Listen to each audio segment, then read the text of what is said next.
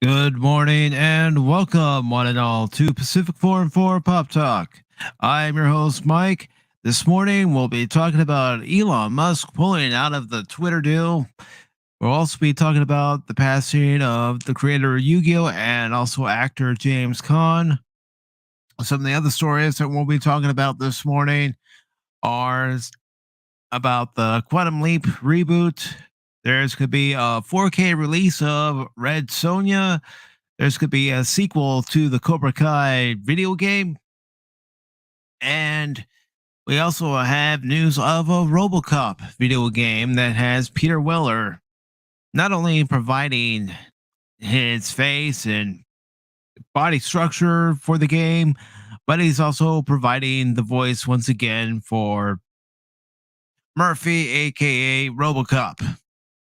So let's go ahead and say hello to those who are in the chat. This morning, we've got Apex Comics. Welcome. And let's see.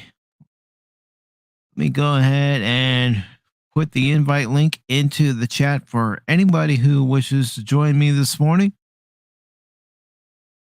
Thank you for taking part of your Sunday to spend it here with me here on Sunday Morning Pop Talk. Greatly appreciate it. And there is the link for anyone who wishes to join. I'll go ahead and pin the message to the top. And let's go ahead, get underway with our first story of this morning. And that's going to be Elon Musk pulling out of the Twitter deal. So let me just get that article up here. There we go. All right. So this article comes out of the Washington Post. It was posted just yesterday. And it says, as Musk moves to abandon deal, Twitter faces worst case scenario. In attempting to walk away from the $44 billion acquisition, Elon Musk set stage for a legal battle which could carry financial risk for the social network and further darken employee morale. And like I said, this was posted on their site just yesterday. It's by Kat Zark. I'm not even going to attempt to butcher that last name because that's exactly what would happen. I ended up butchering the last name. So Elon Musk's attempt to terminate his Twitter acquisition will likely force the social network into a protracted legal battle and send its stock price diving, thrusting a new level of chaos upon the firm after months of public disputes have battered its reputation and employee morale. In short, this was the worst case scenario for Twitter, and now it's happened, said Dan Ives, the managing director and senior equity research analyst covering the tech sector at the Wedbush Securities. Ives warned that Musk's bid to walk away may make the company appear to be damaged goods in the eyes of other investors or potential acquirers. Twitter's shares were down nearly 6% in after hours trading on Friday. Wedbush Securities projects the stock could sink to between $25 and $30 when the market reopens Monday, down more than 30% from where it closed Friday afternoon before Musk's filing. In a Friday evening news release, Twitter's board threatened to pursue legal action to enforce the terms of the $44 billion deal Musk struck in April to buy the social network and take it private. He is required to go through with the purchase, barring a major change to the business, which legal experts say is difficult to prove. Twitter's board said that it was confident the company would prevail in court, but analysts and employees fear that Musk's letter sets the stage for a turbulent period, which could carry new financial risk for the company and its workers. The billionaire has been threatening to pull back from the deal for weeks, but Friday's filing opens a new front in the takeover of the social network, which wields outsides influence over news coverage and politics. Musk lawyers have repeatedly accused Twitter of failing to turn over data to help his team confirm the number of bots or spam accounts on the social network, setting the stage for a legal battle. Meanwhile, the company maintains it has complied with all the terms of its agreement and has turned over its fire hose, a massive stream of data comprising more than 500 million tweets posted every day. Legal experts say Musk's case doesn't meet a threshold to allow him to walk away from the deal. Even if Twitter does prevail in recovering the deal or recouping a 1 billion breakup fee, a court battle invites new challenges. Twitter could be forced to make key business metrics public, inviting questions from Wall Street about the overall health of the company, which turned its first profit in 2018 amid a major financial retooling. Donna Hertrick, a Columbia Business School professor, said Musk's filing will naturally raise questions about why he lost interest. Goes on to say, is he a material kind of guy who just changed his mind? She said, or is there something really there to what he said? Might be issues with the fundamental nature of the business. After weeks of threats, employees have largely been bracing themselves for Musk to formally attempt to walk. This has been the direction of travel for a while, said one employee who spoke on the condition of anonymity to candidly discuss the situation within the company. There has been a general lack of belief that the deal would go through as signed, but its arrival only exasperated many workers who say negotiations with Musk have brought intense scrutiny to Twitter. Any stock downturn would affect employee compensation, adding to the dismay of workers who have largely bristled at the prospect of the world's richest richest man taking over their company. Since Musk announced his takeover, Twitter has instituted a hiring freeze and replaced key executives. Twitter generally has a culture of transparency and open communication, the employee said, but because of the sensitivities around the deal, more information has been on lockdown. Those tensions could worsen if the deal goes to court. The employees said their reaction to the twists and turns could be summed up most succinctly with a clown emoji. Another employee who previously supported the bid described the situation as totally depressing. Musk is destroying Twitter, said the person who spoke on condition of anonymity for the same reasons. The best result for shareholders will be closing the deal at $54.20 a share, even with a hostile owner. Sorry. Musk began complaining about the bot issue soon after he agreed to purchase and take the company private this spring. In a May tweet, he said the deal was on hold and insisted the purchase could not move forward until Twitter provided further proof of its methods for detecting spam. Musk committed to using more than 33 billion of his own wealth, which largely comes from his ownership of Tesla, to complete the deal. But as the stock market has been roiled by global sell-off of tech stocks, Tesla, Tesla, my bad, again, share values have plummeted. Twitter stock has dropped 30% since Musk made his acquisition announcement when it traded at $52. Anticipating more scrutiny of the role of bots in the deal, Twitter gave a Thursday background briefing to reporters. The core of the presentation was about how Twitter calculates its estimate that unwanted bots make up less than 5% of what it terms monetizable average daily users. though, s- which the company feels comfortable charging advertisers to reach.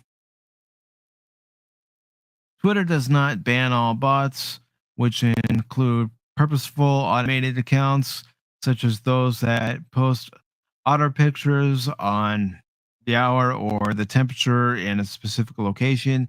Instead, the company is looking for indicators that include mass creation accounts or coordination among humans to artificially amplify a tweet, set tweets, or topics. The company stressed that the fire hose is not enough to understand the state of the bots on the platform. Twitter alone can see all private data, including phone numbers or email addresses used to register accounts, which would corroborate whether an account is fake. Other critical information includes the IP address and the software configurations of the device using each account, which can pinpoint a single machine behind multiple personas. Such statements appear aimed at heading off declarations by Musk that of the fire hose of tweets he has received, a large percentage seemed automated or coordinated. Indeed, Musk's Friday night termination notice claimed that Twitter had not provided him enough data about how it samples the user base. Twitter's experts acknowledge that the individual user might feel that much more than 5% of their feed is unwanted content. I certainly do. The amount of ads and garbage I see. That is in part because the company is measuring and disclosing problematic accounts, not that their activity or impressions. So, a small number of accounts might have a large footprint of views, especially among spam heavy topics like, like crypto. Many others have questioned Twitter's estimate in the past, including numerous academics. Politicians and advocacy groups are closely scrutinizing disputes between Musk and the company because they recognize the deal's outcome could have broad implications on the future of elections and political discourse. Musk has said he would reverse the company's ban on former President Donald Trump, which Twitter instituted shortly after the January 6, 2021 attack on the U.S. Capitol, citing the risk of further incite, incitement of violence. Musk plans have been celebrated by conservatives who accuse the company of censoring political speech and impunged by liberals who say his self proclaimed free speech absolutist positions could allow harassment and misinformation to run rampant on the platform.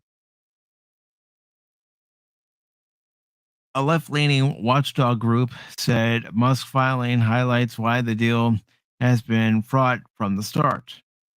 While the fallout from Musk's latest move still unfolds, one thing is clear: this chaotic crusade is nothing short of a five-alarm fire drill.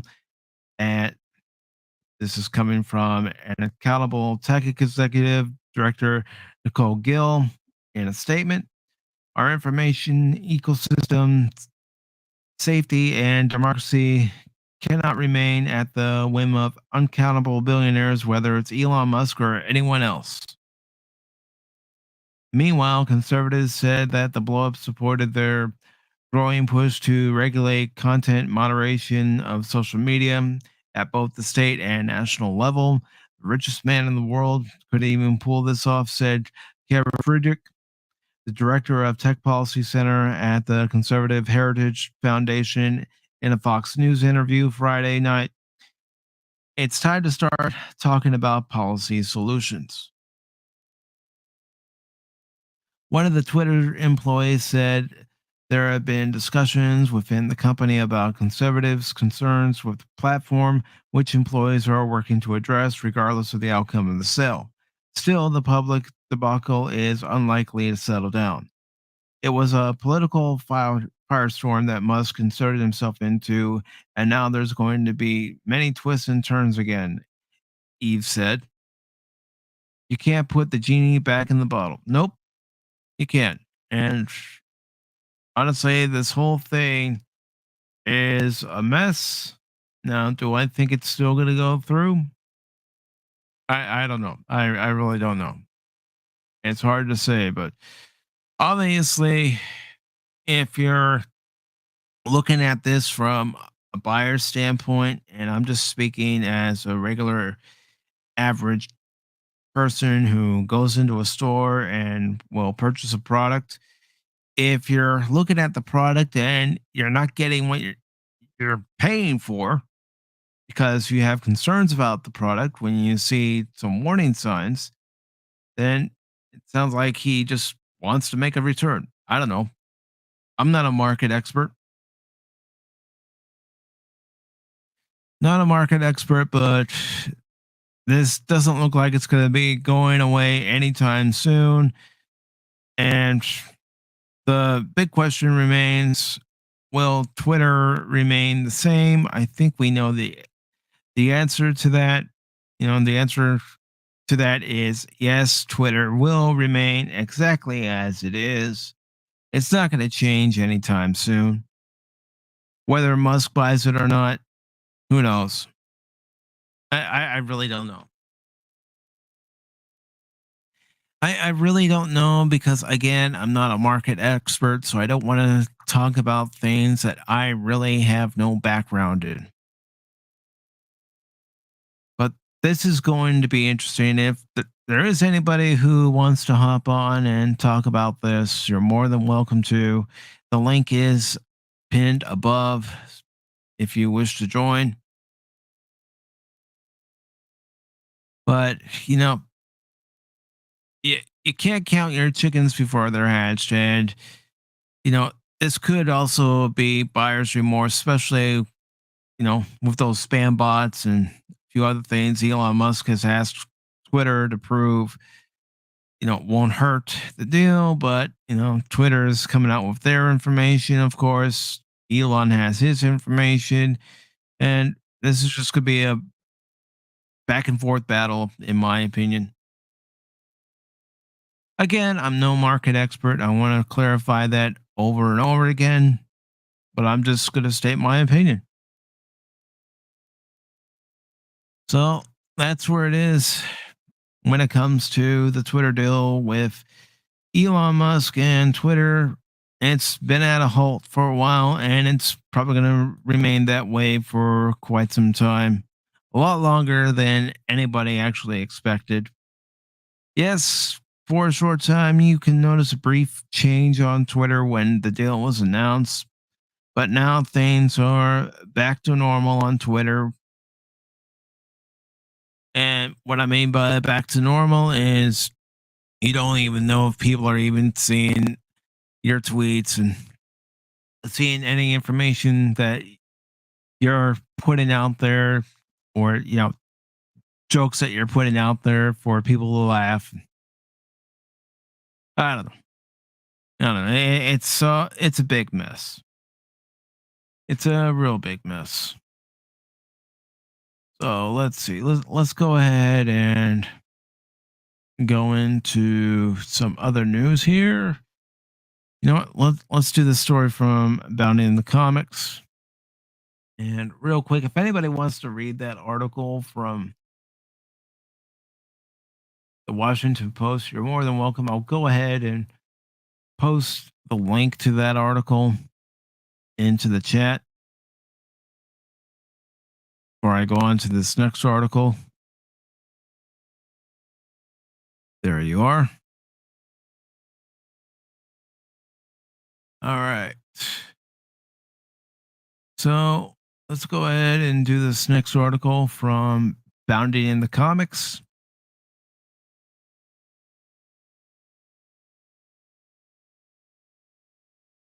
And here we go. It's in the chat. Let me go ahead and share it to the screen.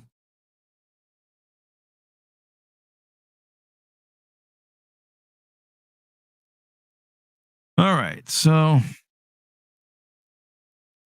This article from About It in the Comics says Batwoman star Javisa Leslie thinks she has the perfect idea for season 4.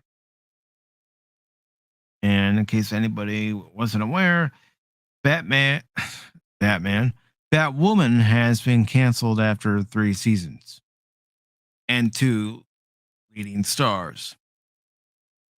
This article is by JB Augustine. It was posted on the 7th, and it says it won't have a 4th season anytime soon, but there were places for Batwoman to go, as there are always loose plot threads to tie up or characters that could grow closer. The show starred Javicia Leslie, who took over the controversial Ruby Rose. I don't know why I'm messing up so bad this morning. Ruby Rose in the final 2 seasons would have liked to see the latter happen. Well, of course, it was a paying job. Who wouldn't? In response to the show's remaining fan base that shipped Leslie's character, Ryan Wilder, the new Batwoman, and Kate Kane's former flame Sophie Moore, played by Megan Tandy, as Wildmore, Leslie said she would wish that she could develop.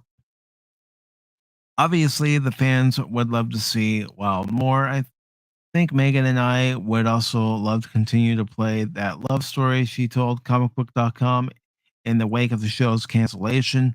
Leslie also acknowledged the other characters that could get together. We'd love to see Mary and Luke maybe spark something. I also would love to see what's going to happen with Alice. The actress said Alice going off into the abyss as a person that has regained herself and her identity and honestly her sanity. I think it'd be beautiful to see where she is, even if she ended up back to being the same old Alice. As she continued, Leslie praised the performance of Rachel Scarsden, who brought Kate's deranged sister Alice to the small screen for 3 seasons.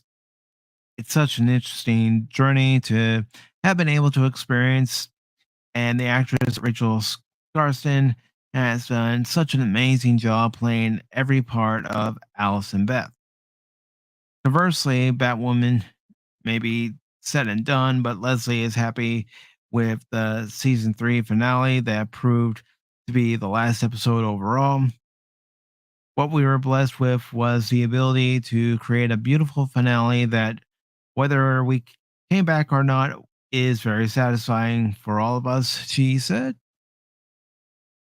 Before the CW's axe came down in April, showrunner Caroline Dries explained to Entertainment Weekly what her potential hook for a season 4 was. I think it's her relationship with the city of Gotham at this point. The end of season 2, it seemed like Ryan had everything she wanted, and that's why it was so great. I think for her to then be rushed with the idea of, well, there's this other family if you want it, and her realizing I want both, and it being really hard, she elaborated. Dries then added the impression Ryan leaves on the city and becoming like a bigger family was more important. And the challenge now for the writing staff and for me is, how do we pull the rug out from underneath all of that without destroying everything that everyone's excited about? Dry is called figuring that out a huge challenge that feels like starting over, but she was prepared to drop a gigantic external conflict bomb into season 4 to shake it up. And I want to welcome back Apex Comics. Thank you for returning. Really appreciate it. And I want to say good morning to Kathy Skywalker. So this article continues by saying a different bomb was dropped after ratings for Batwoman and the entire Arrowverse fell to abysmal lows. DC now has reduced presence on the CW, with Flash being the only official show left in their extended universe. And good morning to Cobra Disney Jedi. I hope you're feeling better, brother.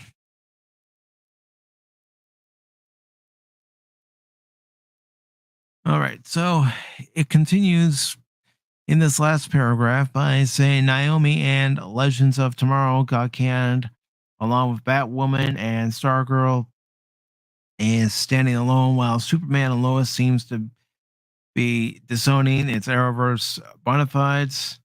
That's the least of the network's worries, though, as CW's value is diminishing to the point they could be sold for almost nothing. And they were sold for almost nothing to Next Star. So, this is just one of those things. Your show's ratings were in the toilet. Nobody was watching, and you're not going to get season 4. It's like when Star Trek Enterprise was canceled. Yeah, there were rumors about what would have happened in season 5. The Earth roaming in war, Jeffrey Combs becoming a full time cast member as Strand, and other rumors were going about. But Batwoman, it was there for 3 seasons, and now it's gone. That happens to a lot of shows where they only get maybe one season, maybe two, maybe three, and then they're gone because the audience isn't there. In order for the show to succeed, you have to have an audience.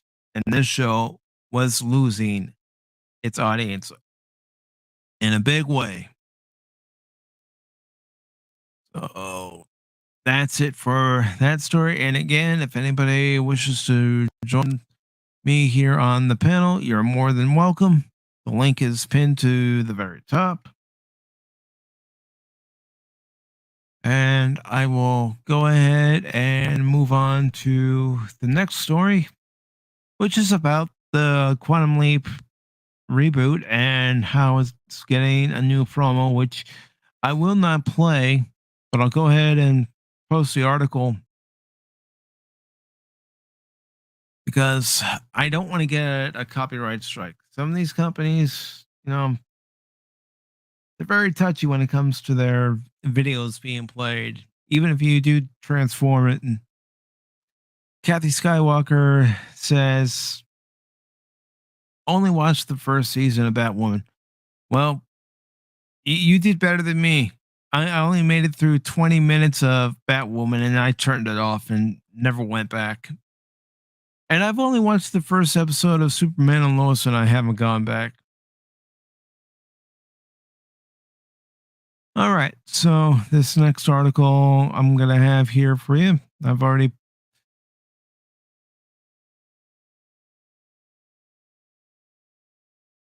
Okay. Why is it doing that? There we go. Still showing the Bounty in the Comics link. Let me go ahead and get this link posted in the chat. Then I'll put it up on screen for all to see.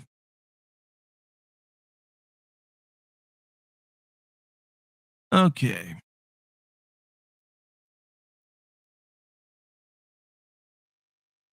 And Cobra Disney Jedi says, I never saw a single episode of Batwoman.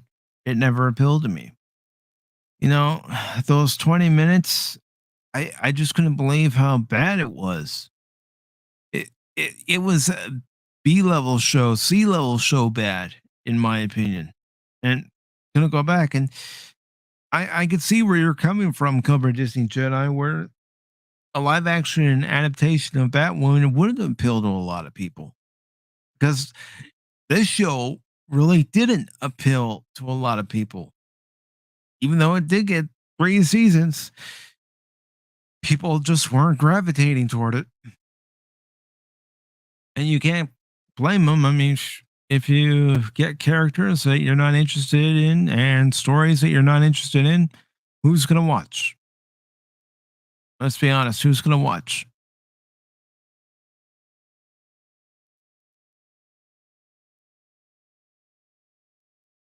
Kathy Skywalker says, bananas and oranges have appealed to me. Yes, I like that, Kathy. I like that. I would play a sound effect on the soundboard, but I like that joke too much. So I don't know if any of you out there remember the original Quantum Lake with Scott Bakula, but there is a reboot coming, and as you can see, now they're calling it a sequel series. So I don't know. I don't think a sequel series, a reboot of the series was needed. I mean, you had Scott Bakula and Dean Stockwell. They were perfect in the series. Now I realize Dean Stockwell passed away last year, but sometimes you just gotta leave it alone. Stick with one and be done. I know we never found out if Sam was able to make it back, but sometimes that's the mystery. You can make it up in your own mind whether he made it back or he continued to traverse time and space and affect different people's lives in a positive way.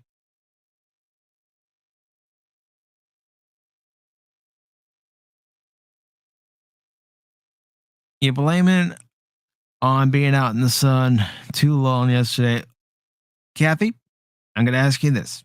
Did you have fun at the Renaissance Festival? As long as you had fun, that's what matters. Okay, so your souvenir is a nice suntan. But you can say, I didn't go to the beach. I went to the Renaissance Fair.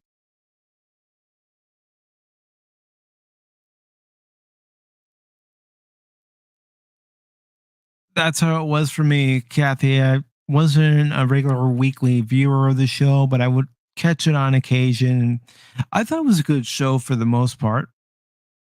It, I'll be honest, it wasn't one of those shows that I had to watch religiously each and every week, but it was a good show.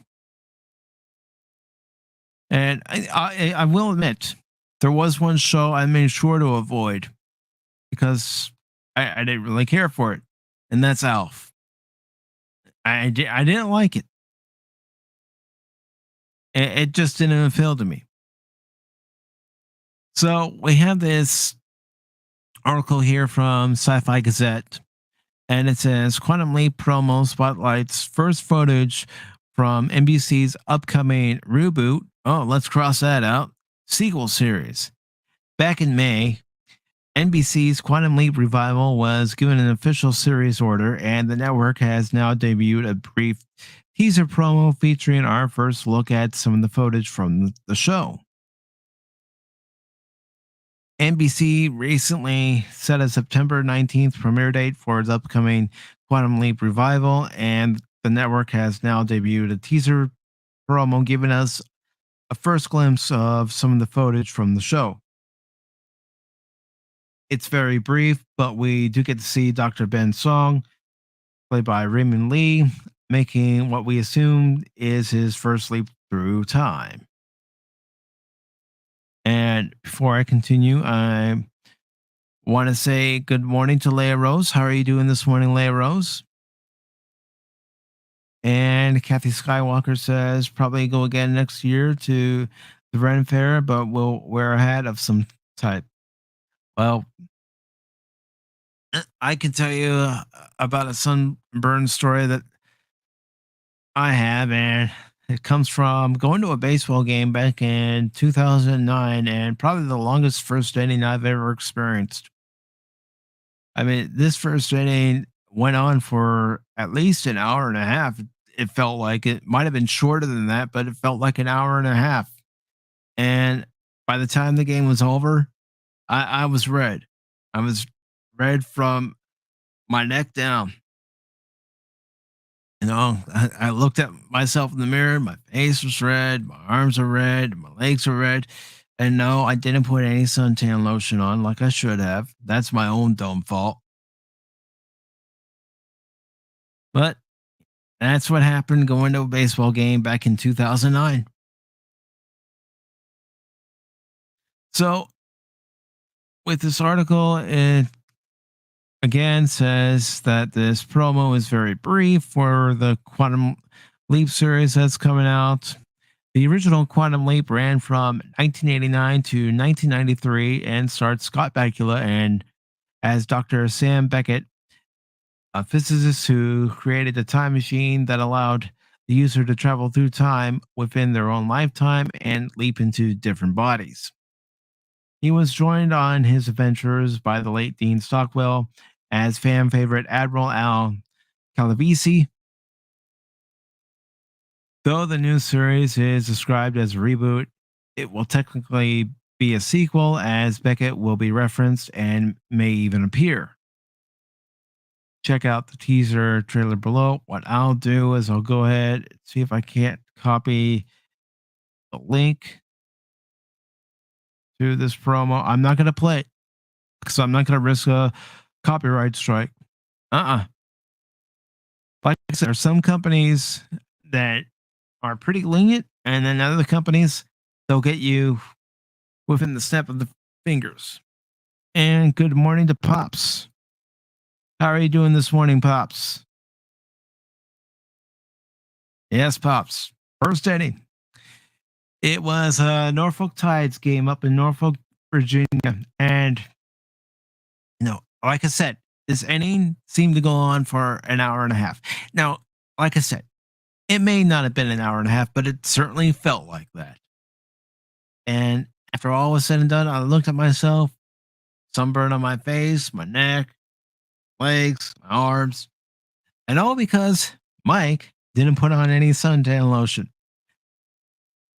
Because Mike was like, "Oh, I'll be fine. I'll be fine." Wrong. So, what it says here is it's been nearly 30 years since Dr. Sam Beckett stepped into the Quantum Leap accelerator and vanished. Now, a new team led by physicist Ben Son, Raymond Lee, has assembled to restart the project in hope of understanding the mysteries, sorry, that not the mysterious, but the mysteries behind the machine and the man who created it. Everything changes, however, when Ben makes an unauthorized leap into the past, leaving the team behind to solve the mystery of why he did it. At Ben's side throughout his leaps is Addison Caitlin Bassett, who appears in the form of a hologram only Ben can see and hear. Well, much like Al. She is a decorated Army veteran who brings level headed precision to her job. At the helm of the highly confidential operation is Herbert Magic Williams, Ernie Hudson, a no nonsense career military man who has to answer to his bosses, who won't be happy once they learn about the breach of protocol. The rest of the team at the headquarters includes Ian Wright, Mason Alexander, Park, who runs the artificial intelligence unit Ziggy, and Jen Chao, Nanrissa Lee, who heads up digital security for the project. As Ben leaps from life to life, putting right once went wrong, it becomes clear that he and the team are on a thrilling journey. However, Addison, Magic, Ian, Jen know that if they are going to solve the mystery of Ben's leap and bring him home, they must act fast or lose him forever. So that's it. Now, will I at least check out the first episode of this new Quantum Leap series? It, you know, I probably will, just out of curiosity's sake, just to see where they go with it. I'm not going to say I'm going to like it. I'm not going to say I'm going to dislike it until I see it. Do I think it's going to, have the usual tropes that a lot of shows have nowadays? Of course it is. Of course it is. In my opinion, it is. However, I'm willing to at least give it a one episode watch. And if I like it, I'll watch episode two. And if I like episode two, then I'll watch episode three. But if I'm not overly impressed by episode 3, I may not continue on because I do have a 3 episode limit for myself to know whether or not I like the series. Of course, it makes it hard when you're talking about other shows that may only have a 6 episode or 7 episode season run. I mean, gosh, to even call that a season nowadays, it's a joke to me.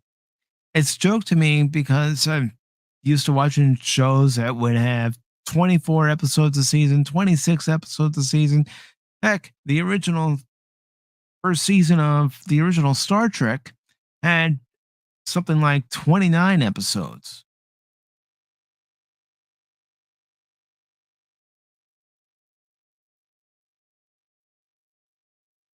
And Pop says, read those other characters' descriptions, read the woke.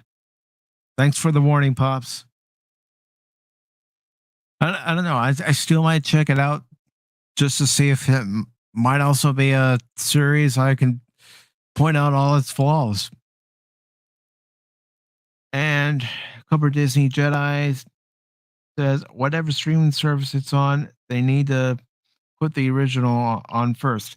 Yeah, it's going to be on the Peacock streaming service, which is owned by NBC Universal. But you're right, they do need to have the original on there so people can see the original and know what they're getting into if they've never watched it before. And Kathy Skywalker says, at first I didn't like Game of Thrones, but gave it a second chance and loved it. Yeah, I can say that recently when it came to Peacemaker. At first I wasn't liking the series, but then I started liking it because it wasn't taking itself serious. It was able to poke fun at itself. And when it came to characters, they weren't so in your face as a lot of shows are about certain issues. And that's what I liked about it. I don't like things being shoved, down my throat or shoved in my face. Yeah, as a former wrestling fan, when John Cena first came on the scene, he was shoved in our faces, shoved down our throats each and every week. So I actually got tired of him and started rooting for all the heels just because I got tired of John Cena. And to give you a little background, I was never a Hulk Hogan fan. I was always a fan of the Macho Man. I thought Macho Man was more entertaining than Hulk Hogan. And Cobra Disney Jedi says Cobra Kai is only 10 episodes and it's a great show. Yeah, that's the thing. You can have these shows nowadays that are only 10 episodes, 15 episodes, and they're great shows. And there is a show that I think is great, and it's running for 7 episodes this season. It has been renewed for season 2, and episode 6 will be airing on Friday. And that's The Old Man with Jeff Bridges. I'm really enjoying that show. I enjoyed this last episode more than I enjoyed episode 4. Episode 4 so far has been the only episode in this season I didn't particularly care for because it kept jumping back and forth. I called it the question episode because that's all they were doing was asking this question here, this question there, whether it was in a flashback scene or in a present scene, it was question, question, question. And I just I didn't gravitate to the episode. It wasn't really appealing to me. But this last episode was very good. And one of the things the show does do well, even in an episode I don't like, is make connections between what happened in the past to what's currently happening in present day for the story. That's what I really enjoy about it. And also, you got Jeff Bridges, you got John Lithgow, you got Amy Brenneman, and it's a good cat and mouse game.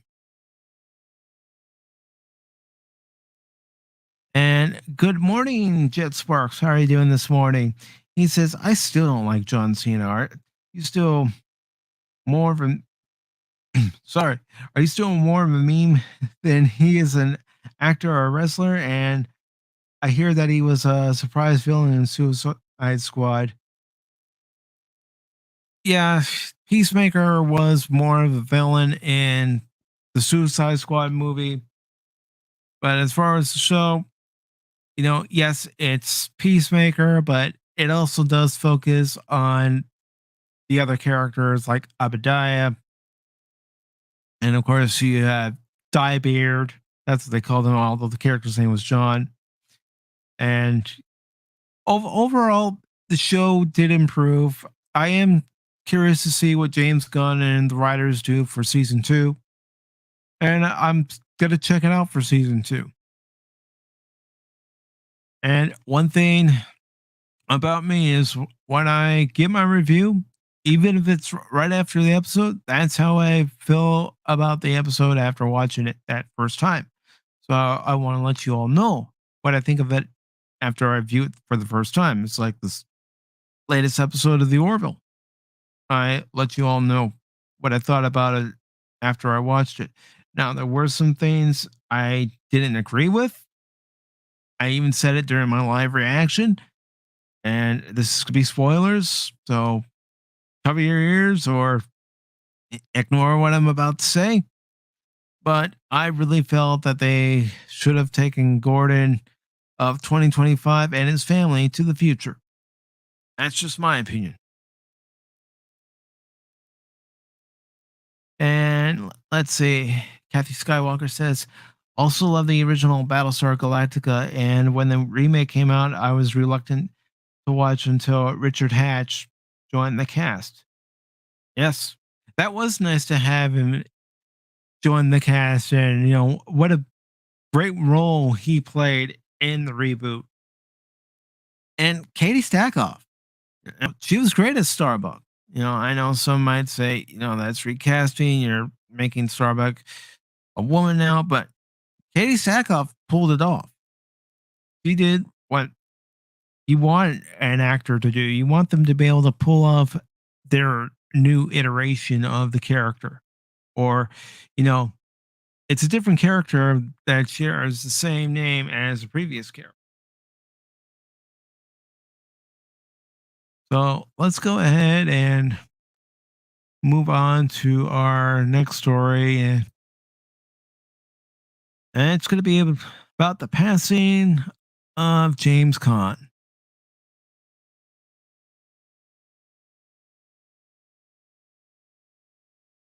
Lost another great actor this past week. So let me get the article on screen.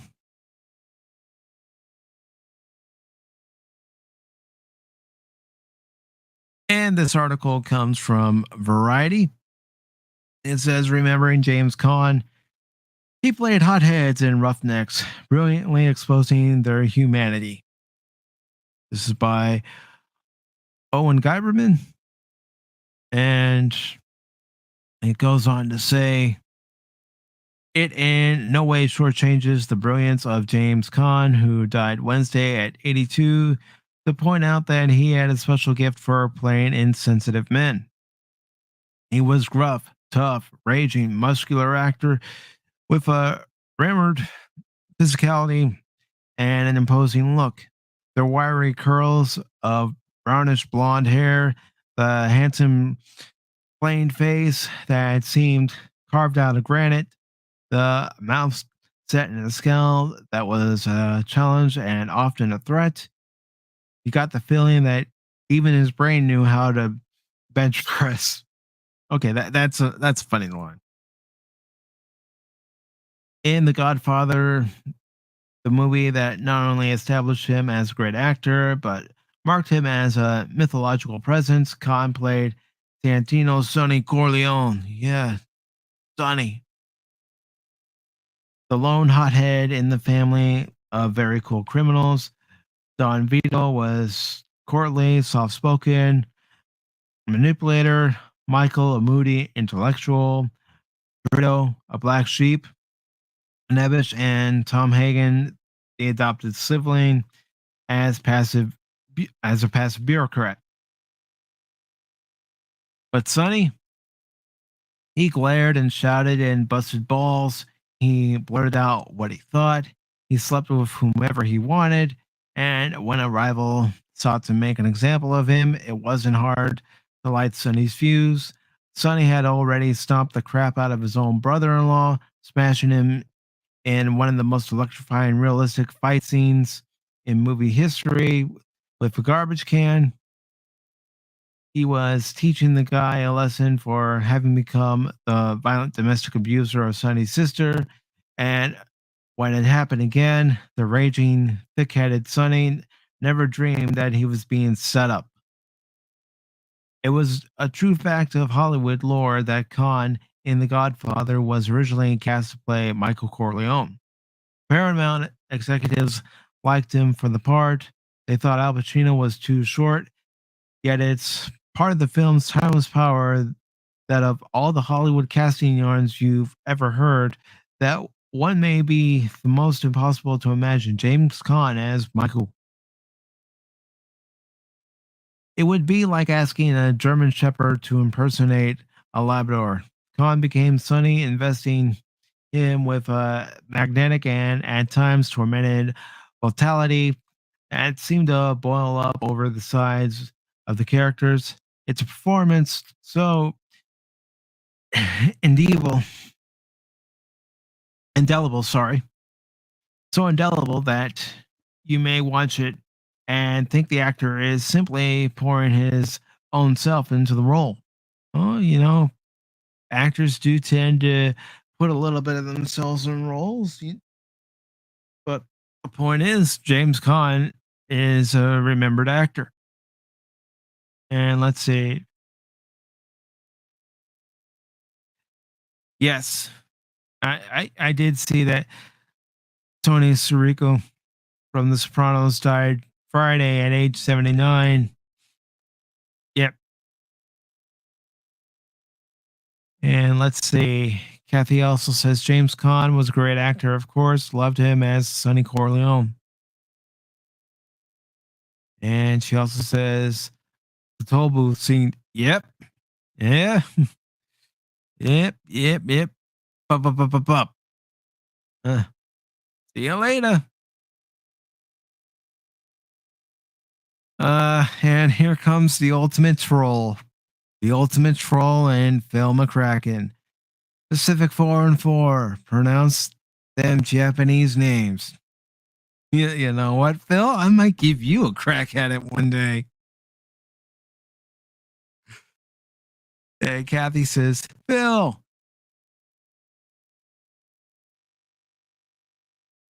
And then he goes on to say this in English, Mike. You can't butcher it. Don't be so sure about that, Phil.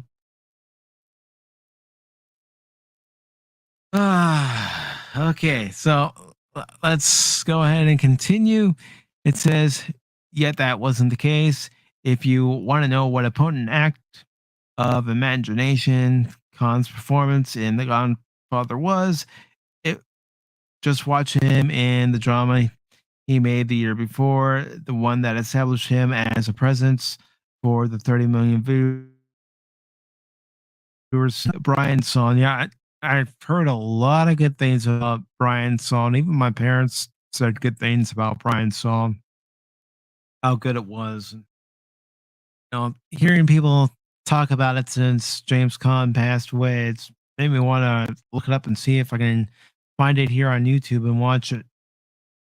The 1971 ABC movie of the week, in which he played Brian Piccolo, the Chicago Bears running back who was struck with terminal cancer, and Billy D. Williams played his friend and teammate Gail Sayers.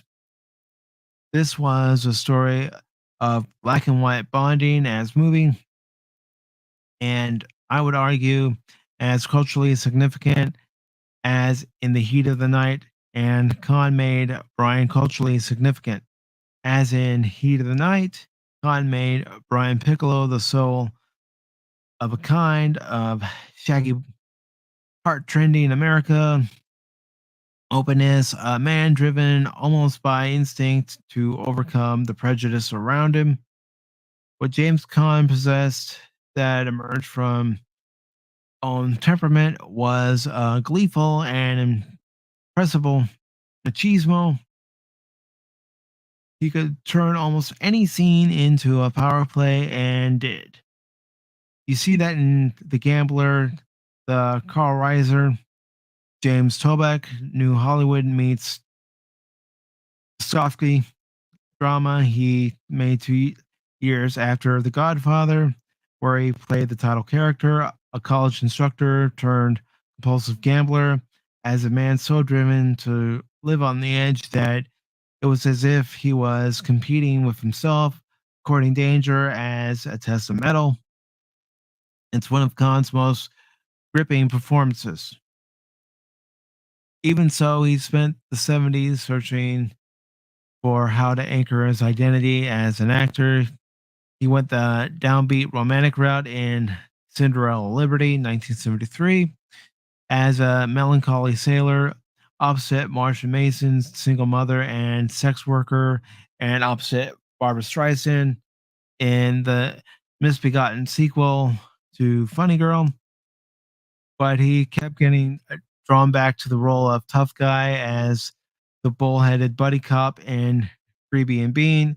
Well, some actors they perform better in certain roles. Some actors are very good at playing the good guy. While some actors like James Caan are very good at playing the bad guy. The guy you love to hate.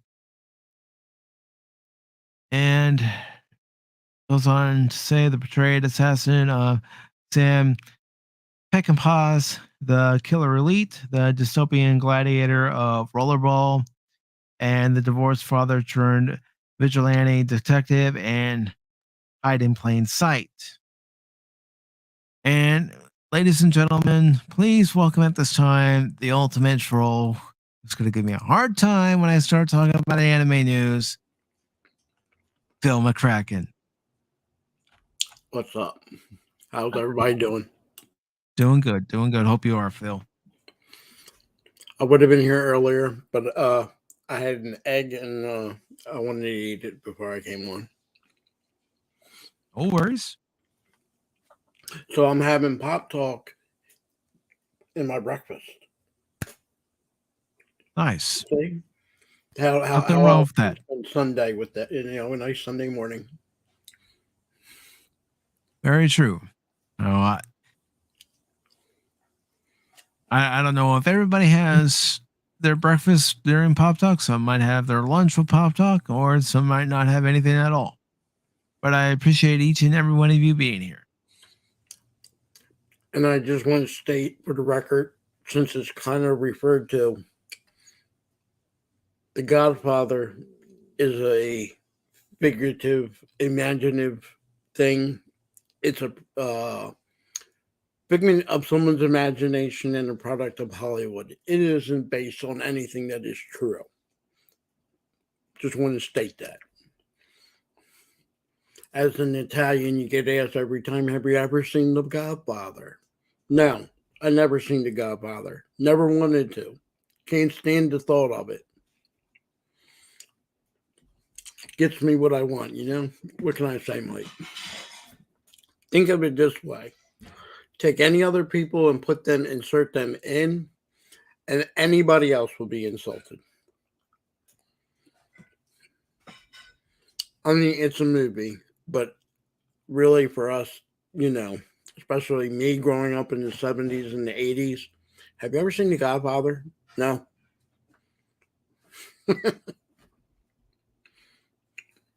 I pretty much never liked anything to do with movies that deal with organized crime or mafia because you get slammed for it. So everybody starts thinking even if I did watch it, everybody's going to think, well, you have to be Italian, you have to be associated in something. No. Yeah, but Kathy even brings up a good point here, Phil. Mario Puzo wrote the novel the movie is based on. There's always traitors to the cause. What can I say? It was directed by who has a relationship, and he changed his name, but he's also related. Nicolas Cage is also related to, and the real name is after the director that made Godfather. So, What? Francis Ford Coppola? yes, he's a Coppola. He changed his name because he didn't want to be seen using the name as a way to get into Hollywood. He wanted to get in there under his own ability. So that's why he goes Nicolas Cage. That's his stage name. But he is really a Coppola. That's his last name, Coppola. You know, only thing I can tell you is you know what? For everybody to enjoy the movie, I'm glad. I wish they would have stopped at 1, 2, 3, but a little too much. Not that I've seen them. I didn't see them. But as far as, like I said, as being an Italian, everybody always asks you, the first thing, have you ever seen The Godfather? No. I mean, everything in the 70s was associated with the mafia.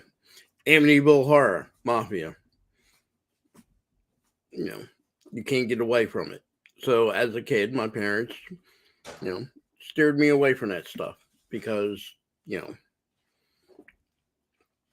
like I said, if you were Irish, you didn't want to hear about the troubles of Ireland all the time. You have to put blinders on. Now, I don't mean stopping anybody or to ever stopped anybody from watching it. Just for me, I was steered away from it. So, and I like Francis Ford Coppola, and I like, I ain't saying he's a bad director. I like other movies, but The Godfather is not just one of them. Like I said, it kind of gives you a fairy tale look into organized crime. Yeah, crime families aren't nice, and there's nothing you want to be associated with. And no glorifying it on movies is ever going to change the evilness of being involved in Hollywood it. glorifies a lot of things in television and movies, Yeah. Phil. Yeah, well, they like I said, it was in the 70s. That was a big thing. Mobsters, mafia. Heck, my mom told me stories how she had gangsters that lived in her neighborhood. Yeah, but they put the name mafia with it. I'm pretty sure everybody has somebody in their neighborhood that did organized crime at some point, be it whatever it is, from smuggling to working at the ports. It makes it seem like the Italians were the only organized crime out there, and we weren't. You had the Irish, very big in their organized crime. You had other people too. Obviously, like I said, we weren't the only one. But Hollywood in the late 60s and early 70s, mafia movies were the thing. Yeah, Hollywood's gonna glorify everything. They Yeah. always do. And yeah, that's the sad thing. And like I said, it wasn't that like my parents were trying to be restrictive or anything, because even in school, when I went to school, The Godfather was a big thing. And you always get asked, "Oh, you got any members of family in the mafia?" No. No, I didn't. And if we did, we weren't going to praise them. So, and like I said, like you can think of a lot of movies. You don't really think the Amityville Horror. I'm not talking about the fake one. All right. And what I mean by the fake one, the true story about the murder. Were the families related to the some organized crime? Yes, but it doesn't have anything to do with organized crime. And one of the reasons it got promoted and then blew up into a series was because of the connection with organized crime. But when you think Amityville Horror, Mike, you're not thinking really mafia, but it was an extra push. It was an extra push to the books to sell more books. It was an extra push to movies. It like I said, it especially as a child. And I see what Kathy and I understand that. But when you're a child growing up, you have to be a little bit more careful with your children with the stereotypes. When you get older, you can let it roll off you. But when you're young, How would you like to go to school, second, third grade, and people can barely learning to talk and write and speak, but yet they manage to ask, "What do you know about the organized crime of mafia?" If that makes sense. And Kathy says James Gandolfini received a phone call from a real mafia guy saying he was doing a great job as Tony Soprano, except mob bosses don't wear shorts. Yeah, and the director of the Godfather got calls from the mafia telling him not to do it. Not just from the mafia, but the Sons of Italy, because it was. Like I said, for us, a lot of Italians, it was very insulting. Because, like I said, did it exist?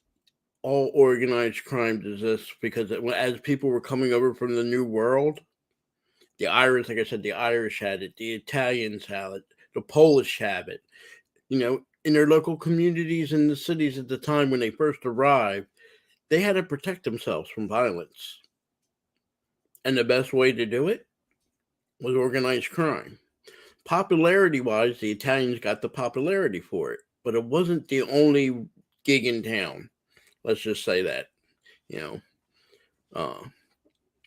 But like I said, as a kid growing up, we were just steered away from it. And we got older, you understand.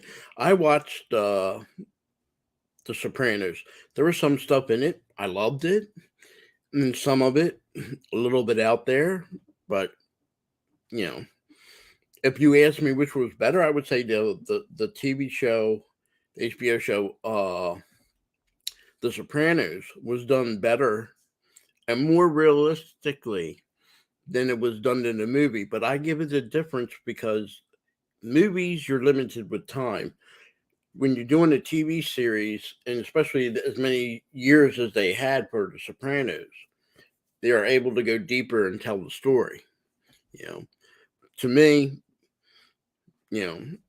Godfather should have ended after Godfather 1. It probably would have been more acceptable for Italian people. And I think 2 and 3, and like I said, never saw 2 and 3, but for understand 2 and 3 was really watered down. So, and nothing against this actor that played it or any actor that played in any of the movies.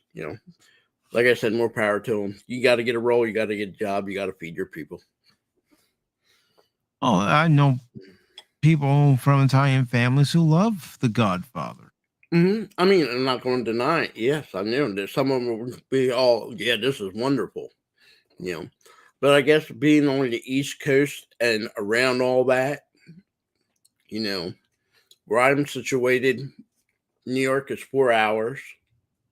Philadelphia is 40 minutes. Baltimore is about an hour and a half, 2 hours with traffic. And there wasn't really a big Italian population in D.C. Outside D.C. But I'm in the middle of all that. And every one of them cities, minus Washington and D.C., you had a large Italian population. So out here, I would say 50% of the Italian population watched it. Another 50, and that could be off a little bit here and there, but another 50% just didn't want to watch it because, like I said, in the 70s and particularly late 60s and 70s, we got swamped with mafia movies or shows associated with mafias. It got played out. Well, just like westerns got played out Yeah. from the 50s and 60s into the 70s. Yeah, it looked like I said, with Hollywood, it looks like even today, what's the next best thing? Oh, early 50s, it was westerns. Then you get into mafia gangsters and your James Bonds and your Saints, your underworld, let's call them underworld time. So, but like I said, for me, it wasn't a movie where other people were singing the praises of. For me, it was like something I don't want to sing the praises of, So, and some of that comes from my parents. So,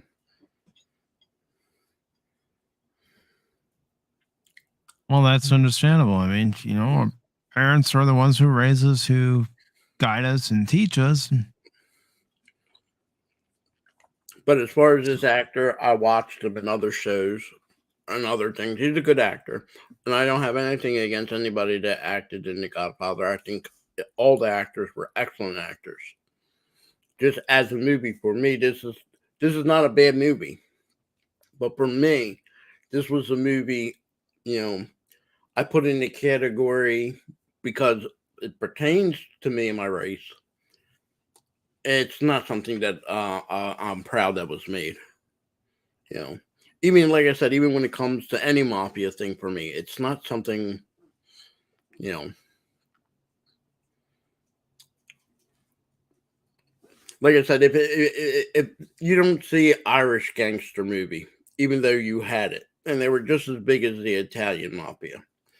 Honestly, John F. Kennedy and the whole Kennedy family would not be in the situation they were and did become in if it wasn't for organized Irish crimes. His father made his money on illegal bootlegging of liquor during Prohibition. You don't see no movie on that or anybody talking about that. And his father, as an Irishman, excuse me, didn't like the British, and that's obvious. If you're Irish, you know why.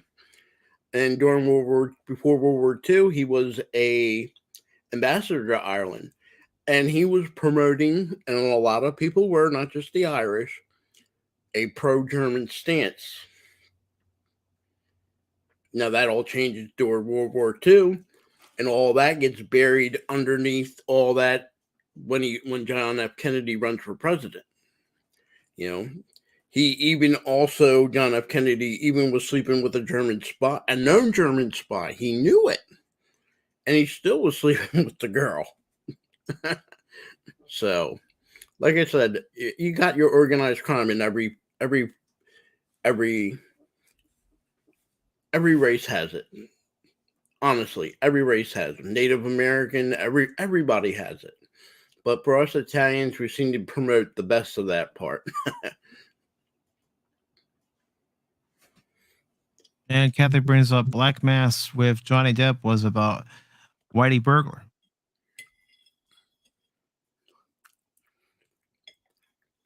Doesn't sound Italian to me. So that goes to prove there are other organized crimes out there.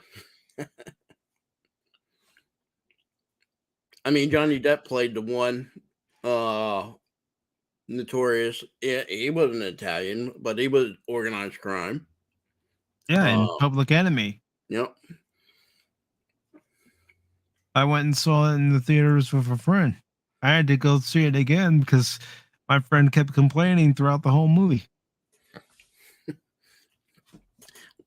But like I said, for us, and I'm sorry if I sound a little sensitive to that.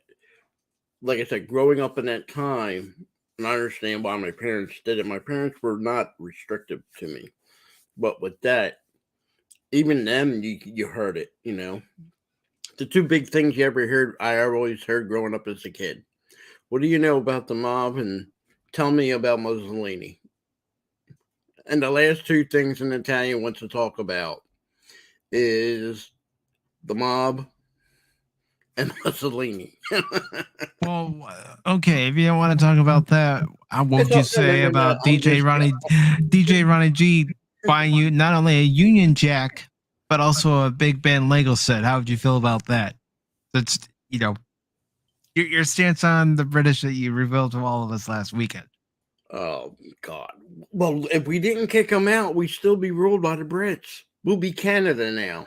Look, if you're celebrating Independence Day, you're celebrating kicking the British out. In order to be independent, we had to kick the British out. Can't take that back and say, oh, they're my best friends after giving them a butt kicking twice. We may have given them a butt kicking twice, but we did help them during World War II, and we helped them. We saved their butts not just in World War II. We saved their butts in World War I, And come to find out, maybe some of the what was led us into World War One wasn't really at the time. Let's just say the English pulled strings to get us into that war, especially with the sinking of the Lusitania. If you know anything about it, you'll understand why that a lot of people today, if the information we knew then know now, we wouldn't have been in World War One, which means good chance the British would have lost it, and which means probably there wouldn't have been a World War Two. So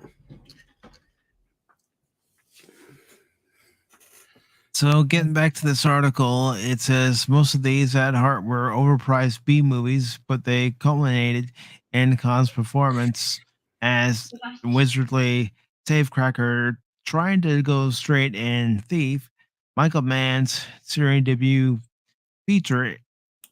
It's an exquisitely stylish and tautly executed modern day noir.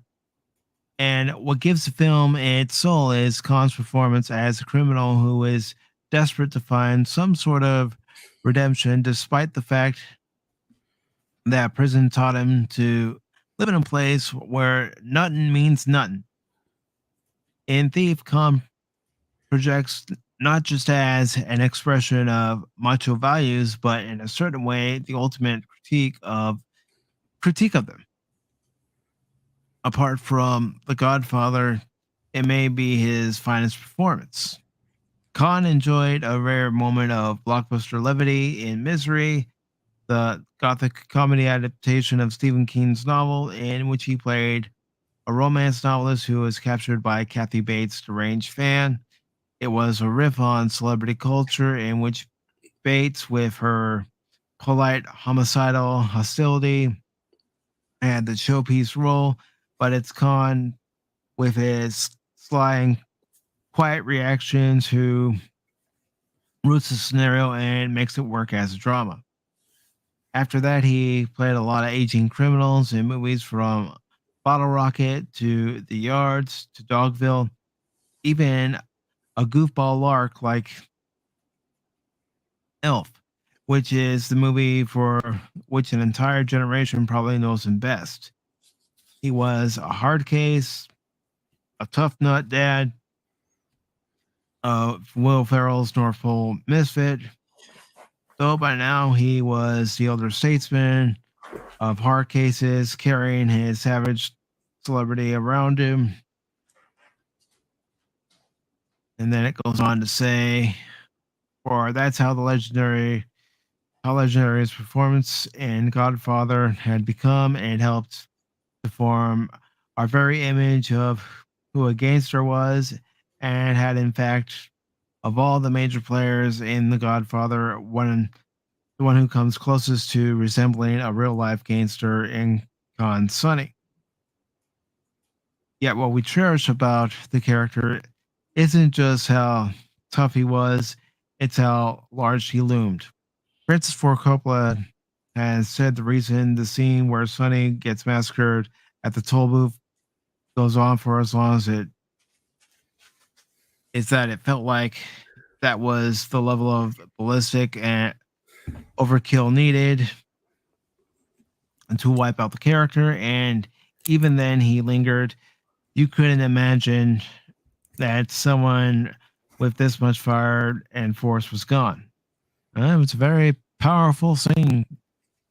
All those machine guns going off, and James Caan Sonny being filled with bullet holes, the car being filled with bullet holes. And I do want to say good morning to Dos Wolfen. How are you doing, Dos Wolfen? And DJ Ronnie G says, but my island nation it only has 2 weeks of food. Boo hoo. He's talking about the British. I know he is. I know he is. But on the other hand, I've befriended some really great chaps from that side of the pond.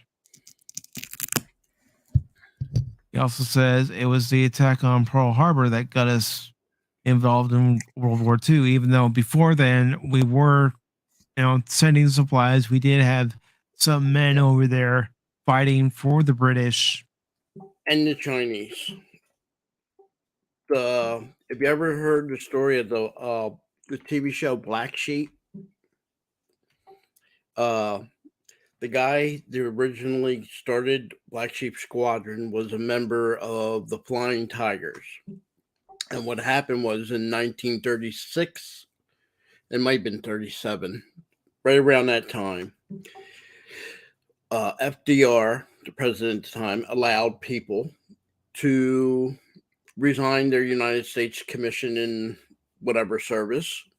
And if they wanted to, could freely join, like, for example, the Chinese. The Chinese didn't have a great military at that time. So they developed the Chinese nationalists, developed the Flying Tigers, and they were all United States pilots. We didn't hide that fact that they were United States pilots with the Chinese nationalists fighting the Japanese. But we did hide the fact that there were American fighter pilots in the RAF during the Battle of Britain. That they did. Even going so far as issuing with their military number that they're identified as Canadian. Now, here's the thing. We're a neutral country at that time. It's practically illegal for you. Let's say I was Italian. Italian was the enemy at that time. If I went and left the United States to go fight for Italy, at the end of World War II, I would have been strung up and hung. Yet it was okay for some people to go fight in China and in Britain. As far as the Japanese attacking Pearl Harbor, yes, they did. But technically, we did everything to provoke Japan to go to war. We cut off their oil, supplies. Japan, a lot of people don't know, does not have a lot of natural resources. Steel. They have ability to make some steel, but not to the degree they did then or what a degree that they're doing now. Most of your scrap cars, when they get scrapped, it gets sent to Japan. So when you threaten embargoes and sanctions, yeah, there's some countries like Japan, that's going to affect a lot. A country like Russia don't care. You see that. They can throw in 10,000 sanctions on them. They really don't care. But it pushed Japan to a point where they didn't feel they couldn't even negotiate, so they had to go to war. So that's their thought. That's, like I said, that's Japanese thought on it.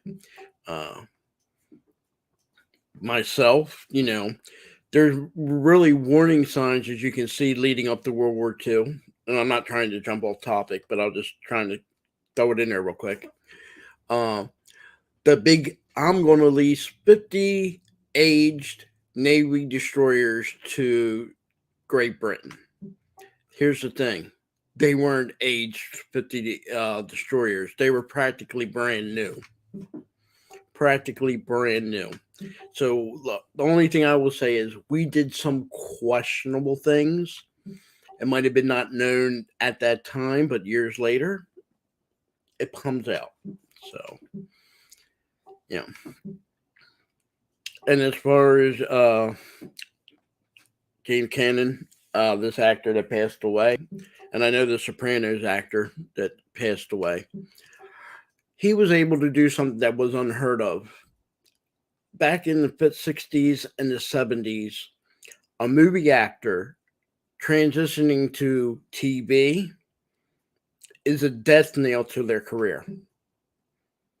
For an actor that did movies to go to television was seen as you fall from grace. Now, the opposite, if you were a TV actor and you made it into the movies, actual motion pictures, that was seen as an improvement. He was one of the first that was able to go to do TV acting and not be affected. His popularity as an actor never fell because he did TV acting afterwards. I know he did some other movies, but they were selective in his choices. But he really went hard in TV acting, and I thought he did good.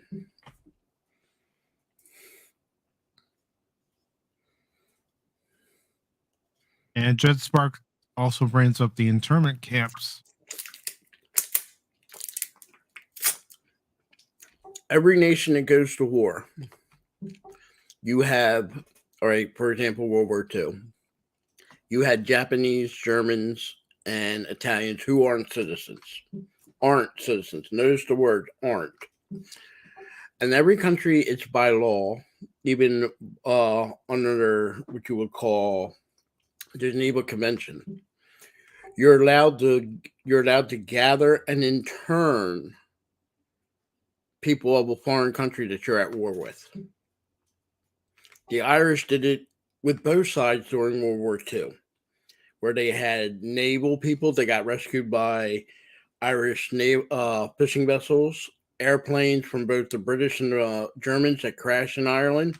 Automatically, if you're a neutral nation and belligerents come across your country, they're automatically interned. So they had British internments and they had German internments. They interned both sides.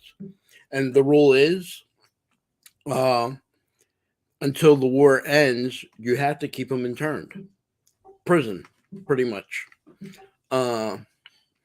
Unless they are like military, which under the rules, it's your job to try to escape. But other than that, you're interned. If you're a ship and you're damaged at sea and you came across a nation that you had to get to and you were neutral, you can intern their ship, or you give them what they call the 24-hour notice. The grouse spray, for example, in Argentina. It was pretty much told it had 24 hours to leave port or they would have been interned. The Germans wouldn't have minded that, but the thing was they were scared. Excuse me.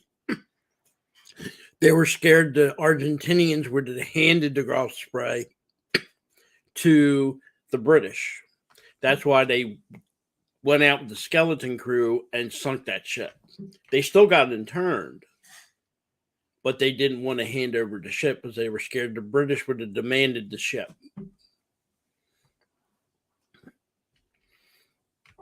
Sorry if I took us a little off course there, but I thought I'd just throw all that in there. No worries.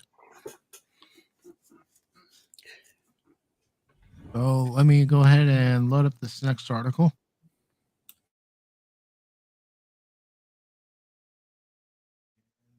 Go ahead and share it on screen.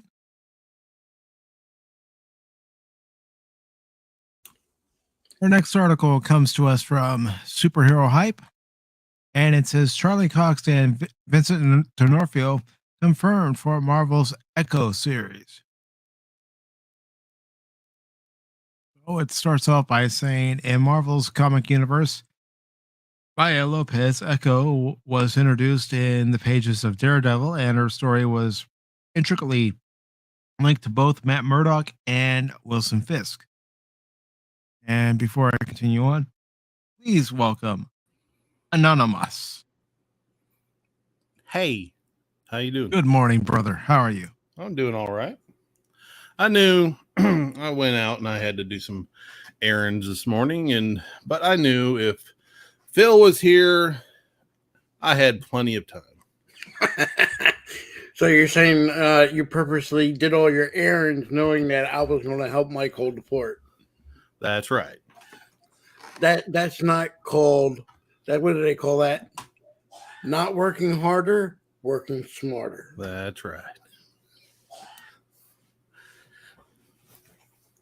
So I do want to give you a quick update. I can't even speak this morning. But a quick update on what we've talked about. We've talked about Elon Musk potentially pulling out of the Twitter deal, and we also talked about James Caan passing away. Goodbye, James Caan. Caan. Something real quick on that Twitter deal. this is not nothing new when it happens like this. When a person or a company buys another company, they give them X amount of time to turn over their books. And that gives them the ability to look to see if the numbers are correct. And what I mean by numbers, if they said they have a $5,000 profit, it better be showing $5,000 profit. If it shows anything less than that, then it's a reason to void the deal, because here's the thing. Once an error, and I don't even want to call it an error, is noticed, that's considered fraud. Think Elron when they were cooking their books. Similar case here. They were saying they were making a profit. He's spending money at the rate of what the stock is supposedly worth, and even offering more. But when you fraud and say your stock is worth $30 and your stock is worth $25, even if he's offering more than what the stock is worth, that's still a fraud. You're breaking federal law with that. And that's a whole mess he don't want to get involved in. And when he got his, first of all, they didn't want to turn over everything. That's why it took so long. And then he finally got the books, and come to find out, they were cooking their books. So I don't blame Elon Musk on that. Look at it this way. If they end up getting hammered and it's proven in court, the stock is definitely going to fall, if not put them out of business. If he really wants to come in, he can buy it at a fraction of the cost than he originally was going to give them. Well, yeah, the if they prove that they have way more bots than they do actual, well, not actual real accounts. If they have more a butt ton of bots that boost the numbers, yeah, the stock will tank even more, because he's already proven about all the, or put it in the people's minds about all the bots that they have on their I fake accounts. think he was right on that, because let's just say this, and I'm not saying any current companies are doing it. It does not surprise me, like when it comes to Twitter. If you think that everybody behind that account, it won't be surprised if they have, let's say, a bot person that has 30 or 40 accounts going around Twitter and making statements and everything. And then you multiply that person with maybe 100 or 200. And let's say they have 20 bots each. That's what, 400 bots right there? You know, if you play MMO games and they're popular, you know about the bots. You know, Good morning, Whoopa. You get 1,000. But the whole thing is, the reason this started was he, like anybody else or any corporation or company, just because you say you're buying it doesn't mean you're actually buying it. There's a process. And part of the process is books. Sorry about that. That's a grandchild. But yeah. I mean, think of it this way. The man's trying to protect his money. And let's say he bought it, and then the books are What you're found. getting into, obviously. I mean, that's, yep. They would part. hammer him, even though he just bought it. You're buying the guilt. You see what I'm saying? You're buying the guilt. That's why a lot of times you see these companies, when they say they're buying it, takes them a couple months before they actually deal goes through. So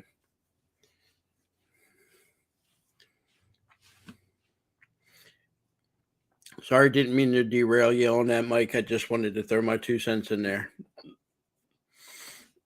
That's fine. That's why I try to give a recap of what articles have been covered.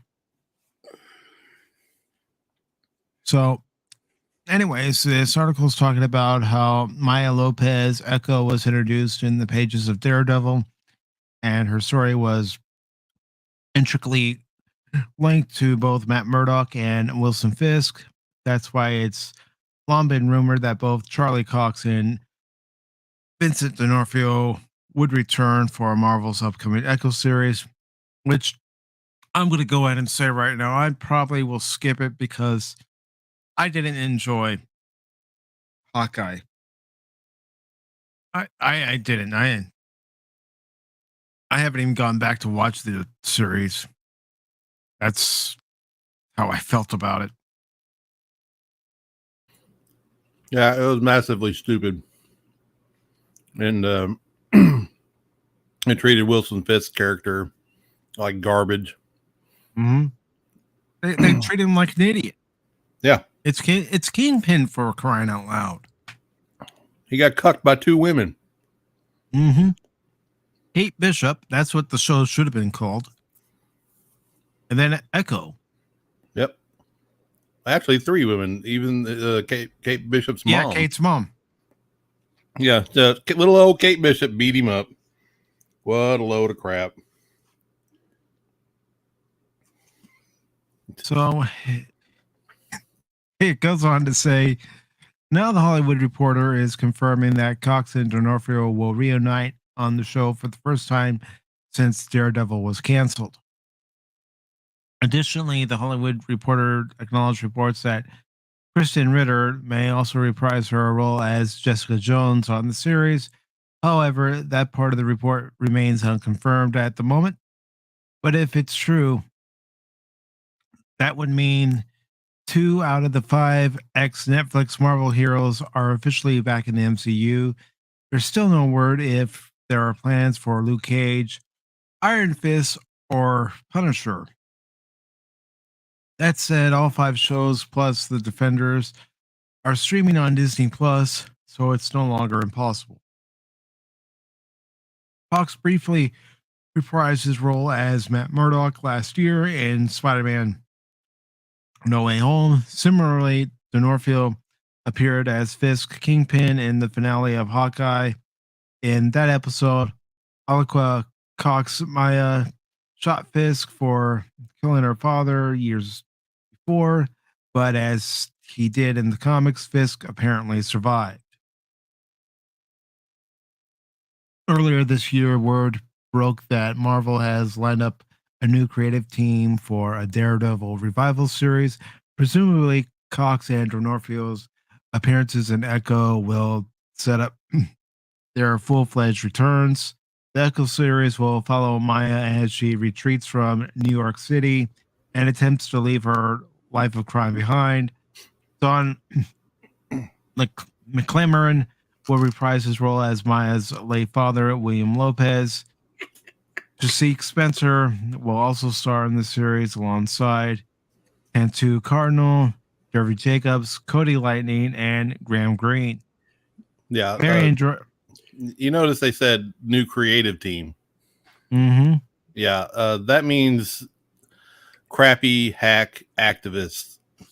You're not going to get the quality creative team that you had on Netflix. So it's going to be your basic Marvel.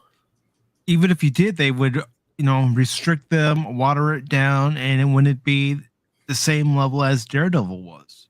No, it's not going to be anywhere close to what the Daredevil show was. New creative team. Fantastic. Yep, and from what I've been hearing about Thor: Love and Thunder, a lot of people are saying skip it. I think it's, and just it's my opinion, average person.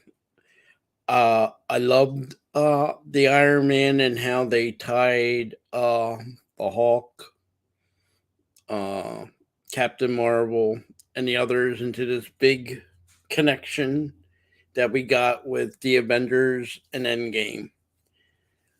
But now you're seeing the creative dumpster fire that we're getting. And I think it should be a hint to Marvel. First, you need to probably rethink your strategy because maybe there's too many Marvel movies in a year. Second, maybe you need to drop the suggestive subliminal messages they try to put in there. And third, give us a break. Give us a break. We were getting hammered with too much comic heroes and movies right now. Even if this Love and Thunder would have been great, I still wouldn't think the numbers would be great because we got hammered. This is our third Marvel movie this year. Count if you're counting Spider-Man, which I tend to put an asterisk there. Sony, not Marvel. But let's just say you already got a major hit with the Spider-Man. Okay. You pushed Doctor Strange. Okay. You should have been saying, this is failing. This is not doing good. Not saying it was a total bomb. It made money. Not saying great, but it made money. And no sooner than Doctor Strange gets its run, you're giving people a couple weeks break, and now you're giving us Love and Thunder. Like anything, you can only beat a horse so much before it's going to give out. I disagree. Number one, superhero movies are not. I don't believe they're not overplayed. Yeah, you can have a lot of them at one time period. That could be argued, but seeing how Doctor Strange, I know Spider-Man did really well. Reason why, because it was done well. It's not that it just wasn't a Marvel movie. It was, Sony did it, but it was done correctly and everybody loved it. So Doctor Strange did well out of the gate, and it would have continued to do very well hadn't it been a piece of crap. Everybody went to go watch it because they were excited. New Doctor Strange movie, new Marvel movie, great. Then it sucked, and then word of mouth spread around, and reviews came in that it sucked, and then it dropped off freaking 80% the next week and kept going. So, and Thor is no different, except for they already had a suspicion that it was going to suck to begin with, but the normies still go to the movies and watch it the first week. And if it was good, it would still spread out and still make a buttload of money. Everybody just wants a good freaking superhero movie, but they can't produce. And that's why they either break even, don't make money, or barely make any money. I understand your point, but I still think oversaturating, and in particular a year with you already had 3 superhero movies already. I would even tack on the Eternals, which was a flop. Obviously. Okay. But that's 4 movies technically because it was at the end of 2021 and into 2022. 4 movies. That's why I said with Star Wars, even throwing 2 movies out there, that was a little too much. You're going to play out, and don't forget, maybe some of these movies on the Marvel side shouldn't have been movies. Where, like, for example, maybe the Eternals and Doctor Strange could have been a series on, I hate to say it, Disney Plus. Probably would have been done better. No. But I'll agree. You can disagree with that. But I'm just doing a suggestion. But here's the thing. Everybody is trying to recapture right now the glory of Endgame, which I think is really impossible. I think this Thor movie should have been not made. I think they should have done 3, done, see ya. They want to bring the Avengers back at some point, 3, 4, 5 years. You give them a deal to give them a movie, fine. But Doctor Strange, and Thor, I don't think should have been made. I understand why Sony would push for Spider-Man, because they're going to be looking for their own Endgame with their own Marvel characters. The Carnage and whatever they want to try to bring together, that's going to happen. Might not happen this year, next year, but that's going to happen. But as far as Marvel, I think we're getting played out. They're going to the well too many times. I can only speak for myself on this. I've been played out. Mm-hmm. It is fatigue. Some people say it's not fatigue. Yes, for some of us, it is fatigue. We're done. We're tired. Is it superhero fatigue or is it crappy story fatigue? I think it could be a combination of both. I'm not superhero fatigue. I would love to see a really good freaking superhero movie. It doesn't matter which one it is, as long as it's a great freaking story and it's done well. I would pay money to go watch that, and I would probably go again. But we just can't get it. We can't. Name me the last good superhero movie other than freaking Spider-Man. It was probably Infinity War was the last good one because Endgame had issues. The thing is, yeah, okay, even if you got the one good, all right. Look at I don't like using them, but I'm going to use them. Look at their competition, DC. When they were back in the day doing one movie a year, here and there, it was fine. But even under them circumstances, and you can say bad writing.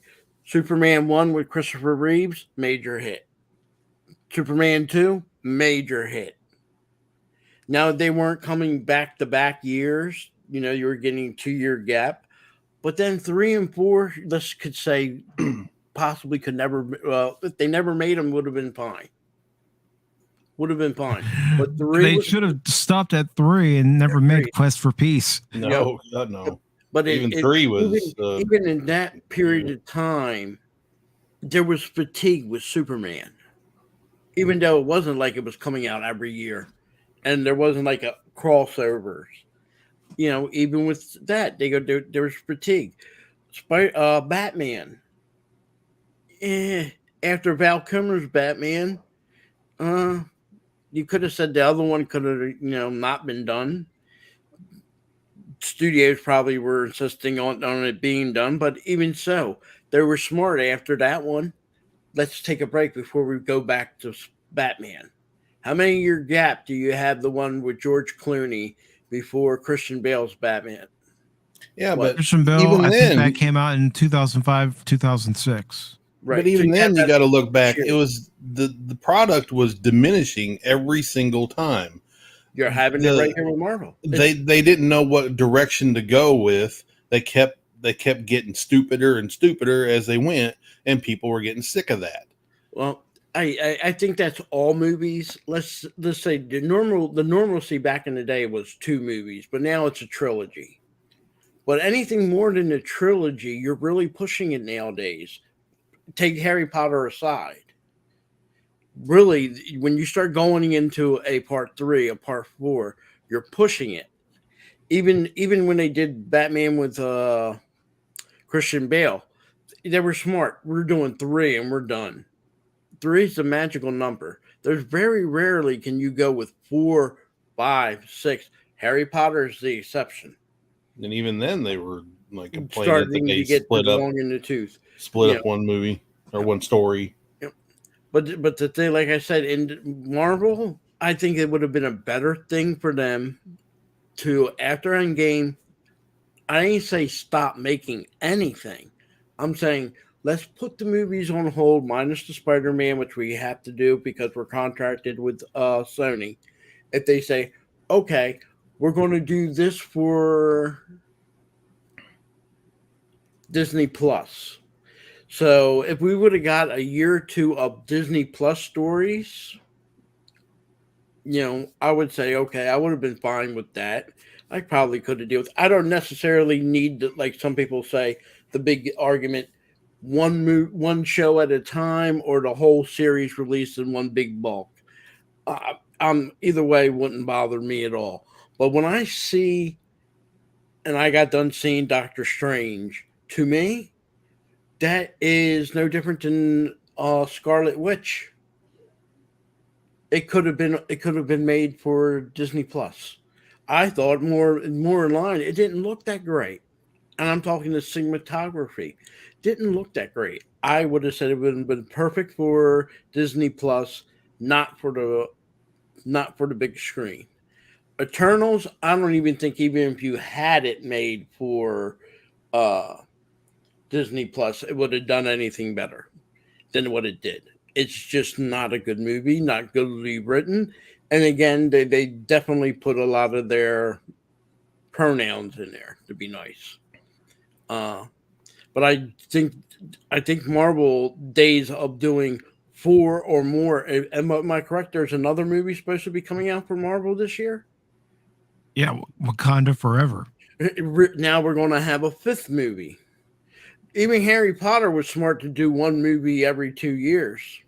But the thing is, though, Phil, it's like most of these movies were already made 2 years ago. Yeah, they're putting them out, but they're not like making them to put out this year. They were made to put out last year and probably the year before last. I understand that, but the reason behind them making it, they see Endgame and all 5 movies. If let's say they would have made $500,000 each, 5 movies, that's a good payday. If they can make money. I don't think they acknowledge what, on average, what people think. First, getting spent. Second of all, the economy is not, it's not like it was even a year ago, but let's say 3 years ago when they had Endgame. Can you afford to go see 5 Marvel movies this year? I don't even want to see 5 Marvel movies this year. Even if you could, would you buy into going to the movies for 5 times to see a Marvel movie this year? No. In a year? No. Well, if that's all the movies that were, blockbusters, I guess. Because I mean, I only spend money at the movies for like blockbuster movies.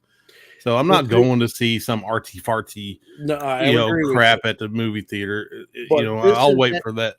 That's not what's in Marvel's head. Marvel's thinking at the time, like up until Endgame, every one of their movies was a blockbuster. Every one of the movies up to Endgame was a blockbuster. They got a big shock when they Scarlet Witch. I'm not Scarlet Witch. What was the name of Scarlett Johansson's character? No, Black Widow lost Black money. Widow. I really think they screwed her over because her movie should have been put out when they forced to us with Miss Marvel. Her movie should have been there in that timeline. Miss Marvel should have came after Endgame. And I think if they would have done that, her movie would have been a bigger hit than what it was. Well, I said this during my Black Widow review, and I've said it ever since. The Black Widow solo movie should have come after Captain America Civil War. Yes. Yeah, her movie was an afterthought, obviously. They didn't care about having her story told before all the events of the other stuff. I can't remember. There was like some big to do about, why she didn't get a movie like everybody else did. But it probably, if it was made during phase 1 or 2 and released, it probably would have been done correctly, and it probably would have been a better movie, and it probably would have made money. But because they handled it the way they did, and they made it when they did and put it out, it was part of basically part of phase 4 or an afterthought of phase 3, but they made it during phase 4, and that's the cutoff point for when they went stupid, and they made the movie stupid. I think if you would take Marvel, Miss Marvel, let's just call her that movie, take her out of that in between, what was it, Endgame and the movie before it, and you put her movie right where Black Widow was, I think that's a movie's a bust. Let's be honest. The only reason people went to that movie was to see the highlights of what possibly is coming next. Well, they really knew, literally willing to pay money to see the movie. Didn't care if it was good or not. We wanted to see the end credits. No, it wasn't the end credits. It was, they billed it as a movie that you needed to know stuff in the movie that will tie into Endgame. I didn't see anything tied into Endgame other than being connected at the end towards she gets the call. Other than that, everything in that movie. But you had to know who she was. You had to know her story before you see her in Endgame. So it was all a play to sandwich those in between Infinity War and Endgame. So they knew the movie was going to suck. So they kind of baited you into going to watch it because it all played in together, and you're going to miss something if you don't watch this movie. And it didn't trick me. I didn't go watch it because I knew it was going to be garbage. And another point is, Jet Sparks brings up Hawkeye being done even worse with the TV series and it being mainly about Kate Bishop. But what I even said after watching Black Widow, even before watching Black Widow, was if they were going to do a Black Widow movie, it should have been when Clint and Nat met each other in Budapest. It should have been all about that. It should have been centered around those two characters, their first meeting, and what came of the first meeting, because we always heard about their first meeting, but we never actually saw it. Yeah, and if it had been made back in phase 1 or 2, it probably would have been the storyline. If they'd made it after Avengers, when they were hinting around about it and talking about it and stuff and making references to it, that's probably what the story would have been. But, we got what we got. I think Black Widow, unfortunately, paid the price. Not that it was a great movie. It wasn't a bad movie, but I take it over Miss Marvel's movie any day. I can watch her. I can watch Scarlett Johansson more than I can watch Brie Larson. I don't Bill's rating the movie on which one looks better. Sometimes it happens that way. Brie Larson is a person that as soon as she starts talking, it irritates me. It's like the screeching sound of a teacher writing with chalk on a blackboard, if they still do that. Yeah, she's a smug, arrogant. She's just not somebody that I find interesting. I hate to say it. Her character and her portrayal is her acting, and her acting is, I put on the same equivalent as the lady who played Reva in Obi-Wan. She's trying to step into a role and a position where she's not established, but she's supposed to be a kick butt person. So she's already irritating you right there because you don't know anything about her that she can be kick butt or can do any kicking of butt. Okay. When you got into Iron Man the first time, he had to develop his role into being kick butt. You've seen him from the cave. His suit didn't even last that long. Right? Right. You see that. He took off, and when he landed, the whole thing fell apart. Incredible Hulk. A lot of people might not like the movies. I love the guy that was in what's his name? Eric Bana. I loved him as the Incredible Hulk. I know a lot of people couldn't stand him. Then the second guy came in there and they couldn't stand him. But I love all them Incredible Hulk movies. I'm not saying they're the greatest thing that touched the sun, but for me, they were good movies that I still can watch. But the actors, even the new one, I can't say that guy's name, the new actor that plays the Hulk, but they don't irritate me like them two do. And do I think somebody else playing the part could have done better? Yeah. But you even see it. Go watch when the actors go on their little tour to support their movies. Look at how every actor that she is teamed with to speak on Endgame are irritated by her, just by her presence. Oh, yeah. The one guy that played Hulk, the actor, pretty much says, you hear him whisper it, but it's loud enough to hear it. I'm not getting paid enough to deal with this. And he's talking about her. The other actor that plays War Machine. Chris Hemsworth. Yeah. Chris Hemsworth didn't want anything to do with her. No, because I mean, sometimes what you see is what you really get. And her attitude is, look, she before her movie came, she's a nobody. And she wants to be somebody. And she really thinks she is the next big female actress. And you come to find out she's not. But if you were to speak to her right now today, she would tell you, I am the best thing out there. Don No. Cheadle didn't even want to put up with her crap. No, he told her, "Don't ever touch me," and she had this thing that she always wanted to touch him. Yeah, And none of them liked her. It's a freaking hilarious. It's hilarious. and I don't She's mean such a anything. cringe person. You know, you hire an actress to do a job, and I understand that. The Reba actress, personally, she looks like she's a person that is nice and everything, but her portrayal of Reba, Obi-Wan, she's the one, like she's the, you know, the badass, excuse my language, sorry, don't mean to cuss here, kick butt person, and you don't know anything about her. You never see her kick butt. What'd she do? Go around being a bully? There's one thing about being a villain. It's a different about portraying a bully. And she was going around, Obi-Wan, what she was trying to do, the recall of the Wanderers, where the guy takes the beer bottles and goes, Wanderers come out and play. Warriors. Yeah, the Warriors. Thank you. Warriors come out to play. He's doing the exact same thing with Obi-Wan. Yeah, okay. In real life, look, if I take the Obi-Wan character and her character, even though Obi-Wan regresses or degresses, wherever you want to put him at, get him in a sword fight, do you think Obi-Wan's going to have a problem with Reba? No. But they want you to make you think that she's the biggest swordsman in Star Wars universe since Anakin Skywalker.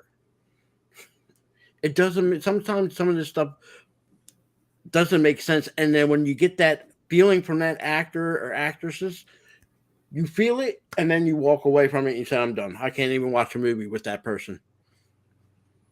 Did she actually ever touch swords with anybody? That's the thing. I don't think so. He fought Darth Vader, but he didn't even use the lights. Well, no, I think no. Did they? My gosh, I don't even know. I know he stole her lightsaber. Yeah, when he broke it in half, he gave her one. Okay, it was nice. That was like the only freaking time like Darth Vader's really going to be nice like that. You know what Darth Vader would have done? Our Darth Vader would have picked her up, snapped her neck, and walked away. Especially when that would have been it. If he was done with her, you know.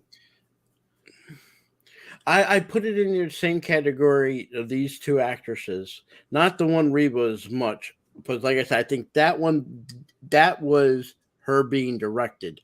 But Brie Larson, I put her in the same cup of soup as this actress right here. This is Brie Larson, pre-Brie Larson. She thought she was the next big thing, the Swiss cheese. Not saying she was a bad actress, but there's a reason why in the last Creed movie, and they get together, she's only in it for 2-3 minutes with not even 3 words put together. I'm sorry.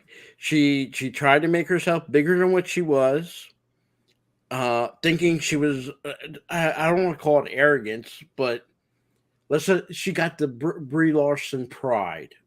Who are you talking about? What's her name right here?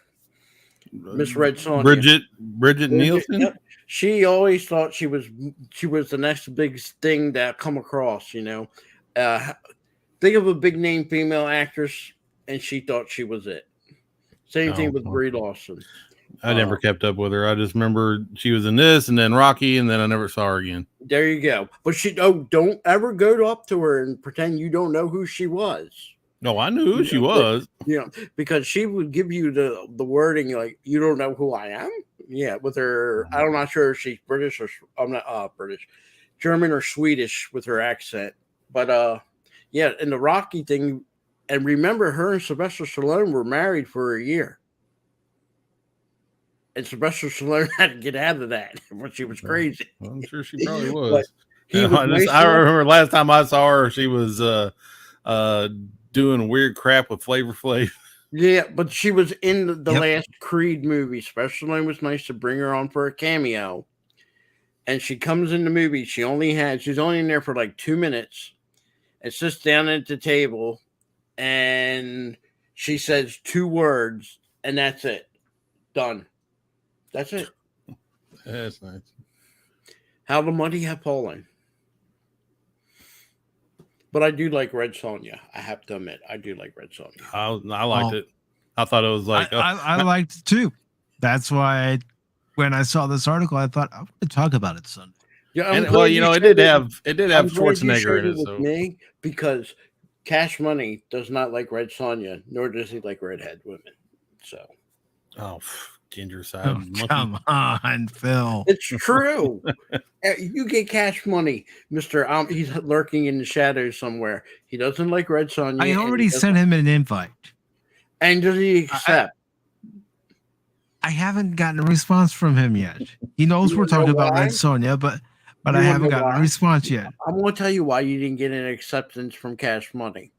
He doesn't like redheads, and you got a redhead on your screen. Because it's 10 o'clock in the morning out in California on a Sunday, and he might be sleeping. He don't sleep. I talked to him one time all the way to 7 a.m. Eastern Standard Time. That's because of you. I don't have that much pull. You kept him up all night. Yes, Padawan has the correct thing when it comes to Moses Ingram. That is totally correct. That's how I felt.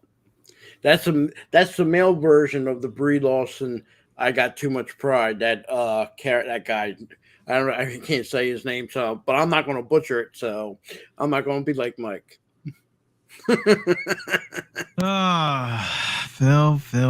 You know, one of these days, one of these Pop Talks, I'm going to hand you an article referring to anime, and I'm going to see how well you do pronouncing the names. I'm not even going to be there to guide you. I'm just going to be there to sit back, watch, eat some popcorn, and yep. But here's what I'm going to do. I'll do it. But see, the difference is I told you the same. I'm just going to read the first name. I ain't going to be able to. Nobody's going to be able to pronounce them Japanese last names. They're hard. No, really? You think? Yes. That's why I told you. And I told you, I said, Mike, just pronounce the first name. We will let you slide with it. Because I don't want to give up. I want to keep trying until one day I can do it and it rolls off my tongue. Maybe one day the Japanese embassy over here in the United States will say, "Oh, I'll give you an award for butchering their language so badly." What can I say? No, I'll be able to pronounce their language before the Cubs become a championship caliber team again. You never know. That might happen quite sooner than later nowadays. No. You haven't seen these last 3 games against the Dodgers like I have. God, this team sucks. Hey, my A's have a chance of catching up to the Cubs. Yep. But I'll let you get into Red Sonja. Anyways, Red Sonja is coming to 4K Blu-ray this month. Check out the new trailer and Stu book cover. Again, I'm not going to play the trailer because, copyright stuff. Some of these companies, yeah, you're playing our stuff. Yeah, I'm playing your stuff. I'm helping to promote your stuff. But they don't see it that way. Red Sonja has gained something of a cult following since it was released back in 1985. And the campy fantasy adventure is coming to 4K Blu-ray for the first time later this month. Check out the trailer. Well, there's a link to the trailer. I will... Here. Let's do this. I'll go ahead and put this link in there. If it's in there, you can play it for yourselves, but I'm not going to risk playing it. Okay, I just want to say one thing, just reading ahead of you. And when you get to this part, I'm going to call out the writer of this article because that is complete BS what they put in there. And when you get to it, I'll tell you. What about Red Sonja being developed as a spinoff to Conan the Barbarian. When even though Arnold's in the movie, he's not playing Conan. Yeah, let's get this. What happened after Conan the Destroyer? The same people who filmers and I won't say directors, but most of the crew and everything, story writers, are the same people that wrote Red Sonja. Red Sonja happened because they were supposed to do a third Conan. The problem what happened was they lost the rights to do a third Conan. So they were forced to do Red Sonja. It wasn't like it was planned to be a spinoff. No, it wasn't. For all intents and purposes, it was supposed to be Conan 3, but because of money and agreements with the people that actually own Conan, they weren't able to do it as a Conan movie, which hence they turned to another Conanish writing and comic, Red Sonja. They were able to afford to buy it and develop it. And you notice Conan he might have played a barbarian, but he is not Conan the Barbarian. But the real reason behind Red Sonja was because they didn't keep up. Kind of think of like Amazon Plus buying the ability to make Lord of the Rings. If they don't, when time expires and they don't re-ante up, they can lose the rights to anybody. And that's what happened here. It wasn't intentional. I think the company at the time that they were doing the Conan movies, I don't want to say forgot, but I think they got a little bit.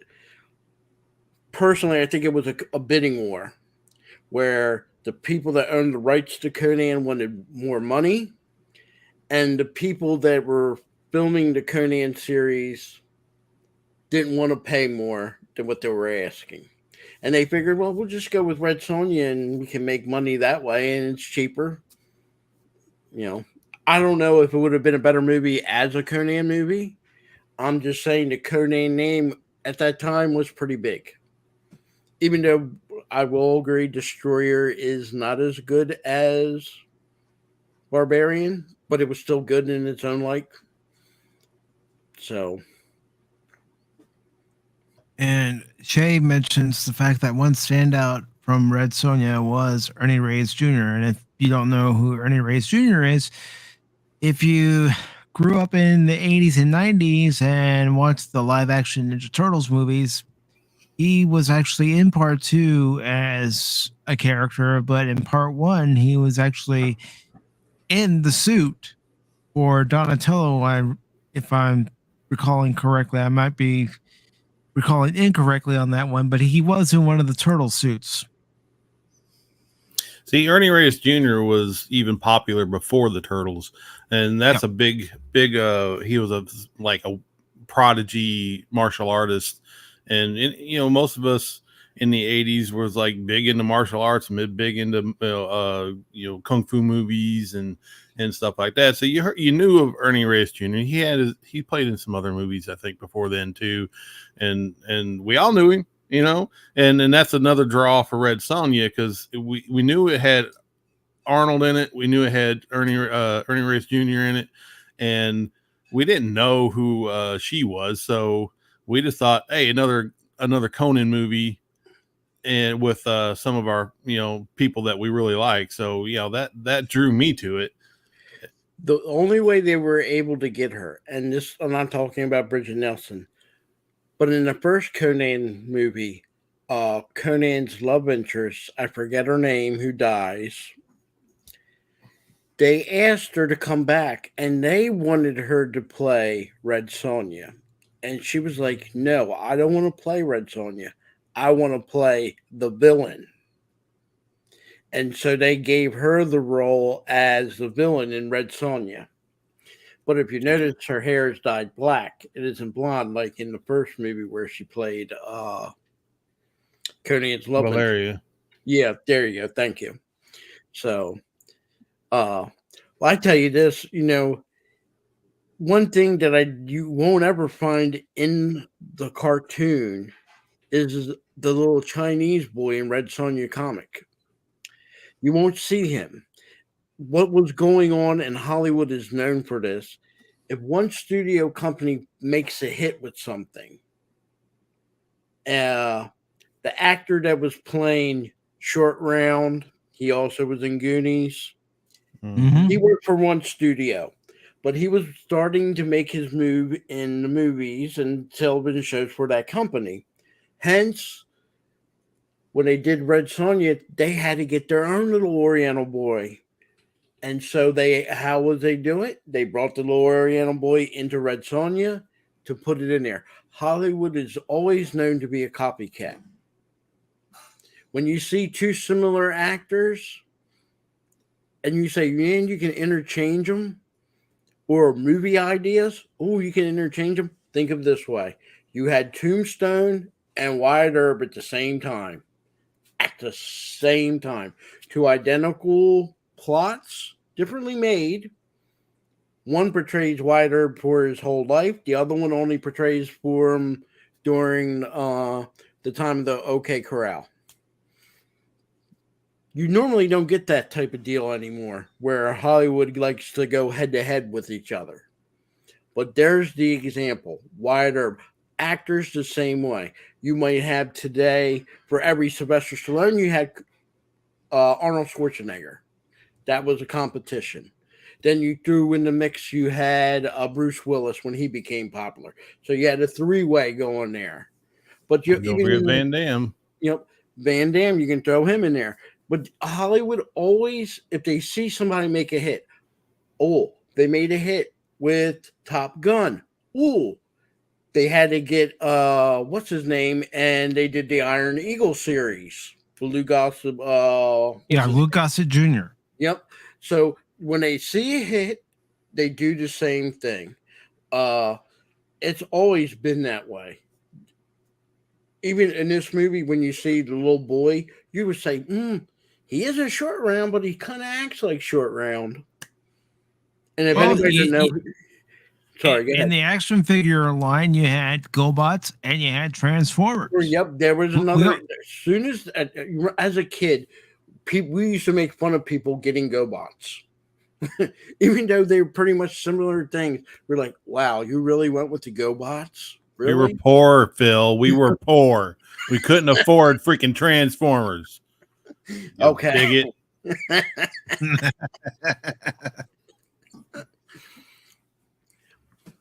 What can I say? What can I say? And what can I say? If I got a Transformer for Christmas or my birthday, I was happy. But if I got a GoBot, I was still happy.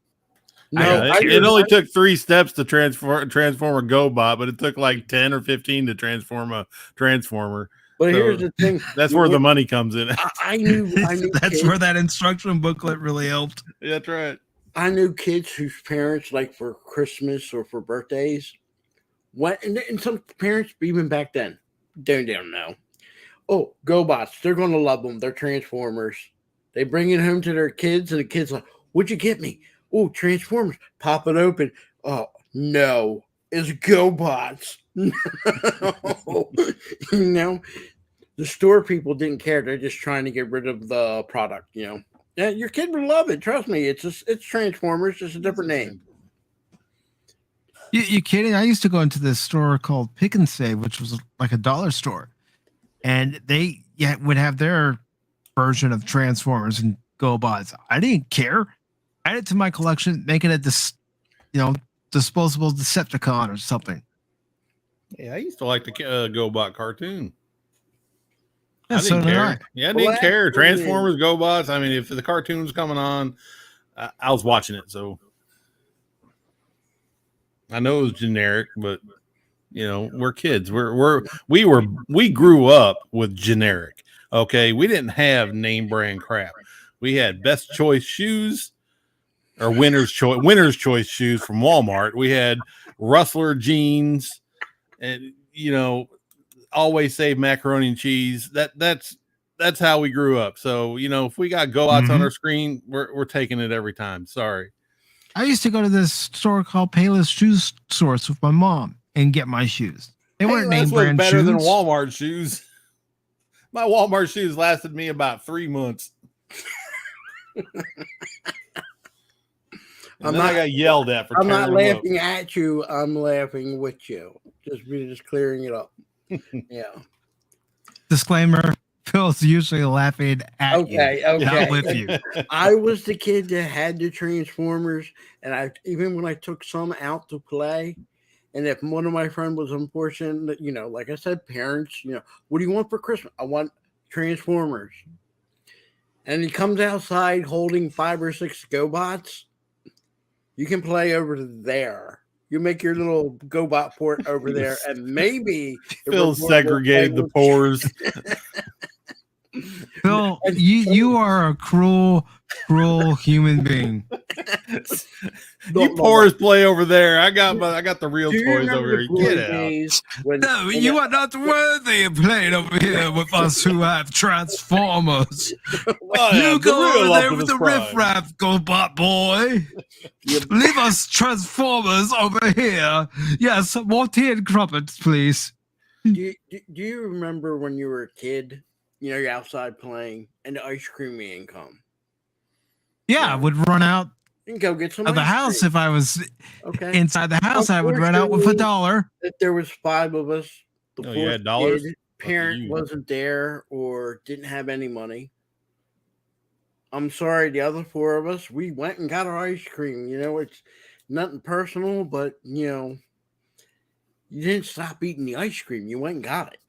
And went and got it, and with that $1, I would buy one for a friend. When it comes to ice cream, you don't have friends. You had your Go Pop. Maybe you don't, Phil. Maybe you don't. Maybe you don't. Wait a minute, hold on. You would have, let's say it was 75 cents for one of them different color ice pop that had a little gum ball at the bottom. And then it was a quarter for bubble yum. Now, the other kid didn't have ice cream. I didn't like the little hard bubble gum, but that crack your teeth because it was frozen. I would say, okay, I'll tell you what, I'm going to eat my ice cream, my freeze pop, whatever you want to call it, but I'll give you this bubble gum here. You lick all the ice cream off of it before you gave it to him? So if he wanted to crash his teeth and ruin his teeth on that hard gum, hey, that's on him. Beggars can't be choosers. What can I say? Pre-licked bubble gum. You're so kind. I never pre-licked. Never pre-licked. No, that's not cool. Yeah, you guys were lucky to get ice cream in the truck. I remember hearing the truck coming around the corner. And I'm like, hey, Mom, can we get ice cream? No. Oh, I ain't got no money. What? Get out. And sometimes if we managed to grab some money, we'd end up getting like the mutated picture of Mickey Mouse ice cream bar, that looked like a horror horror picture. Yeah, I know which one you're talking about. Uh-huh. So yeah, because they had them for Ninja Turtles too, and a few other properties. And you tore the wrapper off and like jumped back. Holy crap! What? All right, as long as it tastes the same. No, I'm sorry. That would be a funny video. Somebody getting one of those ice creams, opening it up. Holy shit! What the heck is this? No, there's no friends when it comes to ice cream. If you didn't have enough money or barely enough money to get your own, you're screwed. You don't get no ice cream. Next week, or the next day, or it depends where you were. Where I lived at Ice Cream Man, we had 2. So twice a day, you got an ice cream man coming through.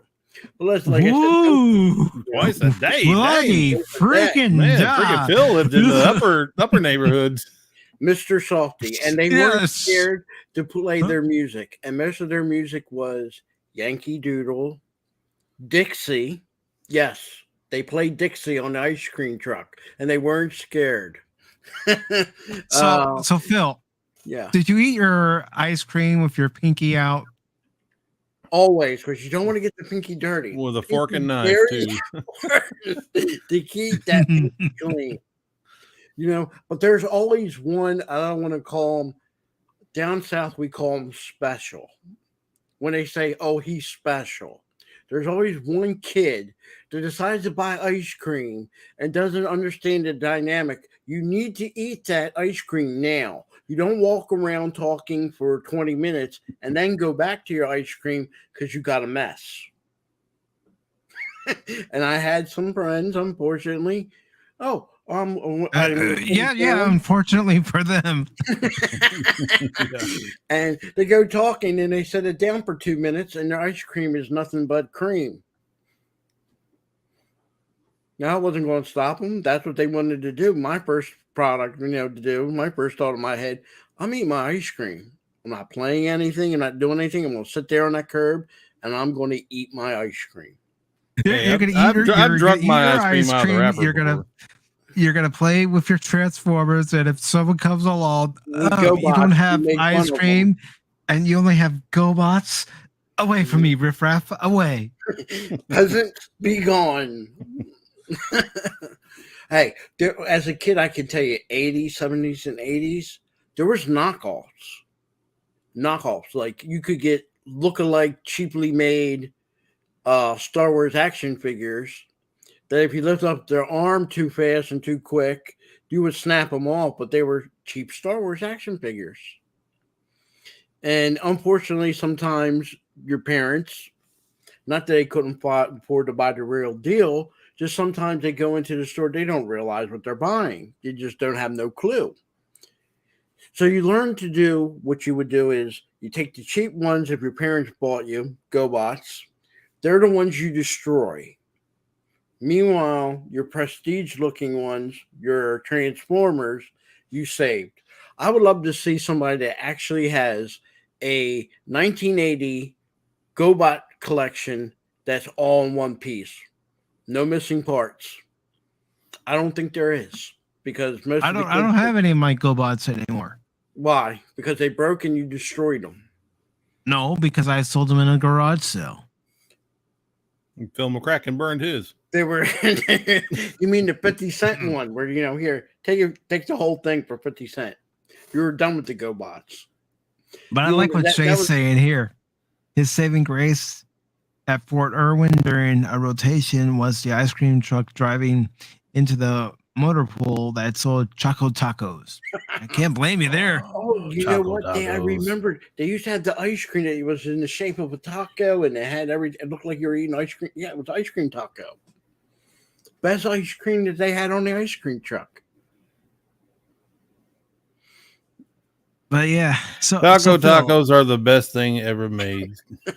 He knows that. So, I know that. We all know that. Yep. I got a question for you, Phil. Okay. You're eating your ice cream because you got 2 ice cream trucks that came around each and every day. Lottie freaking da. And then you're playing with your Transformers. What did you sit at a table and put a nice napkin down on your lap and have somebody playing the violin and some other music playing in the background as you ate a 3-course meal? Hey, Jeeves, hold this Optimus Prime while I get out my sound wave. There you go. His name was Jeeves. And then Hector, he come up behind you holding your ice cream and put it in your mouth while you take a bite. So, you can continue to play with your Transformers. The way it worked, you take your toys out, what you would take. Doesn't make a difference if it was Star Wars, Matchboxes, Transformers. Didn't make a difference. You go out. Wait. Get the Matchboxes real quick. Did you discriminate with anyone that had Matchbox over Hot Wheels? Oh, no, because there's no difference between the two. You know what I got? No difference between those two, but there's a segregation, discrimination when it comes to someone having Transformers and GoBots. No. I see how you roll. No. Phil discriminated against the guys that had the gigantic pack of the cars that were hollow. Yes, I did. Yes, that's what I got. I didn't get Matchboxes and Hot Wheels. You got them plastic hard, the big block. No, they were metal, but they were like all hollow on the inside. They were just like covered, like empty shells of cars with the wheels on them and the little rod that goes through them.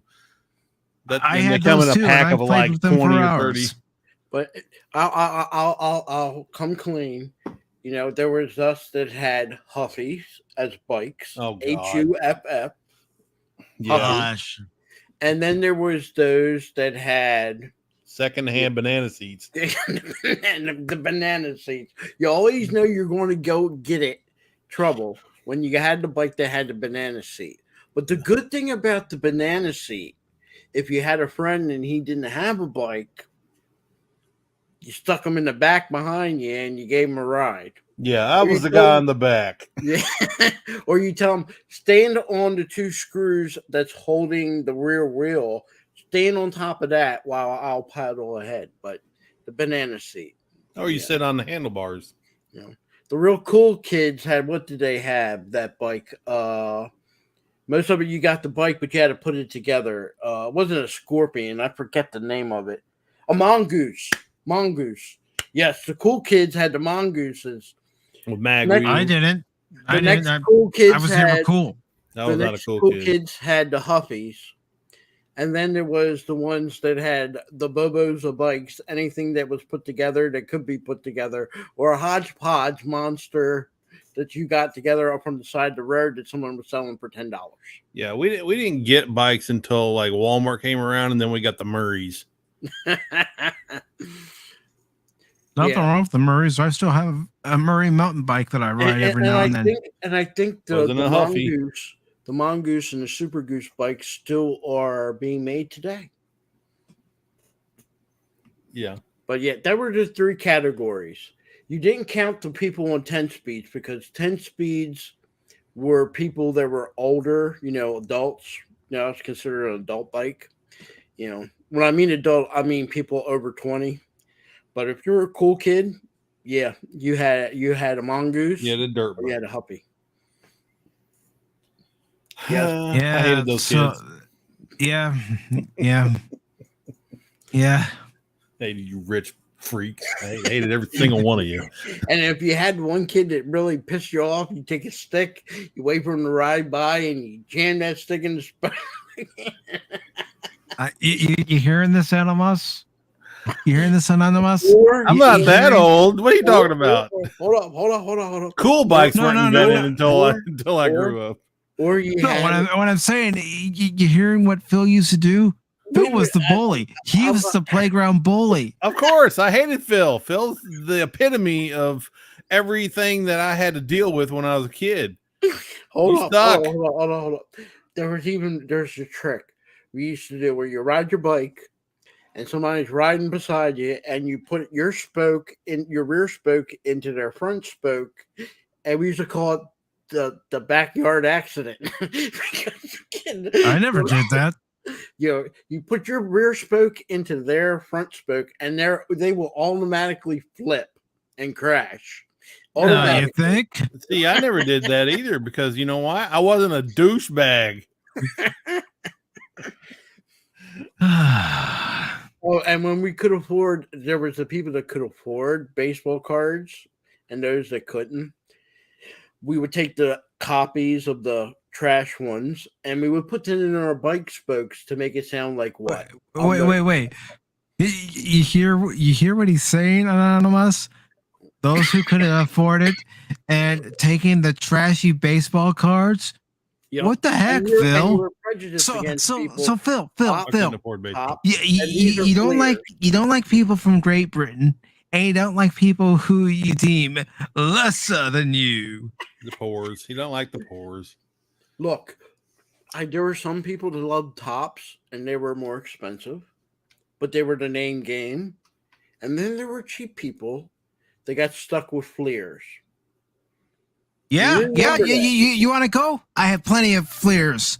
There we I go. didn't care for baseball cards. Yes. That's what I was happy about. I was grateful. Fleers were the ones you put more in your bicycle spokes to sound like a motorcycle than you did tops. Not me. Not you, because you were a fleer guy. You know what we used? We used the cardboard from our macaroni and cheese boxes. Actually, yeah. You're damn right. I wouldn't dare put a baseball card in my spokes. They were all so expensive and they were like gold. Some of us treated our baseball cards with more respect, Phil McCracken. Look, when I was a kid and there was time for baseball season, I didn't fool around. I saved up most of what I could save, and I didn't buy one individual pack. I bought the gigantic box, and I'm not talking the season box where you get a whole collection for the season of the individual player. I'm talking of buying. I bought the 60 pack that you would break open and sell in a store as an individual pack. I bought the whole Yes, box. I would buy this because I would show how much more greater I am than you. Here's the thing. We're going to be Stick my honest nose here. up at you. It was all about when you were a kid at that time. Who was the people that were able to earn money? During the summertime, I would go out cutting my grass, or do errands for somebody, or do whatever they needed. Give me $5, $10. Back then that was a lot of money. And I saved my money, and so that way, when it came time to buy something, I had it. And if I was a little bit short, my parents would loan me the money, and I would pay them back. But I always had a big collection of baseball cards. Particularly 1983 was a big year. You know what I used to do? Collect aluminum cans and glass bottles. Oh, you were one and of take them them to the recycling center. Don't throw out your cans. I'll collect it. I had friends that did that. And it wasn't worth the time. They always, the guy that was chopping up the cans made more money than the poor kid saving it. I used to steal other people's cans. Let somebody else do the work. Fine. That's right. There you go. There was a big crime in the early 80s when they switched from soda bottles to cans. I think soda tastes better in the bottle. Glass bottle. No, Yep, glass bottle. And when I started drinking, and I didn't drink much, I never did, but I could drink a glass of beer in the refrigerator, ice cold, tastes 10 times better than a can of beer. Just my opinion. Bottles were more recyclable. You got what?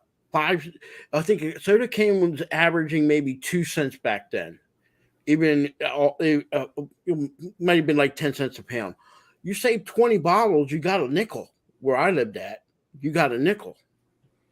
So it was more convenient for the bottles. And then that must have been a million years old. We used to get like 10 cents a bottle when I was a kid. I mean, some of the things they do today, like example, my state just now, I don't know about everybody else's. They're going back to paper bags. They don't want to use plastic. Well, in the 80s, mid 80s, they told everybody we need to save trees. So we're stopping with the paper bags and we're going with plastic, which is more durable, more recyclable, and have multiple uses. And here we are in 2022. It's back to let's destroy the trees, not use the plastic. Because that's what we're doing as a society. We're regressing. Just my opinion, but we're regressing. Yep. I agree. I agree. What was right at one point is wrong in another. What is fact in one point is bogus in the next. So it's constantly changing. All our facts, all our science is always in flux, and they prove each other wrong every time they turn around. Eggs are bad for you. Now eggs are great for you. Don't drink a lot of coffee. Now drink a lot of coffee. Now drink a lot of coffee. It never changes. It never ends. So you know what? You don't know what to believe. It's chaos. Science is chaos, and they follow the science until it leads them off a dead end. And then what are you going to do? I mean, they have to come up with a new plan. I love Orange Crush. Orange Crush. And down south, we got better sodas. Like a lot of you Northerners, I won't use the Y word. I don't want to be prejudiced, but you guys don't have.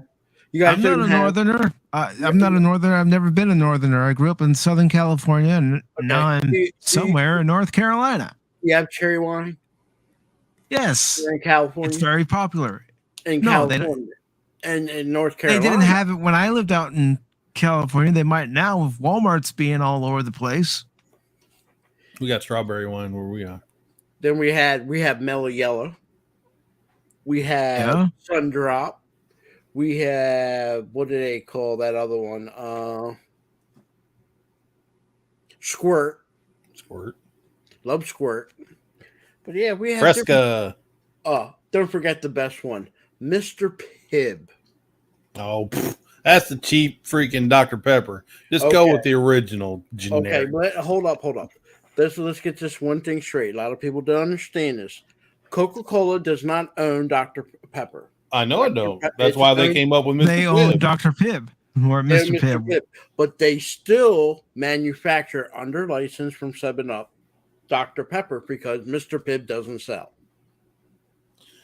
But I do like Mr. Pibb. I do like Mr. Pibb. I like Dr. Pepper. Everything. Let me. Coke products are crap. Everything Coke makes, Pepsi makes better. Oh, I agree. And Mountain Dew's better than Mellow Yellow. Pepsi's better than Coke. Diet Pepsi's better than Diet Coke. And they understand root beer is better than the Barks. They understand the people because Pepsi has the option on some of theirs with the throwback with real sugar, as opposed to that high fructose corn syrup. You can taste the difference if you had a can of sugar Pepsi and a can of Pepsi as it's made now. If you taste that sugar one, you can tell the difference. And this is the other thing. High fructose corn syrup is what I blame on the obesity with a lot of people because in the 70s, it was all sugar. Then in the late 70s, it went to corn syrup. And once you've seen it go to the switch to corn syrup as a sweetener, you see obesity because corn syrup is thicker than molasses. I kid you not. Your body cannot really barely digest corn syrup. I'm sorry. If you ever seen it in a store, you can go buy it. You can go see corn syrup. It's thicker than your maple syrup. Yeah, but it's not. Obesity rate isn't because of corn syrup. It's because of the mass consumption. Back in the 70s, you weren't able to buy 12 packs and cases of soda and stick in your refrigerator. You bought these 20-ounce bottles that were returnable, and you bought them in like a six-pack crate, and then you like split them up. And that's my family. We split them up between the family for a dinner, or like one bottle. You pour it a little bit in a glass, and here's your little soda. And that's not every night either. That's like once a week or something. If we didn't have the 2-liter bottles. There was no 2-liter bottles. Now it's just mass produced. It's everywhere you go. You can go anywhere and get a soda.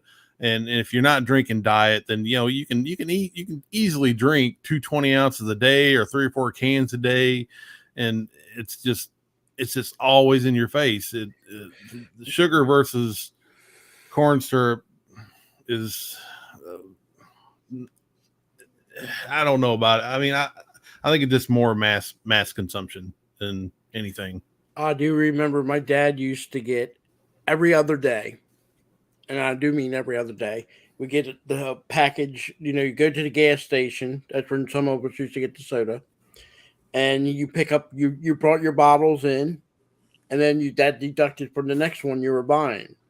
And we always had, I forget how many were in the package, but in the crate. But we had orange, grape, Coke or Pepsi, and that was pretty much it. And I think Sprite and 7-Up. That was your options. Yeah, there wasn't any diet sodas out there. I forgot about that. We never got a diet Pepsi. Not till like the mid 80s or so, or early 80s. My parents, like everybody, though we had it there in the house, you're limited. You might have got 2 a day. Lucky. 2 a day. 2 sodas a day? Yeah, I was lucky. But my dad would every other day take one of the packs that were gone. As soon as they were gone, go back to the store or the gas station, would hand in the bottles case and use that as a deduction towards the next purchase of it. So we always had 5, it was either, most of the time it was Coke, Dr. Pepper sometimes, when they had it in stock, it was very popular, orange, grape, and I think root beer. And that was it. Done. That was it. Done. And then the miracle of the 2 liters. As soon as that hit, people went nuts. Yep.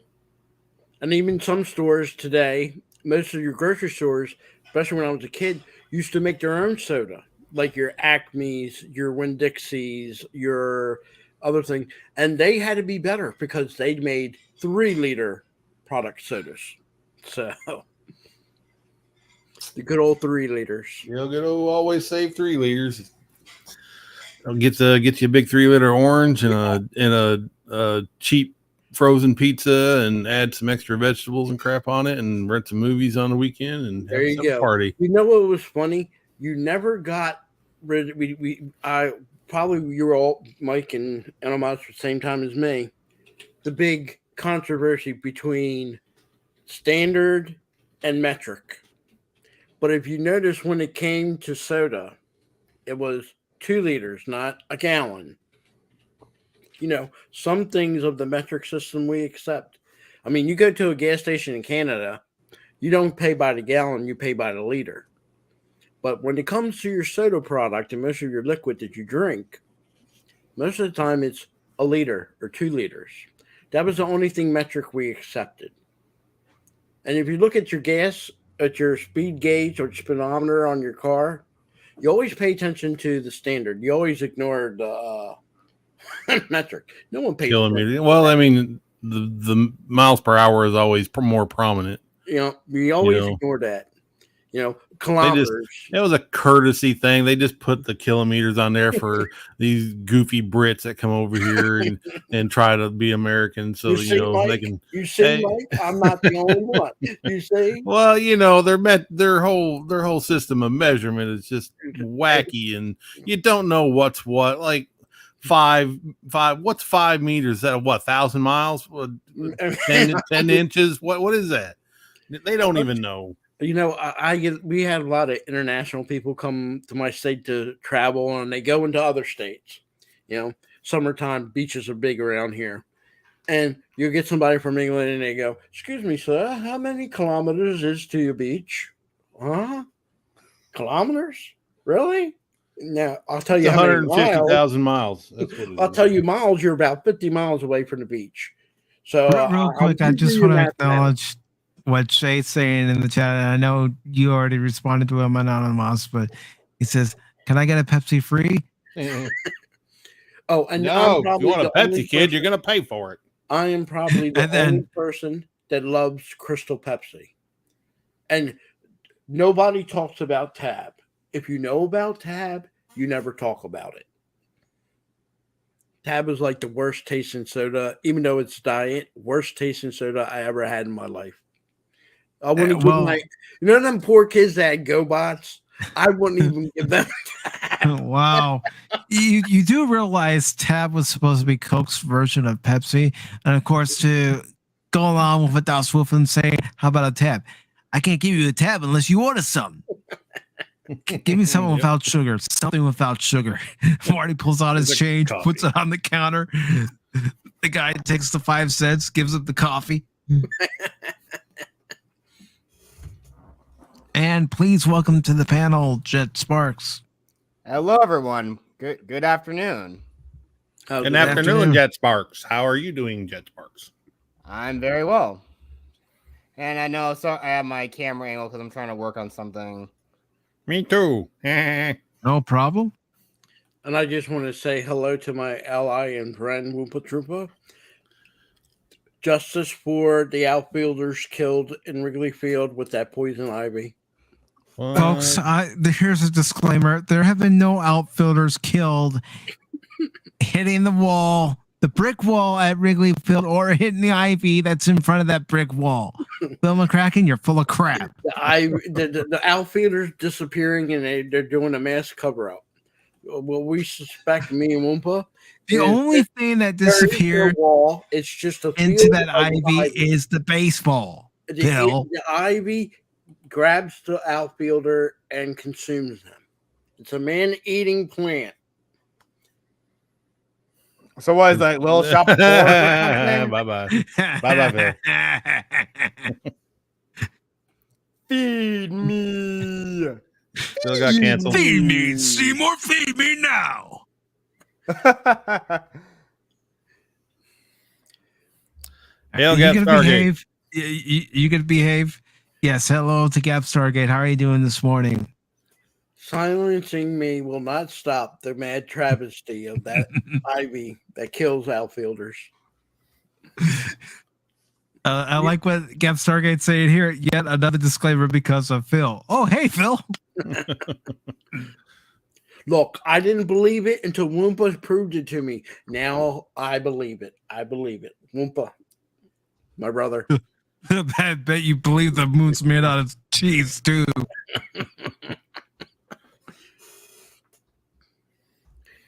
I tell the truth like people do Jiffy Pop. And if you don't know what Jiffy Pop is, you never had real popcorn. I had Jiffy Pop. What do you have against Jiffy Pop, Phil? You know, Poor people sometimes that that's all couldn't people afford a could. popcorn machine. Jiffy Pop was like the thing I couldn't get. Like everybody else was like scraping their Jiffy Pop on the stove, I had to like put it in a pan and with oil, bacon grease usually, because we couldn't afford oil. We had to save all our bacon grease, so I was cooking my popcorn with bacon grease. Just so I know and people understand, popcorn back in the day, you had it in 3 categories. You had popcorn that you would buy and you could pop it in a cast iron pot, the way similar to Unamas saying, which came out pretty good. Then there was the other people that had a popcorn air machine. That did not turn out good. That was a little bit more expensive. It was like $30 at the time. And then there was the poor people that had Jiffy Pop, and Jiffy Pop was in a like a aluminum looking frying pan with a lid, but the lid was flexible. So you take that, you put it on your burner, and as it's popping, it will actually form like a giant popcorn. And yeah, Jiffy Pop, the poor man's. That was not the poor man. That was the poor man's popcorn because they couldn't afford the machine or have a cast iron skillet. No, you didn't need a cast iron. All you needed was a regular pot. Regular pot with a lid. That's all you had to have. You didn't have cast iron. And I do want to say hello to Green Lantern 345. Welcome, brother. Hey, Green Lantern. See, even Green Lantern even saying it was also used as original redneck alarm. I like what Gas Stargate's saying here. Mike, you got a boomer on your panel. Yep. Yeah, he attaches himself like a leech. It's hard to get him off. and I agree with Gap Stargate here. What's wrong with Jiffy Pop? See, Phil, you discriminate. No, you discriminate no. Phil's for Jiffy Pop. Oh, no, he's not. He thought it was poor man's popcorn. It was rich man's popcorn to me. You guys are crazy. No, I'll put it in simpler terms. Oh, you with the Jiffy Pop. Go away. You with the GoBot. Go away. You know, fine dining isn't going to McDonald's, but for some people, that's the only thing they know. For some people, going to McDonald's was a treat.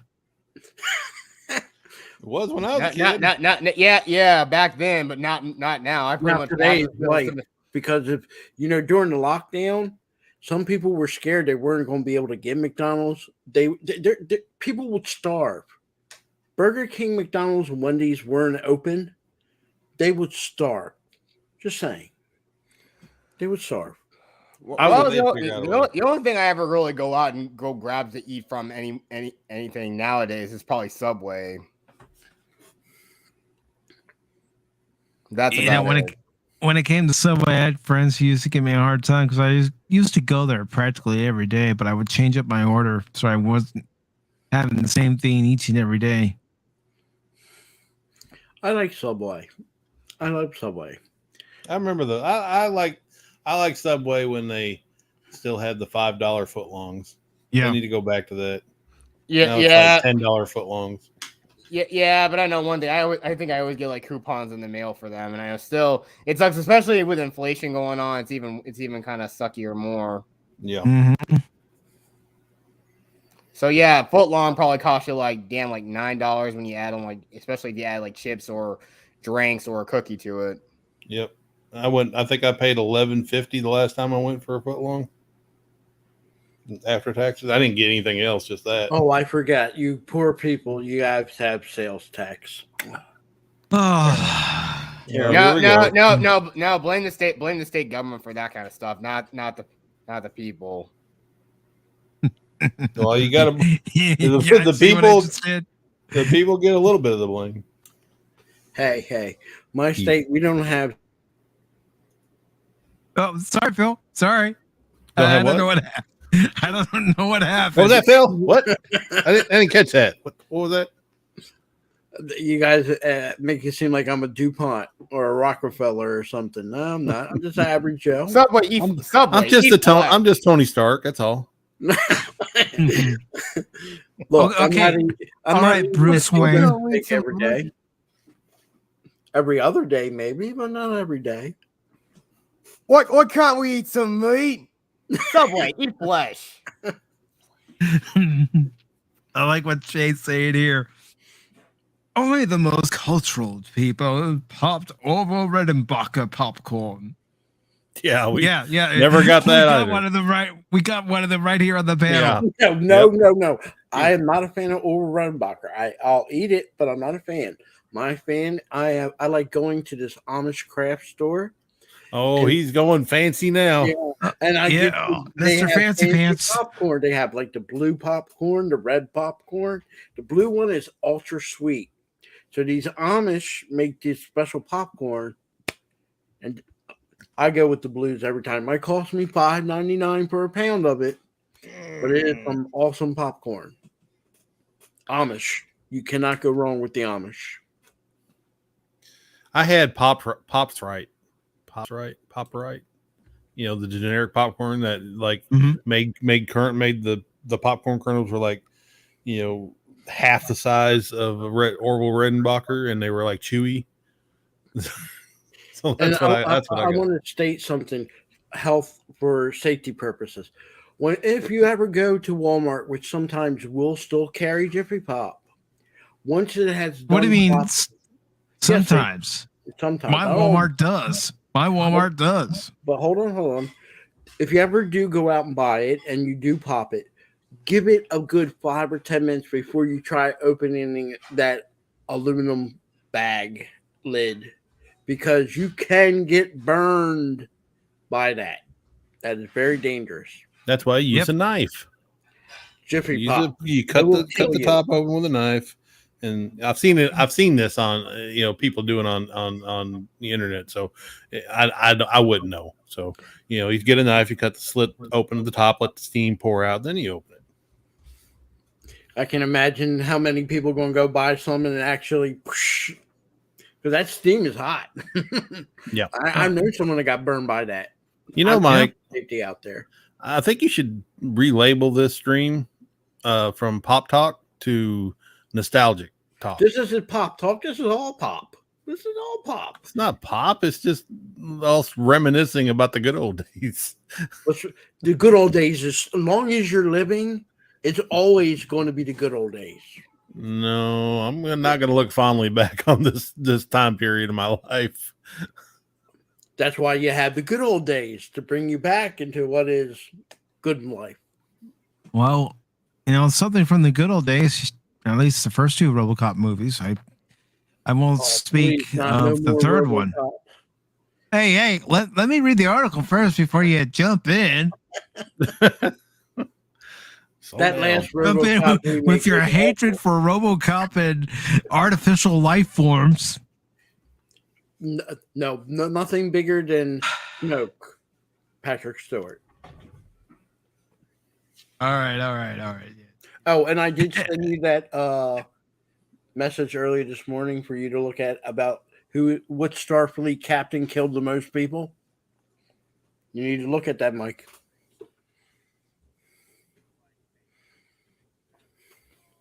I'm not seeing it. If you send it to me in Discord, I'm not seeing it. Hold on, I'll resend it to you. Anyways, I'm going to go ahead and read this article while you're looking for that. But there's a new RoboCop game coming out. And that's a trailer I will play a little bit of. But it says RoboCop Rogue City hits the streets of Old Detroit in June 2023. Peter Weller is on board. Yes, there's a RoboCop game on the way, and not to jinx us, but it looks good.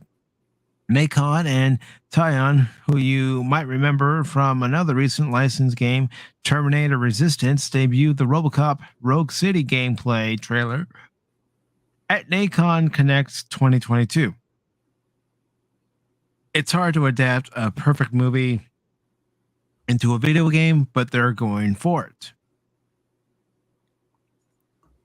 In line with the 1987 movie, Omnicorp has taken control of the Detroit Police Department, and it's now on RoboCop to clean up the streets by popping scumbags' heads. Today's gameplay trailer showed several first-person skirmishes, including RoboCop's iconic targeting system, and I hope Taeon goes all the way with the HUD elements. Unto the end, 3-minute review. Goes on to say, I'm not expecting glossy, high-budget, first-person shooter action, but that's okay if they nail the little details for this one's for the fans. That'll be fine. I hope it's widely enjoyable, though. You have the power to decide how to fulfill prime directives in your own way, but as the story unfolds, proceed with caution because corruption and greed know no limit. According to the summary, it's also confirmed that RoboCop himself, Peter Weller, will return for voiceover work on the game. It's a check they needed to write for sure. And it says, remember those directives? I'm curious what kind of progression this game might have. How do you make RoboCop feel powerful without going overboard? To be honest, I wouldn't mind being totally overpowered. As the crime wave escalates, I'm sure OCP's heavy weaponry will come out in force. RoboCop Rogue City is in development for PC through Steam and Epic Games Store, PS5, Xbox Series X and S, and Nintendo Switch. I was surprised by the last one, but there's a logo and everything at the end of the trailer. It's launching in June 2023, and I'm hopeful. Well, let's go ahead and take a look at the trailer, shall we? Maybe they'll have Sting in there somewhere. Sting. Oh, you didn't know RoboCop and WCW? In local news, a new crime Can you wave guys that is hear it? sweeping Detroit Yeah. has already claimed the lives of 21 police officers. Disturbance? I'm a big fan. Now move! Hey there, Tim.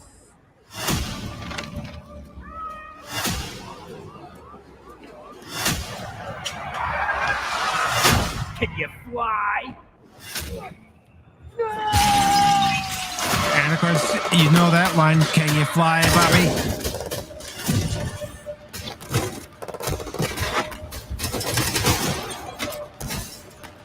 Shots fired.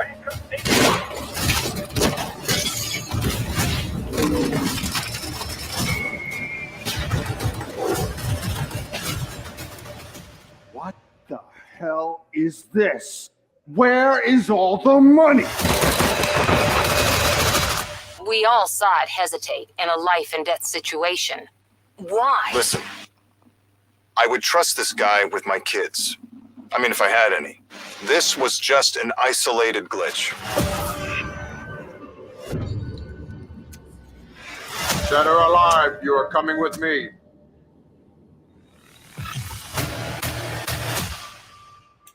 At least they're using the face of the real RoboCop, not the. Oh, you know they had to. You know they had to. And But he's yeah. doing the voiceover work too, so Yeah, he even did it for when he was a Coming guest with character me. in MK 11. But yeah, RoboCop, if you never knew, there was a storyline after Sting got kicked out of the Four Horsemen in WCW. There was a big War Games, and it featured RoboCop. Oh, that was a cheesy angle. That was one of the worst angles WCW did. Oh, I agree, but hey, you never know. They might have a skin yet. Sting can appear. The old Sting, not the what's the one he's playing now? That you had the crow-looking one and the Joker-looking one, and I don't know which one he's on now. He's back to the crow gimmick, but every time he steps in the ring, I cringe. I'm thinking, Sting, retire, hang up the boots. They can't let go. Sting was good when he was original. The first iteration of Sting, I loved him. Yeah, the surfer gimmick. That's what I always refer to it as. Oh yeah, okay. I still like Sting, yes, but I was just for some reason I was thinking of the Dingo Warrior. I like Sting, but I was more a Four Horsemen, and the worst horseman. I would say the third worst horseman, Sting. They shouldn't. I don't even still to this day couldn't imagine why they would want Sting as a horseman. Whoever wrote that storyline needed to be shot. Probably Bischoff. Yeah. Yeah, the same guy who made up that fake TV show about bikers, The Devil's Ride, and tried to pass it off like it was real. Yeah. Well, they don't call him Easy E for nothing. Easy E. But RoboCop, yeah. RoboCop was a freaking awesome movie. Both movies. I even loved the second one. I know it's probably lesser than, but I love the character Kane and like all the other iterations of the attempts at RoboCop that failed. It just was hilarious. I hope this game's good because you played the arcade game when it came out, right? So that was always fun, but now we can play something similar on our PC, and yeah, I hope the gameplay is good and it's not. See, that's the weird thing about these video games that are made from movies.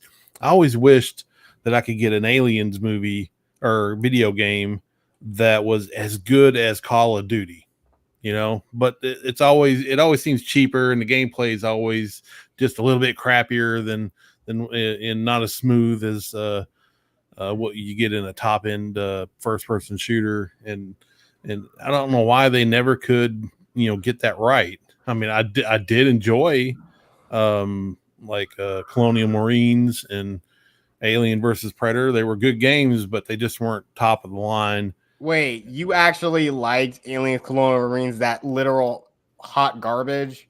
I like playing the story. All I can think of when I hear that game is "Hello, my baby. Hello, my honey. Hello, my rock dog gal. Send me a kiss, my wife." Dude, when we're in a desert of alien video games, the dirt waters, it tastes really, really freaking good. Huh. I'm just glad they based the game on the original RoboCop and actor, not the remake. And I like Gary Oldman. I like him as an actor, but that RoboCop movie remake needs to be forgotten. It is forgotten. Well, what remake? I don't recall there being a remake. They're very good. There was a remake? Yeah. No, I was talking remake of the GoBots. The GoBot remake. And I want to welcome John Jacob Jingleheimer Ship. His name's my name too. This just makes me want to shout, This is all right. Now, before we start, this is where we go into my favorite part of Pop Tart. When my man, I said Pop Tart. You said Pop Tart. Do not make fun of my speech. Oh, we can't make fun of you now. Okay. No, you can make fun of us, but we can't make fun of you. A Pop Talk where Mike tries to say Japanese names. and going to start a second war with Japan. Go ahead. And You know, continue. Mike may not be able to pronounce Japanese names, but you have a really hard time with the English language.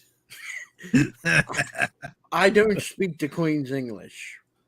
That's King's English, by the way. We have they have a queen. Unless she's able to, unless something happened to her, did I miss something? It never was the Queen, man. It's always been the King. King I made the English.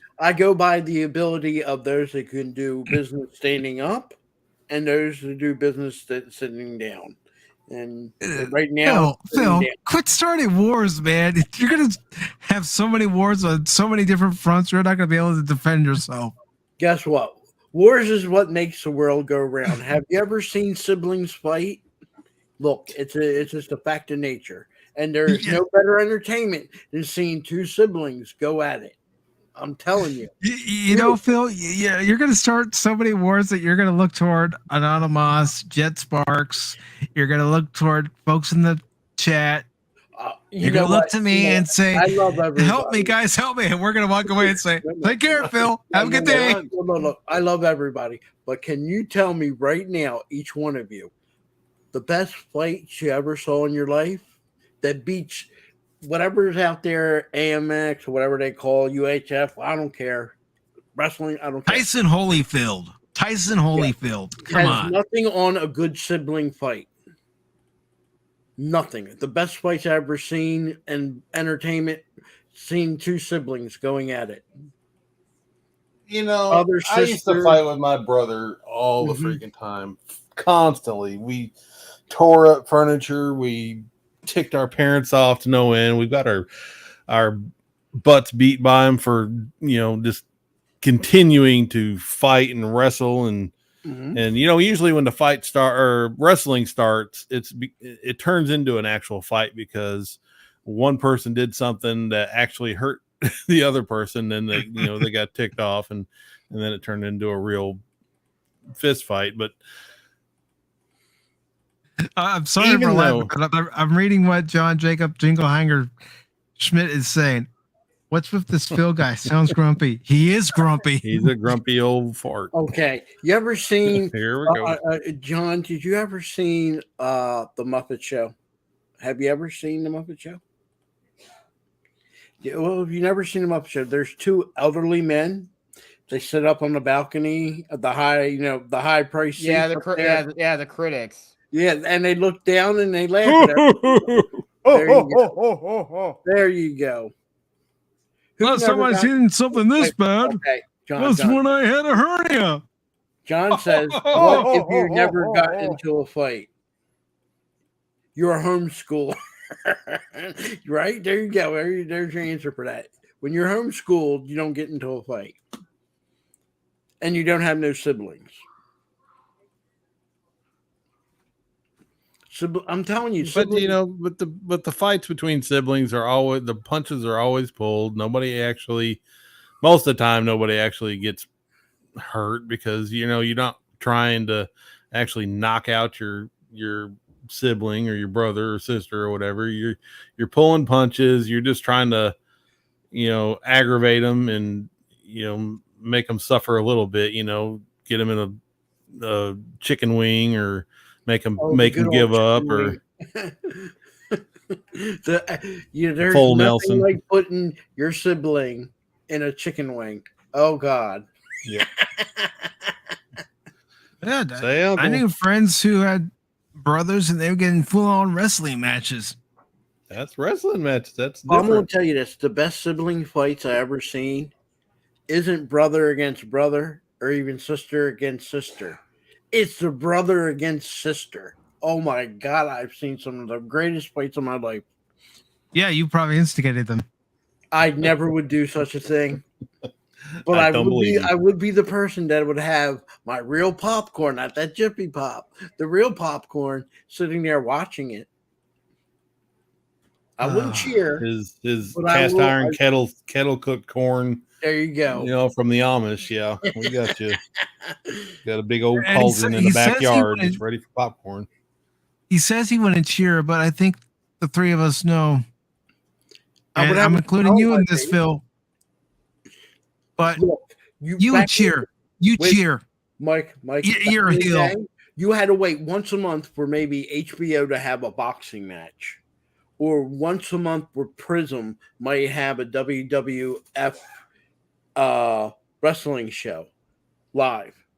But when it comes to having a live free performance, nothing beats a good sibling fight. I'm telling you, everybody stops and they watch. And Phil, John Jacob Jingleheimer Schmidt has a question for you. And what's wrong with being a homeschooler? And I have plenty of siblings. And you never just got so you into a know, John fight? Jacob Jingleheimer Schmidt, Phil doesn't like anybody. Doesn't like hold on. anybody. John never got into a fight with his siblings. The one person out of the eons and eons of the human species, John here has never gotten into a fight with his siblings. I know people that don't have siblings and they manage to fight with a sibling. Can you fathom that? No.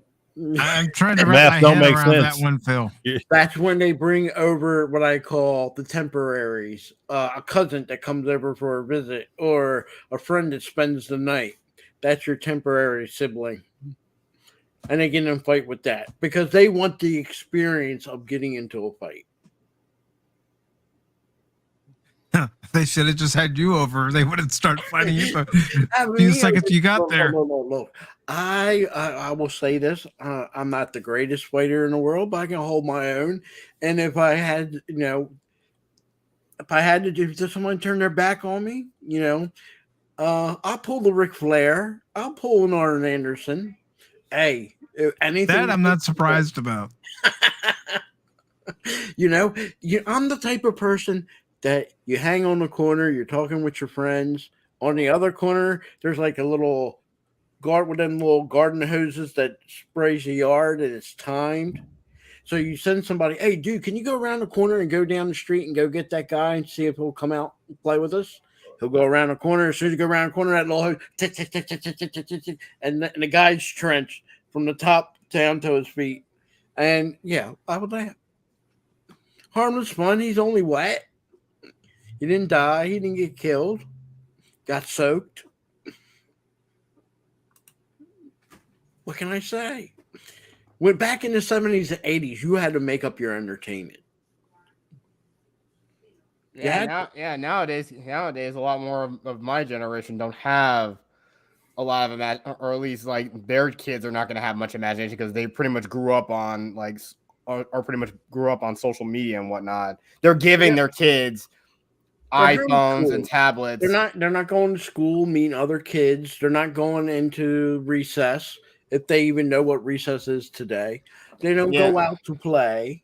Well, I figured they don't do that at school, and they don't do that at public school anyway. They just shove a whole bunch of like saying, oh, everything is this, everything is bad. Oh, and all these woke teachers want to just talk about their love lives to their like freaking preschool kids. Children need to know this. They have to grow up and be kids. I mean, I played Little League Baseball, and yes, if the other kid beamed me for no reason, I charged him out. I didn't care what anybody said. Didn't care what the coach said. Didn't care what my parents said in the stands. I ran out there and I beat the crap out of him if he beat me. And you know what? If he did it again to another player on my team, I would have ran out there and clobbered him again. Sometimes you got to make a stand because then that makes that person think, oh, next time I try to beam somebody on purpose, ain't going to happen. And they do that in the major leagues. I'm sorry. It's just the facts of life. I had a friend get mad at me one time when I was the umpire behind home plate and I called a strike when the ball bounced on the plate. I had a habit in Little League, and this is a big no-no. After I made a hit, I would throw my bat. Well, not really throw. You know how some people just drop their bat immediately? I would do like a little chuck, so that way the catcher couldn't make a move. So my bat's in the way. Sometimes the umpire would get me on it, and sometimes he won't. Now, technically, there's no rule against it. but I was warned a couple times. You do it again, we're going to call you out. And I didn't do it after that. But if I could get away with it, yeah. My job is not to make the catcher on the opposing team's job easier. My job is to make my move and start running to first base. But also, if I can drop my bat to hinder him from getting up and standing to throw, and he's more concerned about my bat blocking him, then guess what? I'm not getting thrown out of first base, and he can't make another play. Just the way it works. You know, I like what John Jacob Jingleheimer Schmidt say. Boy, Phil sounds violent. Yes, he does. I'm not a violent guy. I'm not a violent guy. Except if you bring a GoBot to his Transformers table, then he'll knock your clock off. Look, if somebody in the neighborhood said, everybody bring your Transformers, come over to my yard, we're going to play. And you come over there, I have Transformers, he has Transformers, his brother has Transformers, his neighbors, 2 neighbors down the street have Transformers, and the other kid comes walking up with GoBots. You're asking for it. Sorry.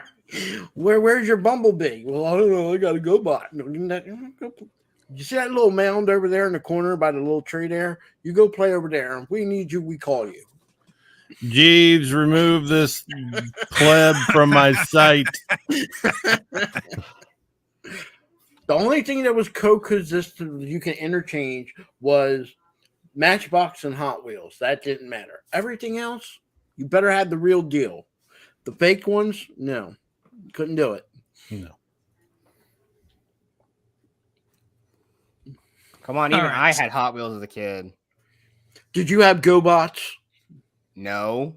Good. See, he's a smart one. I never really was into Transformers to begin with. But if you were smart enough to know the difference. No, I really wasn't even aware about really not much aware of either franchises. I mean, if someone gave me a toy, I just enjoyed it as a kid. Didn't really matter. And the Padawan wannabe has a. You can bring Voltron. Okay. So it's cool to read Voltron because according to the Book of Phil, Voltron is cool. But if you bring a GoBot, away with you. No. It's Jeeves? like if I say, let's bring your Voltrons over to play with, and someone brings over Thundercats, you want to get made fun of. What's that? That's Thundercat. No. You think that? Oh yeah. Well, back when I was in like 3rd grade, that was the name of a reading group that I was in. That a friend of mine at the time came up with a name for it. He was big into that back then. Yes, we literally had a reading group when we were in school called the Thundercats, and I was proud to be a part of that. Thundercats. Oh. I like the mini kitty, the little kid in the smart snart. That one, I like that guy. Oh, no wonder you're not right. No, fucking like Snarf. What's wrong with him? Nobody likes Snarf. He was annoying. Hey, exactly. Cool. He was like the Oracle of the Thundercats. Nobody liked him. You know, the villain. What was his name? The mummy guy. In Thundercats, what was that guy's name? Mumra, the ever living. Okay, that sounded more like my Gowron impression, but oh well. I never got along with that. I never did dig that, but I always dig the little snarf dude. Yeah, it was smart. No, he was annoying as you. He was annoying like you. No wonder you liked him. Okay, Phil, if you had a cat's tail, I'm actually gonna have that spaded off, and you scream like you're Tom the Cat. Look, as many times as Lionel always got in trouble, his little cat was the one that always come to save the day. Give him credit. Or the other Thundercats. Come on, Panther was badass. Man. You know what the problem with Panther was badass. Let's be technically. There's 3 Thundercat males and only 1 female. 1. They added Pumira later on, and you're forgetting about Wily Kit. Does she exist? Does she really exist? Yes. Yes, Pumara Oh, came no. in the later season, and Wily Kit was there from the start. So you had 2 female Thundercats, Phil. 2 female Thundercats with three adult males. But you can't really look. No, there were 4 male Thundercats. Lino was Wily aged- Cat, Wily Kit's brother. Lino was aged in advance. You had because he was- Lino, you had Tigra, you had Panthro. Yeah, but Lino aged quicker because he went through space, and supposedly back then, when you went through space, a child aged quicker than the rest of them. Because of his stasis pod. His stasis pod was damaged. That's why he aged quicker than the others. Typical 80s, scientific knowledge. People who watch Thundercats were losers. I didn't really care too much. I didn't really care too much about it. I just knew a friend of mine at the time really loved it. And hey, cool name to call our study group, our reading group. So, getting on to this article, and I can already hear Phil crackling right now, cackling. He makes everybody's life a living hell. But anyways, Yu-Gi-Oh creator Kazuki Takahashi found deceased at age 60. Come on, Phil. Come on. Let's have a little bit more respect here. I'm trying to catch myself before I laugh. Found deceased at age 60, floating off Japan coast. Duel Monsters fans around the world are mourning the loss of the man who started it all. As Yu-Gi-Oh creator Kazuki Takahashi has tragically passed away at age 60. As reported by the Okinawa Times, Takahashi was found floating face down in the waters off the coast of Ana in Nago City, Okinawa Prefecture around 10:30 a.m. on July 6th, following a report of a potential dead body floating in the Nago Coast to the Nago Coast Guard Station from a passing boater. Authorities believe that manga. I'm not even going to try that one. I'm just going to end up screwing it up again. Bill had already been dead for at least 1 or 2 days prior to the discovery of his body. Though his identity was not immediately confirmed at the time of the initial report, according to broadcaster TBS via the Japan Times, Takahashi was traveling in Okinawa alone. A car rental company contacted police on Wednesday night saying it could not reach him, prompting the Coast Guard to suspect the body was his. On July 7th, the Nago Coast Guard Station officially identified the 60-year-old Takahashi as the deceased. They also noted that he was found wearing snorkeling equipment, explained that his body lacked any significant injury, and confirmed that he was visiting Okinawa alone. According to the authorities, an abandoned rental car rented by Takahashi was found on a farm road near a beach in Ana village, about 12 kilometers from where his body, with his driver's license left in the vehicle. The Japan Coast Guard has confirmed that they will be investigating the circumstances leading up to Takahashi's death. In light of the tragic news of Takahashi's passing, a number of his peers and associates took to social media to pay their respects to the iconic creator. Konami, the company responsible for the real-world version of the series' signature card game, lamented, "We are shocked and saddened to hear of the sudden passing of Mr. Kazuki Takahashi. We are deeply grateful for the wonderful Yu-Gi-Oh universe that he created, and our thoughts are with his friends and family at this difficult time," the company added. Together with his countless fans, we pledge to carry on the Yu-Gi-Oh legacy with all the love and care it deserves. And there you see their tweet. Junichi Hamaya, the animation director and Bill, when it comes to an article like this where someone has passed away, I would appreciate a little bit more respect. And key animator for various series of the Yu-Gi-Oh!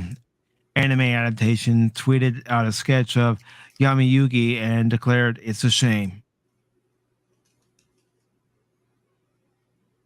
I guess I'm getting old, he added in a follow-up tweet. Obituaries are becoming a bone of contention for me. Yugi's Japanese voice actor, Megumi Agata, tweeted, I heard that it was Mr. Takahashi who first recommended me for the role.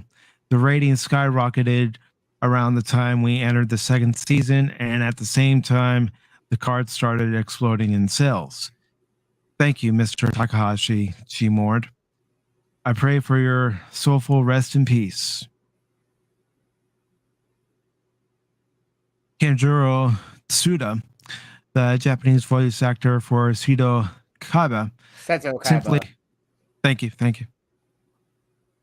shared a picture of Kaiba's signature card, the Blue Eyes White Dragon.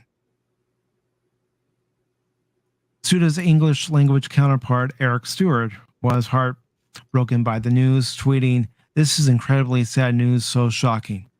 An amazingly talented man, he said, since I created a role that would help define my voice acting career, he once told me my version of Seto Kaiba was his favorite. Rest in peace. Love, Kaiba. So, all these messages of heartbreak and people grateful to have met him, grateful to have been given the opportunity to perform these characters. Article goes on to say, originally from Tokyo, Kazuo Takahashi, pen name Kazuki Takahashi, rose to fame with his 1996 through 2004 manga Yu-Gi-Oh! Yu-Gi-Oh! Was serialized in Tsushima. I probably just mispronounced that, but I think that can be forgiven. Weekly Shonen Jump from 1996 to 2004. The original Yu-Gi-Oh! Manga was about Yugi, a teenager who receives an ancient puzzle that, upon being solved, awakens in him the alter ego of an Egyptian pharaoh, Edom. With Edom, Edom. Okay. Edom able to take over Yugi's body, the pair soon find themselves solving their conflicts through a variety of various games. Though these games initially take the form of such challenges as food-based version of Russian roulette, or take on ice hockey play with iron plates, Yugi eventually finds his niche in the series Duel Monsters card game. The manga gave rise to a multimedia empire, which now includes a trading card game, as well as numerous anime series and films. Incredibly, throughout his life, Takahashi remained a key part of the franchise's expansion, offering some level of oversight over nearly every project developed throughout the Yu-Gi-Oh! Franchise, nearly 30-year history. Most recently, he wrote the original story for the 2016 movie Yu-Gi-Oh! The Dark Side of Dimensions. According to the Guinness Book World Records, Yu-Gi-Oh! Holds 2 world records. The first, set in 2011, is that the world's best-selling trading card game, achieved and held ever since the game sold more than 25.17 billion sets around the world.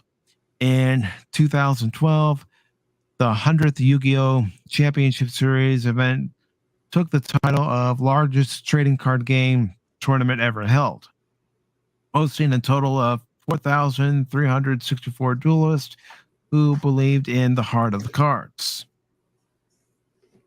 And it says, how has Takahashi's passing impacted you? Well, if there's anyone who's a Yu-Gi-Oh fan, I want to express my condolences to you for your loss of this great creator.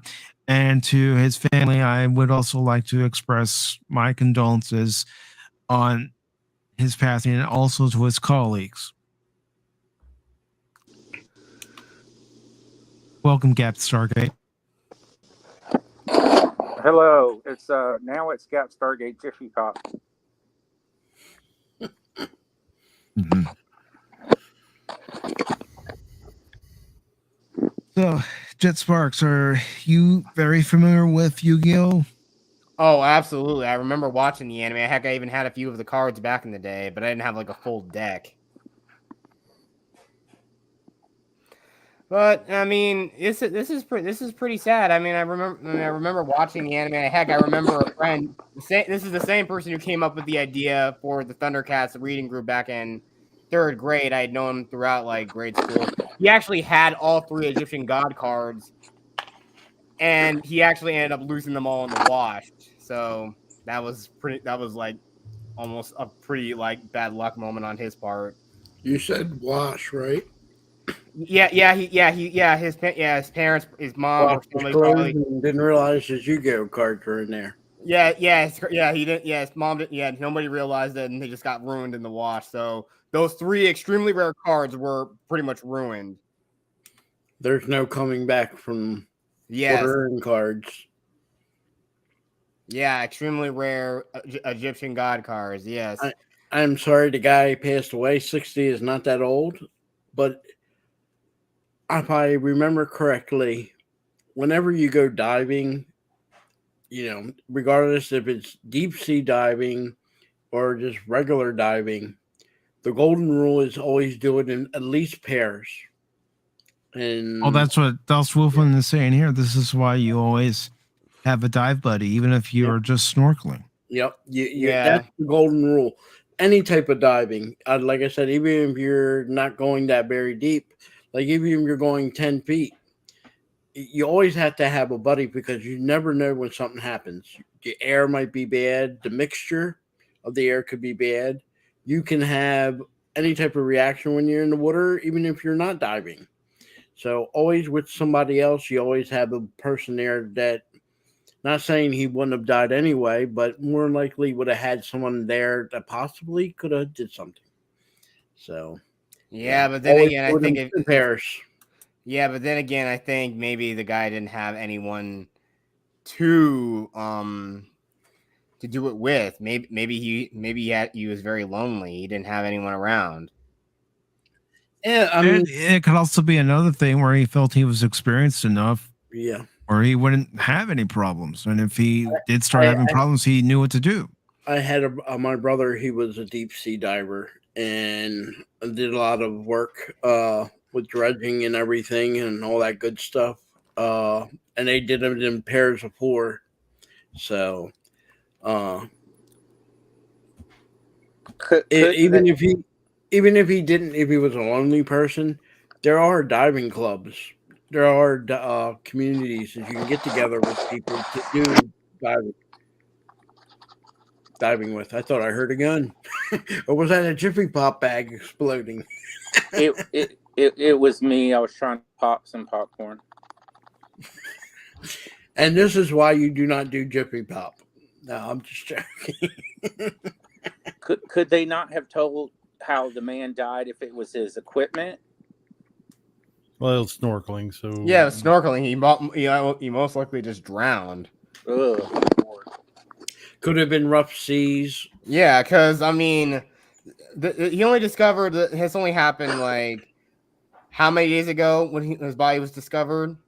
July 6th, 7, something like that. Well, I think that again, this is probably like the conditions are right for like stuff during like typhoon season. So if the seas get pretty rough he can get pretty rough under normal conditions. So yeah.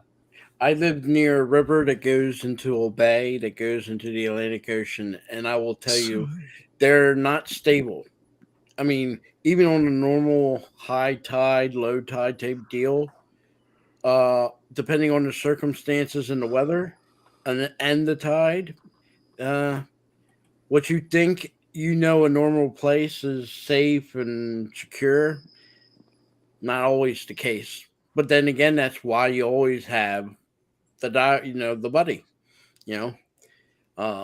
I can't tell you how many times people go into the beach or the river or even the bay and don't realize the tide's going out. They're out there with their surfing boards or what's the other one they use, and sometimes they're in a mud board. flat. So, it happens a lot. You'd be surprised. And these are people that are probably even native to the area, and it happens to them. Don't they have signs It at can the happen beach to that say anybody. when low? Yeah, a lot of times people don't pay attention to the signs and also to the weather reports because you're looking at a nice sunny day, and yet a storm is coming and you don't realize the effects. Let's say it's low tide. Well, depending on the storm, it could be that low tide can be extended twice the distance that it normally is. And you think you're on, well, this is safe because I know this area. Low tide won't be affecting me right here. But because of the weather, there's no water. And there you are, you're stuck in a mud flat. And if anybody tries to walk through a mud flat, they will tell you it's like walking through quicksand. You're better off not moving than you are moving. So it happens a lot. Different times year around where I live, where they'll actually have flags flying that are telling you, high surf, no lifeguard. So you're putting your life at your own risk. Yeah, I wouldn't go out there. Definitely not alone. If I'm going out somewhere, even in a swimming situation, I always went with somebody. I never went swimming alone. My parents had a swimming pool. I never even went swimming without someone there. And there's a lifeguard shortage across the country too. Mm-hmm. Yeah, before the summer season started in my area, they had an ad for lifeguards, and I don't know how many they were able to get to apply and actually pass the course, but they've been struggling to get people in previous years, and I wouldn't be surprised if it was still a struggle this year. Like I said, there's many circumstances that could have happened to him. He could have went out there and just for no reason at all start cramping up. You don't have to have a reason to start cramping up. And if the cramps are really bad and you're too far, even like in a river situation or a bay or a harbor, you can cramp up and drown, unfortunately. Yeah. But like I said, that's why you always go with somebody, because you never know the situation. Just like my man said right here, I don't even go swimming unless I have someone with me. I'm the same way. Totally agree. It's not, like I said, you think something small and insignificant as swimming is not dangerous. It is dangerous. Yes. Even if you're in a pond or heck, even in your local pool, you can drown. Yep, same thing. It doesn't take much. Like I said, you can simply jump in the pool, you feel fine, and boom, you get cramps. Well, if you get cramps the wrong way, you can't move your arms or your legs, and you're deep end of the pool, and there's no one there, you're going to drown. It just happens. So I don't know what happened here. To me, it just sounded maybe that he went snorkeling and maybe he could have, like I said, 6 years old. Yeah, he could have had a heart attack being 60 years old. When you jump in that water, some water you might, like I said, I was on the East Coast, warm weather, and during the summertime, the water is normally warm. People on the West Coast, they deal with cold water. And I could tell you, I don't like the beaches are fine on the West Coast, but that cold water, jumping in 50-degree cold water for me, no. I'm not in polar bear club. My water got to be at least like 67 degrees. Comfortable swimming water. Well, unfortunately, for some of us, the first 19 years of our life, were spent in California, and we didn't have a choice. That water was cold, and you went in. You didn't stay in very long. At least I didn't. But you would go in for a little bit, then get out. Run out. And that was the funny thing is what I experienced. The water is freezing cold, so you're running out, and you get on that sand, and it's burning hot, and then you say, oh, "I'm gonna run back into the water." Well, it played with your head. Where here on the East Coast, when you go swimming in the ocean or the water, it's warm. Like I said, warm, so you don't have that effect. If you want to stay an hour or two, the lifeguards will tell you they don't expect you to be swimming out there for longer than an hour or two. Where on the West Coast, I don't think you deal with that problem. You might deal with maybe a person in water 10, 20 minutes, maybe max, if that. So different deals like that. I'm not sure about how Japan is with their water around it and the time of, when he went snorkeling. But if he was in there and he jumped in there, let's just say he forgot, maybe it was cold and he went too far and cramped up, or like I'm thinking maybe the cold water was enough to give him a heart attack, and that has happened. That happens a lot. So the next article I have here comes from Geek Tyrant, and it says a new Cobra Kai video game has been announced. Cobra Kai 2: Dojo's Rising. And I'll be honest, I haven't even finished the first one. So the article goes on to say video game developer Flux Games and publisher Game Mill Entertainment have announced a new Cobra Kai game that they are developing, which serves as a sequel to their 2021 game Cobra Kai: The Karate Kid Saga Continues. The new game is titled Cobra Kai: Dojo's Rising, and it will be coming to Nintendo Switch, PC, PS4, PS5, Xbox One, Xbox Series S, and Xbox Series X. The Cobra Kai saga continues with Cobra Kai 2, Dojo's Rising, Eagle Fang, Cobra Kai, Miyagi-Do, which is your dojo. That choice begins your journey. But then it's up to you to recruit the most powerful team as you master your fighting style and battle to solidify your dojo's legacy as the All Valley Karate Grand Champion. Here are some additional details that have been shared. Exciting game modes. Jump into story mode and immerse yourself in an exciting new storyline that will have you fighting your way to the All Valley tournament, or play Cobra classics and relive epic moments from the show and more. Select your dojo. Build your strength. Choose from Eagle Fang, Cobra Kai, or Miyagi-Do dojos and increase your skills by collecting chi and coins.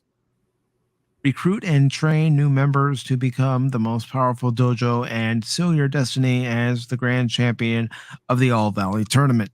Well, I have to go with Eagle Fang all the way. That's just me. 28 playable characters. Play as your favorite characters from the show's expansive roster and use their special abilities and skills on your path to victory.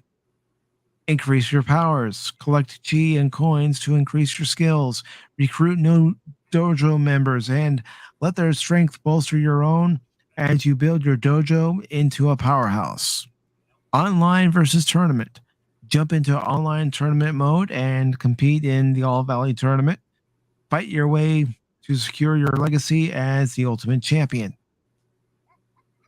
The game will be released sometime this fall. There is no trailer yet, but I imagine that will come soon.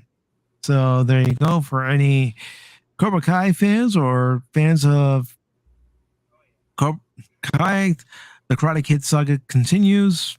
There's a new game coming up.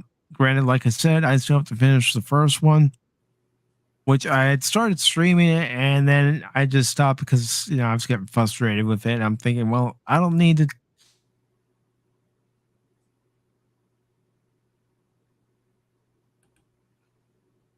What kind of game is it?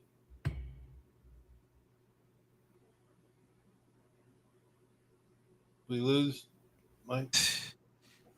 one more story here for this edition of Pop Talk. But before I go on, is there anything that anybody would like to say about the announcement of another Cobra Kai game? I would know. I've never really watched Cobra Kai. I've only seen the original Karate Kid movies. Blasphemy! Blasphemy! Yeah, I know it is, but I'm probably gonna dip out. Thank you for having me on, Pacific. I'll talk to you guys later. You're welcome, Hey, Jet man. Sparks. No problem. You have a good day. You too. So what's the game about? I don't know. haven't What seen kind of game is it? Cobra Kai. It's kung fu fighting. So like Cobra Kai is a side-scrolling beat-em-up game. You know, like okay. Streets of Rage or Final Fight or Ninja Turtles. You know, Double Dragon. Snapper suit. Yep. Okay, I get you. Yeah, I haven't seen Cobra Kai yet either. Blasphemy! Well, I have it. I just haven't watched it yet. I plan to. I will watch it. But no rush. Wax. If if the first one did popular, why not? Why not make a second? Nothing wrong with the second, as long as they stay true to what they did with the first. Mm-hmm. What made the game enjoyable? All right, so our final article here of this edition of Pop Talk. 1 second as I grab the link here. It comes from Anime News Network, and it says Gundam Witch from Mercury Prologue Anime gets U.S. premiere at Comic-Con International in San Diego. Goes on to say Comic-Con International San Diego's website lists that Mobile Suit Gundam, The Witch from Mercury Prologue Anime, a prequel for the first new Gundam television anime series in 7 years, titled Mobile Suit Gundam, The Witch from Mercury, will screen at the event on July 21st at 12:30 p.m. Pacific Daylight Time. The screening will mark the U.S. debut of the anime. Comic-Con International San Diego will take place from July 21st to 24th, with a preview night on July 20th. Mobile Suit Gundam, The Witch from Mercury Prologue will debut in Japan on July 14th at the Gundam Factory, Yokohama, the site of the life-size moving Gundam statue, the life-size Gundam unicorn statue in Tokyo's Adiaba. I might be mispronouncing that. Chances are I probably am. The life-size Freedom Gundam statue in Shanghai, the life-size RX-93 FFV Gundam statue in Fukuoka, and the upcoming Gundam-based virtual world and Bandai Namco Group's planned Gundam Metaverse project. The project will debut in events in Japan around the world at a later date. Let me just check one thing real quick. Is there going to be a life size It's a Gundam? Hey, you never know.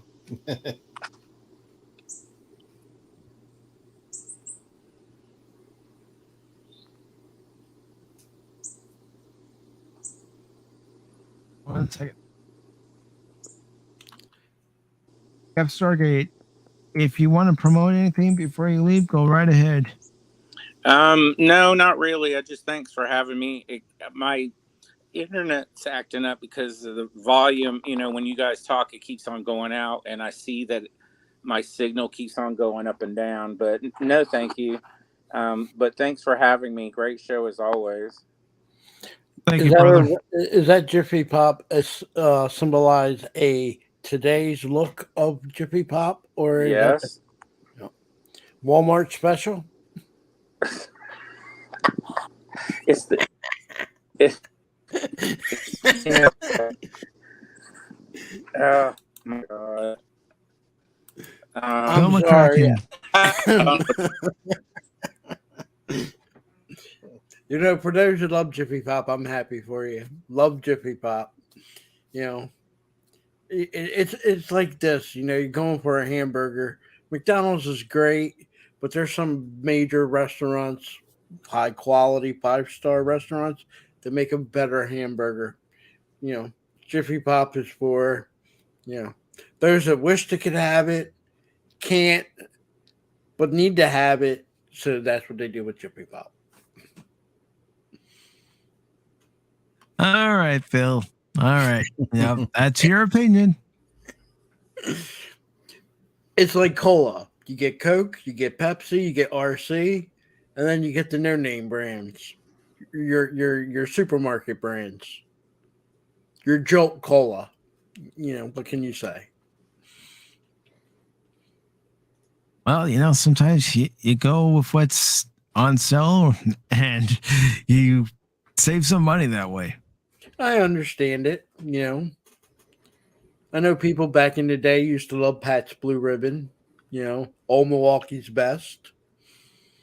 But nothing beats a Coors. That's in my opinion.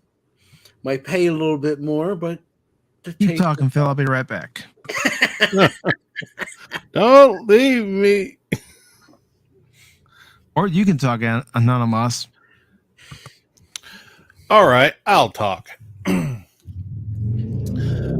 Beer tastes like pee, just varying degrees of pee. So it's all the same. Let me go on my rant about beer, shall I? Do beer. Yes, beer. No beer. Beer bad. Beer's you can't, if you're drinking it constantly, then you're an alcoholic. You don't drink it for flavor, obviously, because who the crap would like the flavor of beer? I mean, it's sewer water. So the only reason you're drinking beer is to get the alcohol, right? So, but you don't want to seem like an alcoholic because if you're drinking liquor all day, that just that perpetuates the stereotype of the lush or the alky that can't go a day without having a constant buzz. So you keep a case of beer in the refrigerator at all times. You probably spend, a lot of people spend more money on beer than they do food. And let's be truthful. We know there's people that, first priorities, like you said, is beer. They rather have beer than buy food for their families and pay I've bills known them. for their families. I've seen them. First thing comes is beer, Yep. then everything else. I mean, and these are the same people they'll have nowadays. Trucks are very popular. Their trucks will be well taken care of. Their family not. Yes. And beer and being a beer drinker is in certain circles a sign of status. To be, you want to party, you want, your friends to like you buy beer, keep it in the cooler, keep it in the back of the truck. It's one of those. It's a very social thing to have. Believe me, I've drunk my share of beer, and I never really liked it. It was all part of the scene. Your friends drunk it, you drink it. Everybody's like, "This is the greatest beer, ever." And what you got your buzz, or you got full on sloppy drunk that you couldn't stand up anymore, which I've done that too. So same here. I don't like beer in a keg because normally, I mean, for me, and definitely the one with the plastic, you can forget about it. But when you get keg beer, here's the thing: sometimes, depending on who the person is that's refilling that keg, sometimes you get some people, they're idiots. And when you get to a certain part, maybe 70% of it's been used, you get that flat, foamy part of the beer because the air they use is not hooked up right or not done right. And you get this awful tasting, I won't even call it beer. I wouldn't even call it beer. No. Then there's the beer on tap. And that's the same situation. If the person or the beer place that you're getting the beer on tap, if all the hoses are hooked up properly, you won't have a problem. But you get one, somebody didn't tighten the air hose for it properly, you get that nasty tasting boom. I won't call it beer. So yeah, I like my beer in a bottle, not even can, in a bottle. Cold, coming out like out of a refrigerator. Now I could drink me a bottle of beer in that circumstances. But overall beer, I'm not been a fan of it. I have other liquor I like to drink. See, that's the weird thing about beer. Even when I drunk it, I had to have it in a bottle on ice, There you ice go. cold. And by the time I got to the bottom, I was wincing at every sip. I was like, a drink should not do that for you. You should be able to enjoy whatever you're drinking all the way down to the very end. And Beer should never be in a can, because if you ever notice that last, say, little mouthful of beer always gets that aluminum can taste, and it doesn't even. Yeah, I hate canned beer. The only thing I use canned beer if I have it is if I'm using beer for cooking purposes.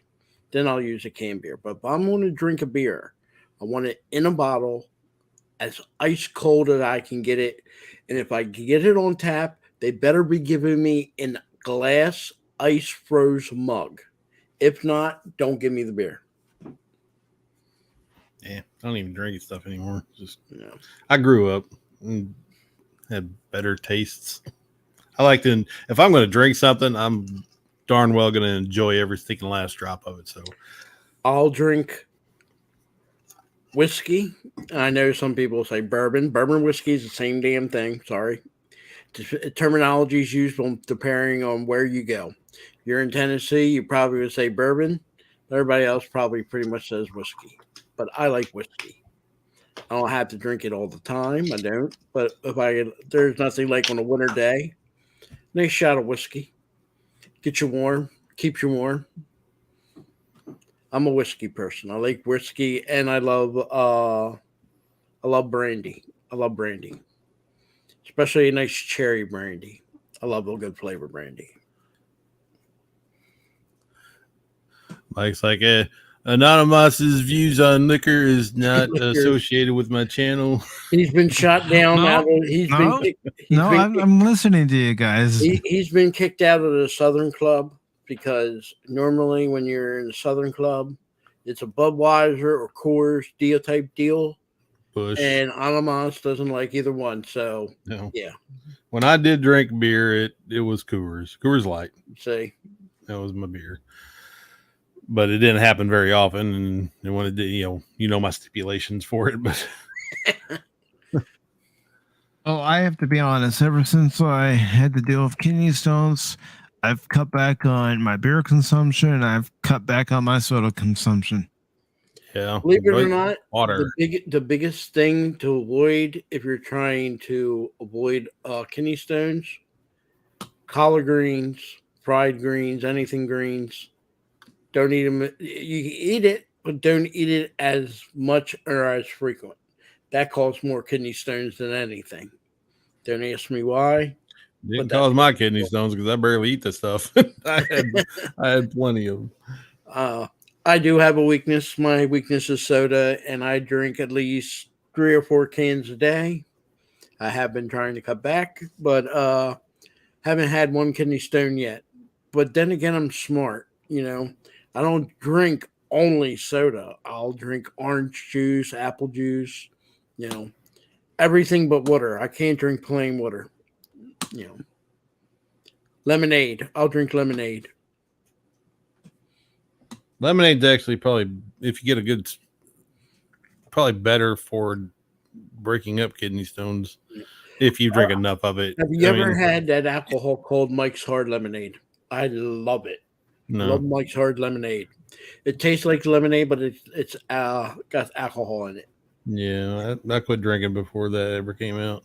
I was if I wanted something that I like to drink when I was drinking alcohol, it was I know I hate to say it's I'm total chick, but I liked wine coolers. I like wine coolers. Nothing wrong with wine coolers. Tropical and a peach. You know, I love the tropical flavors. Anything like a peach, pina colada. You know, I used to I'm mix with you some on it. drinks. I'm with you on Seagram's had good wine coolers. The Bacardi. I like Bacardi.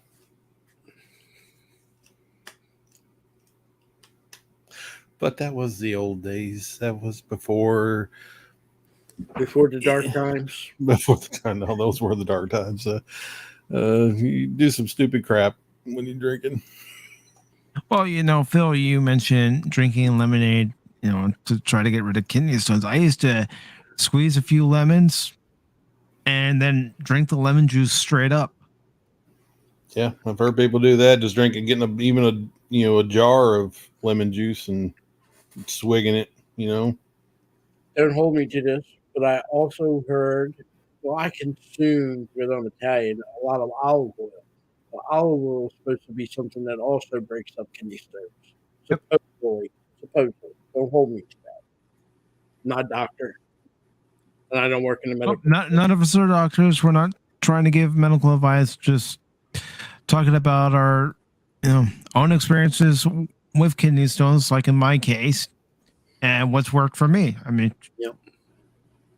It's been 4 years since I had a bout with kidney stones, and knock on wood, I won't have to deal with them anytime soon. Yeah. Nobody wants to pass a rock through a straw.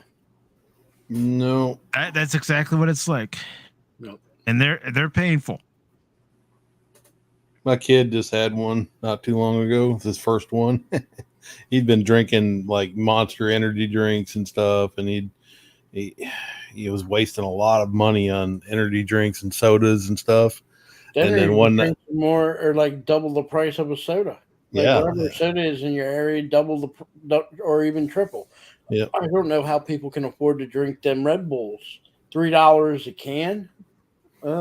Yeah, he gave them up. He had to give them up. And then, one day he was one night in the middle of the night, woke his mom up, and he was hurt, and he thought he was going to have to go to the emergency room and stuff. And then I got up and he was over there just riling on the floor and stuff. And I told him, "Where does it hurt, son?" "It's in my back, and it's kind of down this way, and it's like, son, you got a kidney stone. There ain't nothing the doctor's going to do for you right now. You're just going to have to wait till it drops." Yep. And I do want to say welcome to Milton Knowles, the Insane Witch King. And, from my experience with kidney stones from 4 years ago, my mom saw me and she says, "Are you feeling all right?" I said, "No, I have pain radiating all around my side and my back." And at one time it was on my right side near my lower abdomen. And then the other time it happened again 4 years ago was on my left side.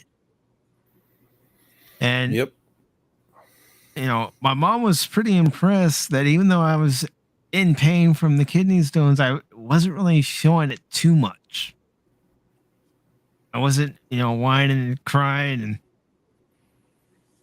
oh, my first one, I was a big giant baby.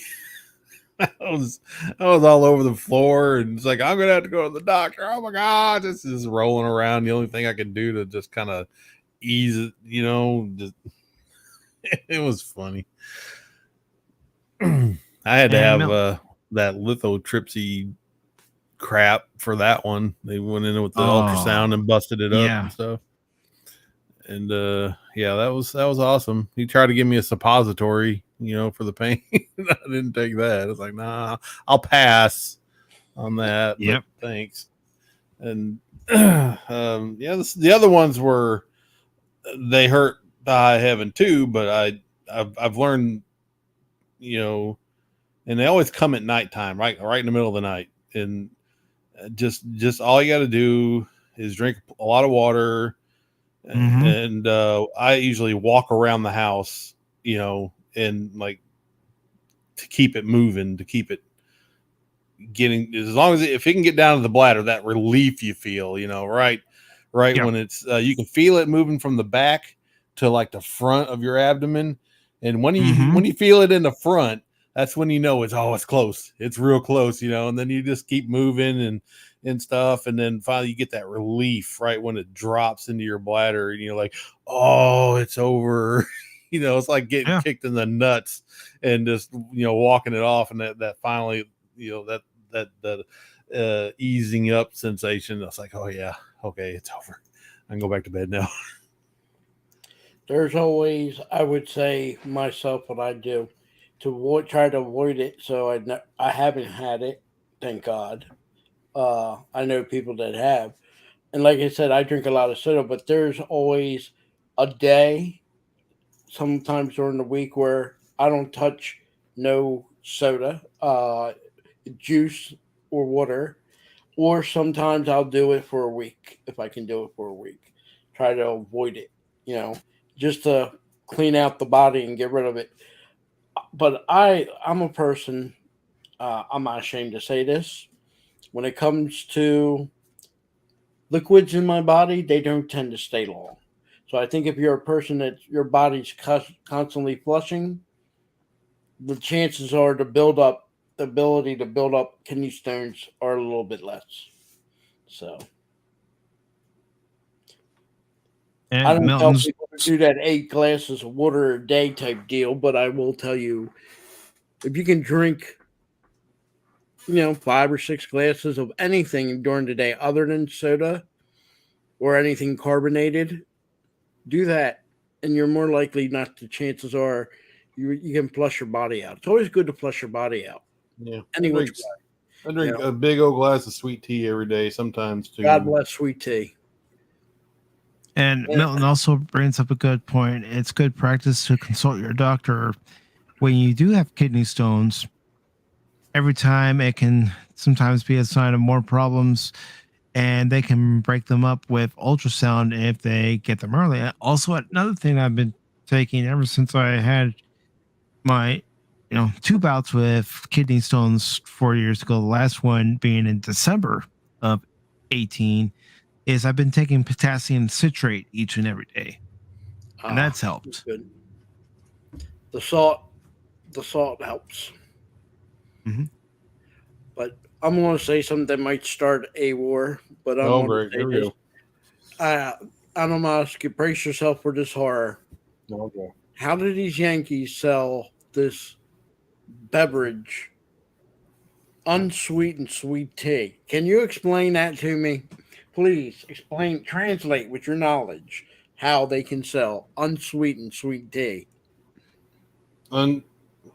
Unsweet and sweet tea? Unsweetened sweet tea. There's no such thing as unsweetened sweet tea. Up here in Yankee country, yes. I'm sorry, they label it unsweetened sweet tea, and McDonald's even carries it. They're stupid. That's not how it goes. Tea's naturally unsweet, and there's unsweet.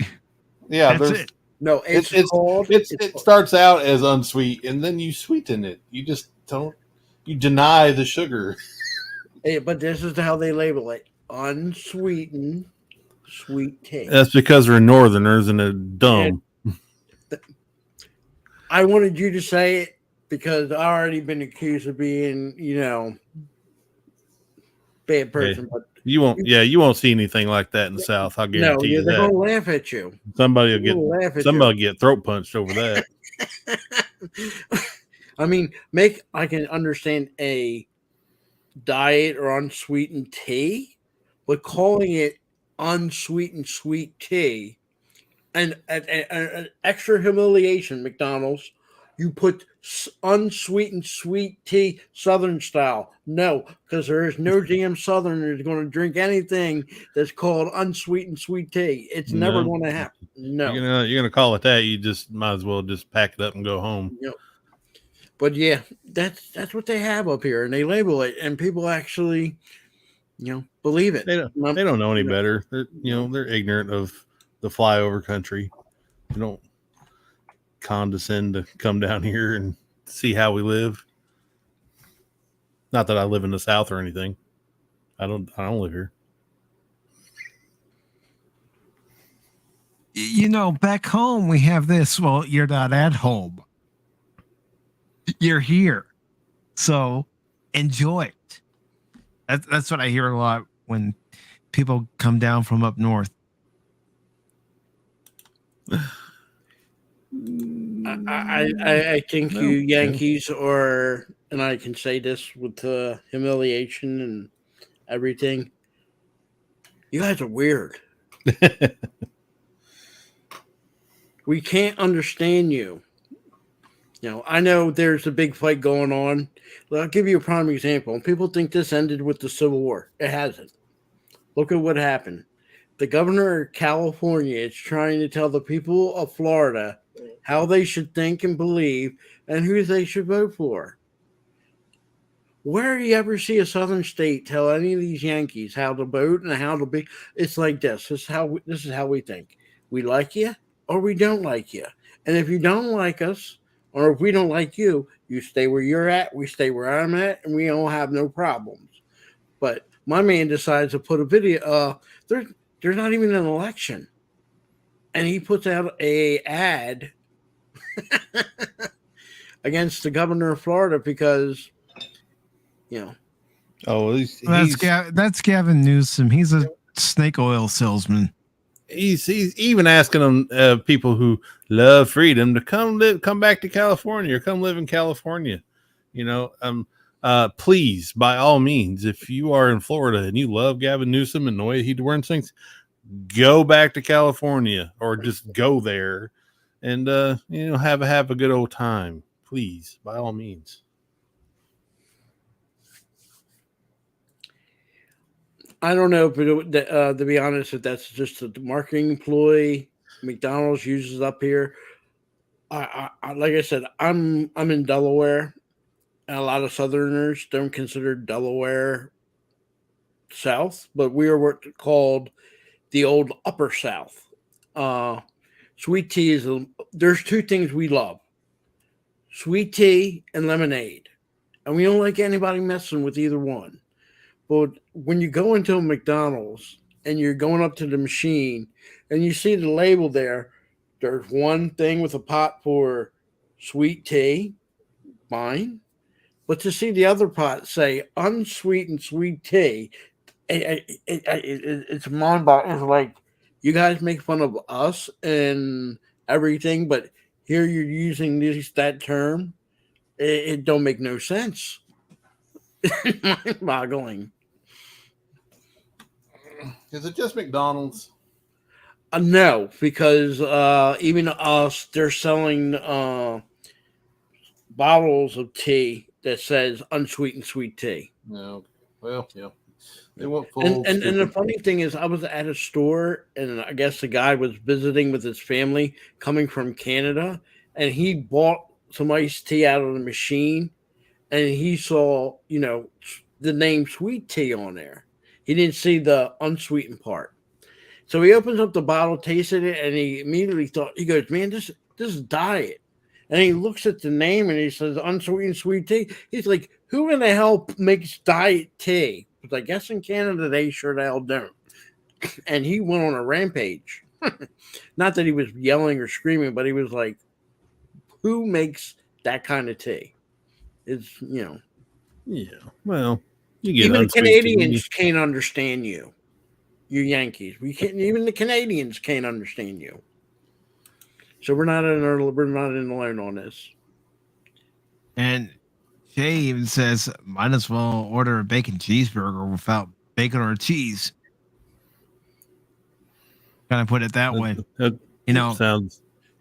And there's probably somebody that does that. I like a bacon cheeseburger, but can you take off the cheese and the bacon? Well, then just order a hamburger. Okay, I will give them this. If the bacon cheeseburger is on sale and cheaper than the hamburger, I could see someone say, can I have a bacon cheeseburger without the bacon and the cheese? In a sense, getting a hamburger, but at a cheaper price as it was that. But never been the case ever in the history of the world. Yeah. I would have laughed if he would say, can I have the cheese and the hamburger and the bacon on the side? People are goofy sometimes. Yeah. I've been Oh, working just in like- the restaurant business, so I know how goofy they can be. Oh, Yeah. look at it like this way. The Canadians, you ever heard of poutine? Yes, I've heard of poutine. I hate Anamas, have you ever poutine heard of that in my poutine? mouth. That's what Yeah. mom used to say. You ever heard of poutine? Yeah. Yes. It's Canadians. They take French fries and they do the most evilest thing. They pour gravy over top their French fries. Yep. Yeah. Gravy That's fries. no different than putting gravy on mashed potatoes. That's how I you look don't at it. do that to French fries. You can do that to mashed potatoes. I might even let you slide with a baked potato, but you don't do that to a French fries. French fries are. You put anything on French fries, it's There going to could be be blasphemy. cheese and bacon. I can detect a mayo barbecue. person- I can detect a mayo using, French fry person using mayo as a dipping sauce. I can detect you creeps from a mile away. Right. The only dipping sauce equivalent for a French fry is ketchup. Ketchup, not green ketchup, not yellow ketchup, not a ketchup / mayo. It is ketchup, pure and Oh. simple. Phil, I hope you're sitting down because there have been plenty of times in my life where I haven't even used ketchup, just the salt. Oh, Well, well, that's fine. I can that's go with perfectly acceptable. Yeah, that's Salty potato, fried potato, that's And I will defend the name of ketchup. Should always be spelled with a K, not a C. potato. Tomato. Yes. Yeah, fries come with southern toppings on them, and that's all. So no gravy, just barbecue, cheese, and bacon. I have used barbecue as a dipping sauce for my French fries. Sweet and sour sauce is great. No, I'm talking about barbecue meat, not barbecue sauce. Barbecue meat. Oh, definitely barbecue. Barbecue fries. Do you like the Carolina style where they put mustard in their barbecue sauce? No. Do you like that tangy Kansas City style? Sweet and spicy. That's Yes. Then not you the have vinegar. If it's vinegar, you just that pour it down the vinegar. I toilet. think that's the Virginia. That's does the North vinegar. Carolina style vinegar. No, they use mustard. South Carolina. Oh, is mustard. North Carolina vinegar. Okay, I'll give you that because Kansas them and City, I think, Virginia are too. quite alike. Can't believe they put mustard in their barbecue sauce. God bless. I like barbecue sauce. I want it not Kansas City style, more like a Texas style. Spicy, where you get the barbecue sauce as actual sauce, which is tangy, but then you get the seasoning of a rub where it's spicy. Not too spicy. I can't. Not too spicy. No, not hot spicy. Just a little bit. You like a little bit of a kick, not a big kick, but a little kick. I don't Chili like fries. Chili is an acceptable topping for French fries. By the way, yes. if you have a good drink to wash it down with. Well, you always have to have something. It's all in the matter of preference, Phil. No, Somebody gives me a bowl of chili fries, you bet I'm going to eat it. I can give you chili fries. I can give in to chili fries. I'll admit to that. I can give in to that. Poutine, Canadian thing with the gravy. No. Listen, if someone were to offer me poutine, I wouldn't refuse it. I would try it. I'm willing to try anything once. Mm-hmm. When it comes to food. Let me even sure food, there's certain things I will not try once. I'm sorry. No. Sea cucumber you can keep. Never going to try it. Nope. You know what a sea cucumber is, Mike? I'm trying to blank. Okay. It's a long creature, about as long as a cucumber. And all it does, to put it nicely, is poop. At least every 2 minutes it poops. The mighty sea cucumber. It's not something I would want to eat. Most of the things I won't eat comes from the ocean. I guarantee you. I do like seafood, but the gross thing, it's like it's weird. Like parts of animals that you won't eat. I won't eat. Or most people won't eat because it's just disgusting. It's also the same thing with like sea creatures. There's certain parts of the sea animals that you will eat because it's okay. It's okay looking or whatever. And there's certain things you won't eat. Look at it this way. And you shouldn't People eat. love flounder. Okay, and I admit it tastes good. But flounder, there's a reason all the eyes are on one side of its body. It's a bottom feeder. It literally lies on one side of its body and swims on one side of its body and just consumes anything that gets in its way. Great tasting fish, but what it eats, you really be disappointed. But then again, a chicken, if you knew what it eats, Yeah. you wouldn't be too happy to eat a chicken. And the crab is a chicken of the sea, not the tuna, the crab. And I like crab, but a crab will eat anything, including in some cases, if it's starving, it will literally rip its arm off and eat its own arm because it will grow back for him. That's hey, so we got some strange creatures, but then there's some seafood. They're pretty good to eat and they're pretty clean. Octopus. I know a lot of people don't like it, but Nope. I love calamari. No. I'm just not brave as some people around here. Some people in Maryland and Delaware will actually eat clams and oysters and mussels raw with butter. Nope. Mine has to be cooked. I'm sorry. Don't have no. Well, no. I will admit I do enjoy fried clams, the strips, not the whole giant booger, fried boogers. But you cut them into little strips and get all the poop out of them and stuff, and then deep fry them. Talking about. But I know people, and I have been clamming before. They would gather up the clams. They'll get their, like, say, 12 of them. Get a can of beer. Get some melted butter. Take the clam. Now, not cooked. Take a little knife and pop it open. Dip it down in that butter and take the knife and scrape out the clam. And there you go. No. Oh, no. Slimy and Nope. But I will eat boogers. I will eat clams. Even though I said I'm willing to try anything once, that would probably be my limit. I can eat clams, oysters, and shellfish that are cooked. I don't have a problem with. As long as they've been cooked, I don't have a problem. I do like it. But uncooked, no. And I'm not a sushi person. I don't like sushi. No sushi. I love sushi.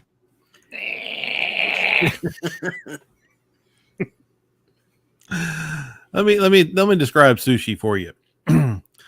Plain, tasteless, sticky rice surrounding a piece of surrounded by seaweed, which is gross. Yeah. And filled with or maybe a little bit of vegetable, what is it? I can't even remember what, pickled something or other, and a raw piece of fish or a fake piece of fish meat or something. And the only flavor you get is what you use, whatever sauce you put on it, like soy sauce or wasabi or something. So why bother with this? This whole idea of sushi is complete heresy. A Southerner don't comprehend it. I mean, the only appropriate fish you can probably even think eating raw is tuna fish in a can. Other than that, don't give it to us. We don't want it raw. Well, technically it is. No, it's not. It's cooked. Hey, to a degree. It's all cooked. No. Yes, it is. High pressure cooking in steam does not count as cooking. Oh, I'm sorry. Adding heat to raw meat doesn't count as cooking. No. But I do like tuna. I'll eat tuna and sardines. Sardines are just pickled. I don't consider them raw. They're pickled. And anchovies. Yes, you're looking at somebody. Yes, we'll eat anchovies. But sushi, no. Yeah, that's one where Animas, when we call around here, They're special. That's what we call them. They're special. Who's special? People that eat sushi. Yeah. They're special. Well, okay, then I'm special. Yeah. And I'll eat all the sushi I My want. kid's special. My wife's Look, special. I'm So gonna clue you in on how Southern use terms. When we say someone is special, they're crazy. Yeah, I know, Phil. I live in North Carolina. I know. Yeah. Bless your heart. You know what Bless that your means? keep F it you. up. Your heart. F you. we do realize, that the Yankees are trying to escape the horde that you created, but we're glad I'm not a Yankee, Phil. I'm not a Yes, you Yankee. are. Yes, I you am are. not a He's- Yankee. he's I am from Southern California. California. he's crazy in a whole different way. You're Yankee special. I'm not a Yankee. All right, let's put it this way. I'm not a Yankee. All right, I'm a hold on, damn Cup but you're in fan. denial, but it's okay. We're going to prove I'm a it. damn Cup fan. I'm not a Yankee. How You're dare a you? Yankee. We're going to put it to you How this way. dare you? When the fight for our second independence came around, any Californians fight on our side? No. You're Yankee all the way. Unless you fall for I'm it, not a you're a Yankee. Yankee. I wasn't even born yet, Phil. Doesn't make a Jesus. difference. Yankee doesn't have anything to do with the time you're born. It's where you live. You were born. You're born in California. That's Yankee country.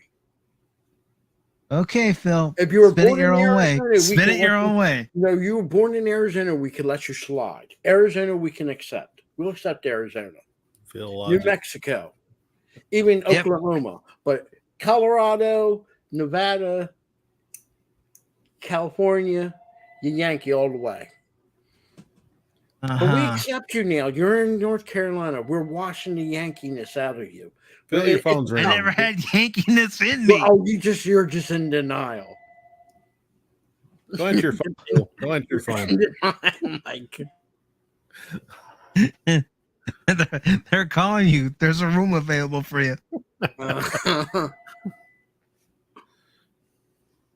We can test this right now. If you had a choice of, what's typical hamburgers, plate of hamburgers, and on the other side a plate of fried chicken, which plate are you going for first? Going for the fried chicken. You're going for the fried chicken? Depends on what Yes. kind of who made the hamburger. Yeah. Well, let's just say it's whatever. If I made the hamburger, I'm going for the hamburger. Yeah. Uh-huh. Well, say if you that as this proof point, you've been de-Yankified since your time living in North Carolina. We're getting it out of you, and we'll work on that. Some grits, Folks, some grits. I want you to know that anything that Phil says, just take it with a grain of salt. No. This is true, people. He, like I said, the poor boy is special. Yeah, special. I'll give you special. I'm glad you chose the fried chicken. Now you can do some collard greens and some sweet potatoes. Yeah. See? Yeah, I can do collard greens because I like spinach and I like collard greens. There you go. I like sweet potatoes. Yes. I hate sweet potatoes. Candy sweet potatoes, with the little cinnamon and some Potatoes. sugar. Yes. Potatoes shouldn't be sweet. Sorry. Oh, I love sweet potatoes. God bless sweet potatoes. No, God messed up when he made sweet potatoes. And I He's love like, sweet potato pie. I love No. sweet potato pie. no. My mom used to call me the human garbage disposal. There's not a food I don't like. Well, what are you You gonna do? positive on that? Yay! Fill it. Oh crap!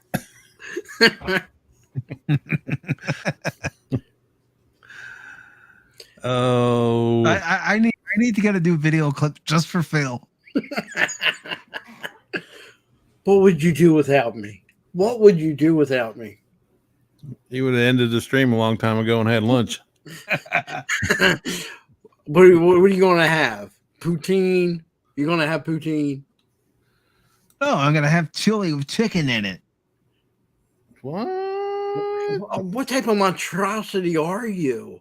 You're gonna put chicken into chili? Yeah. All right, if Phil? it's white chili, I can give it to you. White chili with chicken? Okay. Is it red chili? It's red chili, isn't it? See, I know I'm Phil? right. Are you trying to start a chili war? Yes. Dude, Yes, I it's start red every chili. type of war. What's the big deal about it? You Yankee. I start the war all over again. What can I Yeah. say? And look, I even sent you a DM you should got on, who's the biggest killer of their crews, Captain Picard, out of all the Star Trek captains. And yes, I did send it to the knucklehead that looks like Will Wheaton. And Milton Noel says, is the fried chicken spicy? Because then I would go for it. As long as it's spiced, no heat. I like both. That one just matters.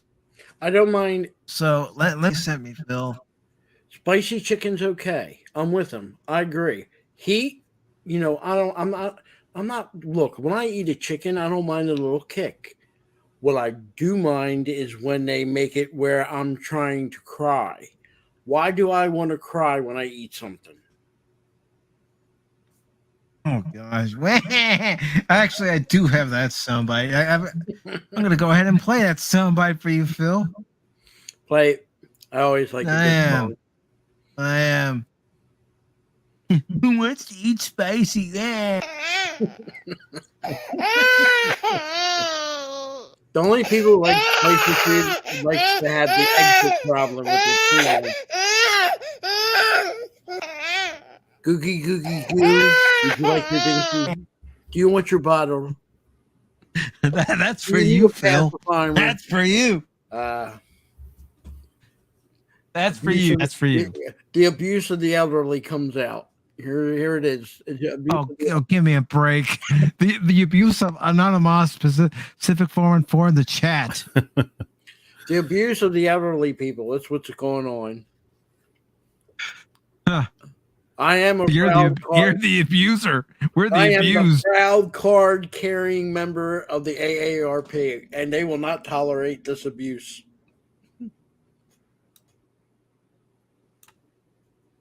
Oh boy. Oh boy. See, this is what it's like. We are the abused, Anonymous. He is the abuser.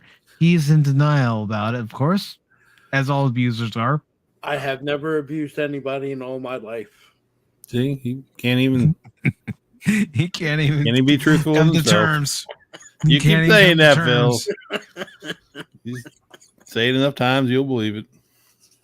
All right, so we have this article here, and it's an article that Phil sent me. It was posted yesterday at 12:30 p.m.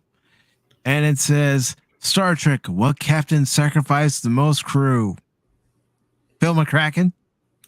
The killer. The killer. We know who he is. Read the article. It's going to prove my point. Predictions. Come on, Phil. Well, who's the killer? Milton says this. I'm more Southern than anybody on the panel. I'm so fast self that everything's frozen part of the year. So basically, he's letting you know where he comes from. Antarctica? Phil, you know what country? Antarctica? Well, Antarctica? You don't like, Phil. Antarctica. A country that you like to start a war with, Phil. Who's that? You can't say Britain because they're northern. So where you got to clue me in. What country? Frozen. If you're going south, you're going to get further away from being frozen. Yeah. Unless you're in Greenland. Are you in Greenland? You got to clue me in. Where you at? Let's let Milton say. But anyways, while we're waiting, I'll read this article. Phil McCracken is the captain that has sacrificed the most crew members. He's sacrificed the most panelists, even the host. He's gotten rid of so many panelists. Wait a minute. It's uncountable. There was a game in the 90s. They made one for Star Wars and Star Trek where you put the VHS tape, and they would have, like, on Star Trek, it would be the dude that was the head of the Klingons, and they would take over your spaceship that's supposed to be like the Enterprise. And you have like 6 people playing, and one of the people get to lead the ship while the other 5 have to stay on the ship. Well, it gives you the option. You can take a shuttle and you can fly away.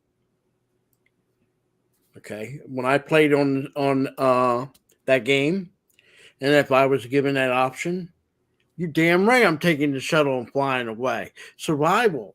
I got to survive. So if that's the case, if they sacrifice so I can live, then thank you to the crew. It's more like you went to the shuttle bay, boarded the shuttle, and left without the crew even knowing. You goodbye. I'm like this. I want them to think of me like the president. You know, someone comes in with a gun. You know, they're all supposed to jump on top of me to make sure I live. You know, they got to take the bullet. If there's a fire, we make a ladder out of human beings holding on. I climb down. I yell, I'm safe. And everybody else can get out however they can get out. My survival comes first. You know, so the captain goes down with the ship, Phil. He's a Kiwi. You know, never mistake. Never folks from that region of the world. Yeah, he's from New Zealand. And never mistake a Kiwi for an Aussie, even though their flags are very similar. There's a big difference between Aussie and Aussie. Their flags are almost identical. Just, I think New Zealand has a star, an extra star, that New Zealand doesn't have. And there was a show where these people are fixing up cars and they're doing a paint job, and the guy's from New Zealand, but they accidentally painted the Australian flag by mistake because they're identical, except for one star. So, New Zealand. I have much love for New Zealand. You know, they're the only people that were smart enough to get away from Great Britain and, you know, live in a beautiful country. They're like the Welsh. Free Wales. We got a Free Wales. You know, Free Willy. Free Willy. Baby Shamu. But go on. We're going to read about Captain. This article says Star Trek, what captain sacrificed the most crew? In the expansive universe created by Gene Roddenberry in the 1960s, the Star Trek franchise has created hundreds of life-threatening situations and shown the untimely deaths of many a Starfleet officer. Most of these deaths were via nefarious forces, while some were simply by accident. But it is always the captain's duty to try to protect as many people as possible, no matter the cost. Despite this, however, they cannot always pull it off. Sometimes, and not everyone can make it. Of all the captains over the last 60-odd years who lost the most crews, it says there are 3 distinct angles by which to explore this. One possible angle is to determine what captain lost the... Yeah, I believe they meant to say most lives. Another looks at what captain was willing to lose the most lives, but for whatever reason, didn't have to at the last minute. Finally, we consider which captain lost the largest percentage of their crew members. Lost the most lives. Benjamin Sisko. Yes, he lost the majority of his crew members to the Dominion War and also to the Klingon Federation War. Why? Because he was in a war situation. Of all the captains in the Star Trek universe, few have had to face as much trauma as Captain Benjamin Sisko. His entire life is a rolling wheel of problems, starting with the death of his wife at the hands of the Borg, and ending in him commanding a large armada in the Dominion War. Deep Space Nine was intended to be more realistic, grittier exploration of the Federation, looking closer at those on the outskirts of their controlled space who are often overlooked or forgotten. Cisco is repeatedly thrown impossible situations that have no clear good answer, constantly balancing the thin line between morally good and bad, but for good reasons. Some of these actions would even technically class him as a war criminal. Yeah, well, in the Pale Moonlight, he says, I had to do it, and I'd do it again.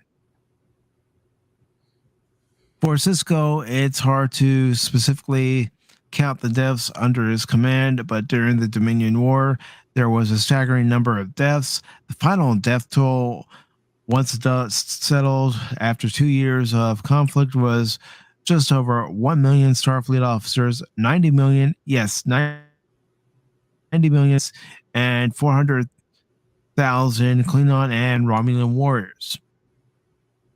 During the war, Captain Cisco acted as a commander, ordering countless ships and lives into battle, never to be seen again.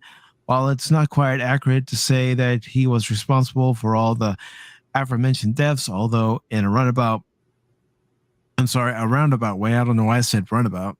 In a roundabout way, as Cisco was part of the reason the conflict started, he will undoubtedly be responsible for a number far greater than any other main protagonist captain. Most willing to sacrifice. So Captain Jean-Luc Picard would sacrifice Phil McCracken. Mr. McCracken, I need you to die for me.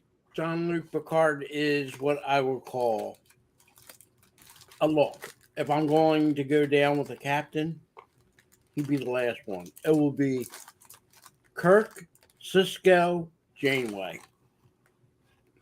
Jean-Luc would be at the very bottom. I even take Arthur over top. But go ahead and continue about the war criminal, Jean-Luc Picard. All right. Your hatred for Picard continues.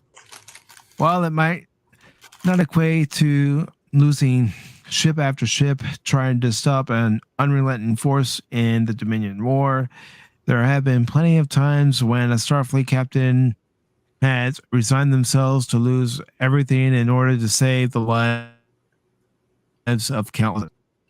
Picard takes the crown for this, as he is no stranger to the famed auto-destruct sequence. It has almost become a trope of the poor captain who attempts to do it once more in the newest season of Picard. However, in the Next Generation, he also did it on multiple occasions, such as episodes where Silence Has Lease and 11001001. On both occasions, the deployment of the auto-destruct sequence was for the perceived greater good, sacrificing the ship and crew in order to save countless others. However, it's important to note just how many people were aboard his ship. That Enterprise D was a Galaxy-class starship and could accommodate roughly 6,000 crew members, although it's unclear how many specifically there were aboard on the self-destruct occasions. Probably no more than 1,000, if that. Although clear how many specifically there were on board on these self-destruct occasions, not all those crew members were Starfleet officers. Yeah, there were families on board. I can even read ahead and already know the answer because I've watched Next Generation multiple times. I'm currently watching Next Generation Polling Guys for Tuesday Night Trek. We're almost into season 5. Yes, that's a shameless plug for Fandomology. Sure. All right. The Enterprise also homed various families and citizens too. Blood that would have been on Picard's hands if he hadn't been saved at the last minute. The one occasion where he wasn't saved was in the film Nemesis, where he lobs the entire Enterprise into the Scimitar without even ordering an evacuation, because the Sovereign class Enterprise E doesn't have families. It has officers. Still Right? could have ordered evacuation though. He would have sacrificed the families and used them as bait. Picard is Snoke. All right, Phil. Highest percentage, Jonathan Archer. This one is a bit of an interesting, looking at the amount of crew a captain lost, and it really put into light the differences between the amount of active officers on board, the unwanted prize. Here goes to Captain Archer from Enterprise, who lost 67% of his crew. For comparison, Kirk lost 22%, Janeway lost 37%, and Picard only 7%.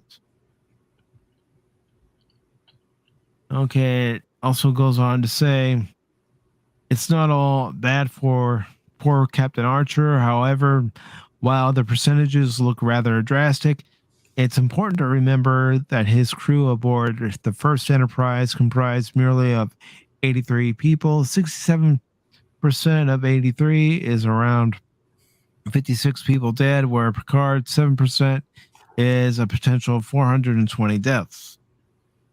Murderer. An honorable and honorable to Commodore Matt Decker from the original series, the Doomsday Machine, who attempted to save his crew from their untimely demise aboard his ship, beating them all down to a nearby planet. He then was forced to watch, unable to do anything, as the Doomsday device destroyed the entire planet, killing all of his crew instantly.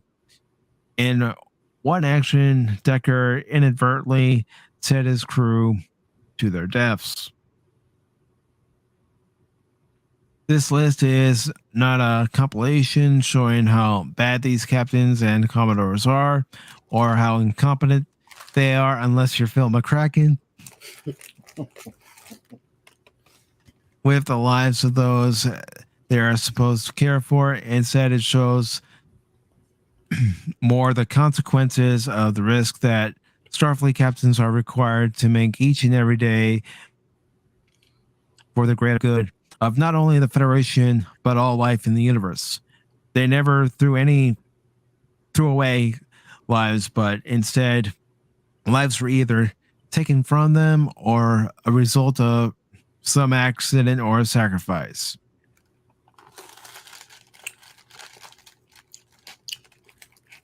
I have no sympathy for Jean-Luc Picard. He only lost 7% of his crew. 7% is 6,000. That's a high. The Enterprise could supposedly hold 6,000. It's never stated at one time how many are on board at one time. All I have to say, if you want to see his real sentiments, watch Nemesis. The hashtag in here. Let's get it trending. I was shocked. Well, I really wasn't shocked. Cisco, let's give him credit. Unfortunately, he's been in so many situations that, how many wars in that episode? He had he comes in the Klingons to deal with. Yep. He had the Cardassian Dominion alliance to deal with, and then the Breen were added to the mix. Yep. And even before that very first episode, when the Borg when the people on the planet won their independence from the Kardashians, what would they call them?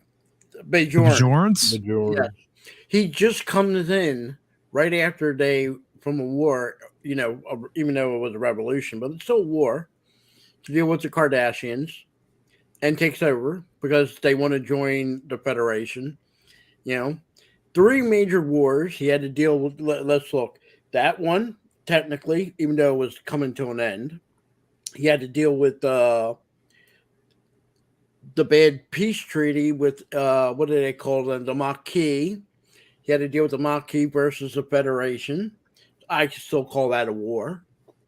Well, the Maquis were going against the Federation and the Cardassians. But I still would call it a war. What I'm saying, I still would call it a war. So that's 2 wars. Then he had an on-off thing with the Klingons, on-off with the Cardassians again, and then he had to turn around and fight the Dominion War. And then you had the Romulans, who kind of were on our side, didn't look like they were going to stay, and even might switch, but managed with persuasion to stay. Sisko, he was a captain in every way, just he was stuck on the space station. I give him credit. I like Sisko. Really liked him a lot. And I like the fact that he hated Jean-Luc Picard.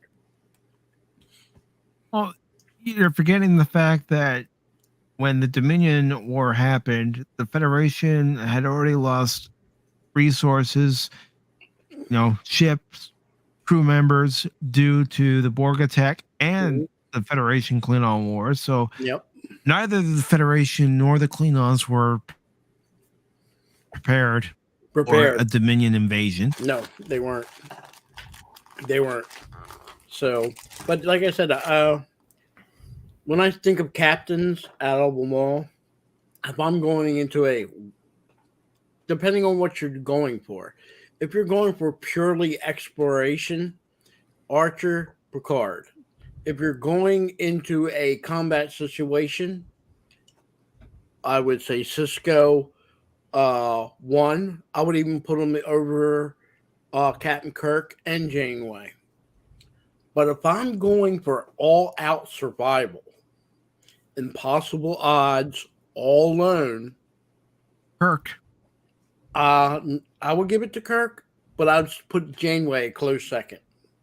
And with her deaths, started at the very beginning when that alien being takes the Voyager, and unfortunately half the crew die.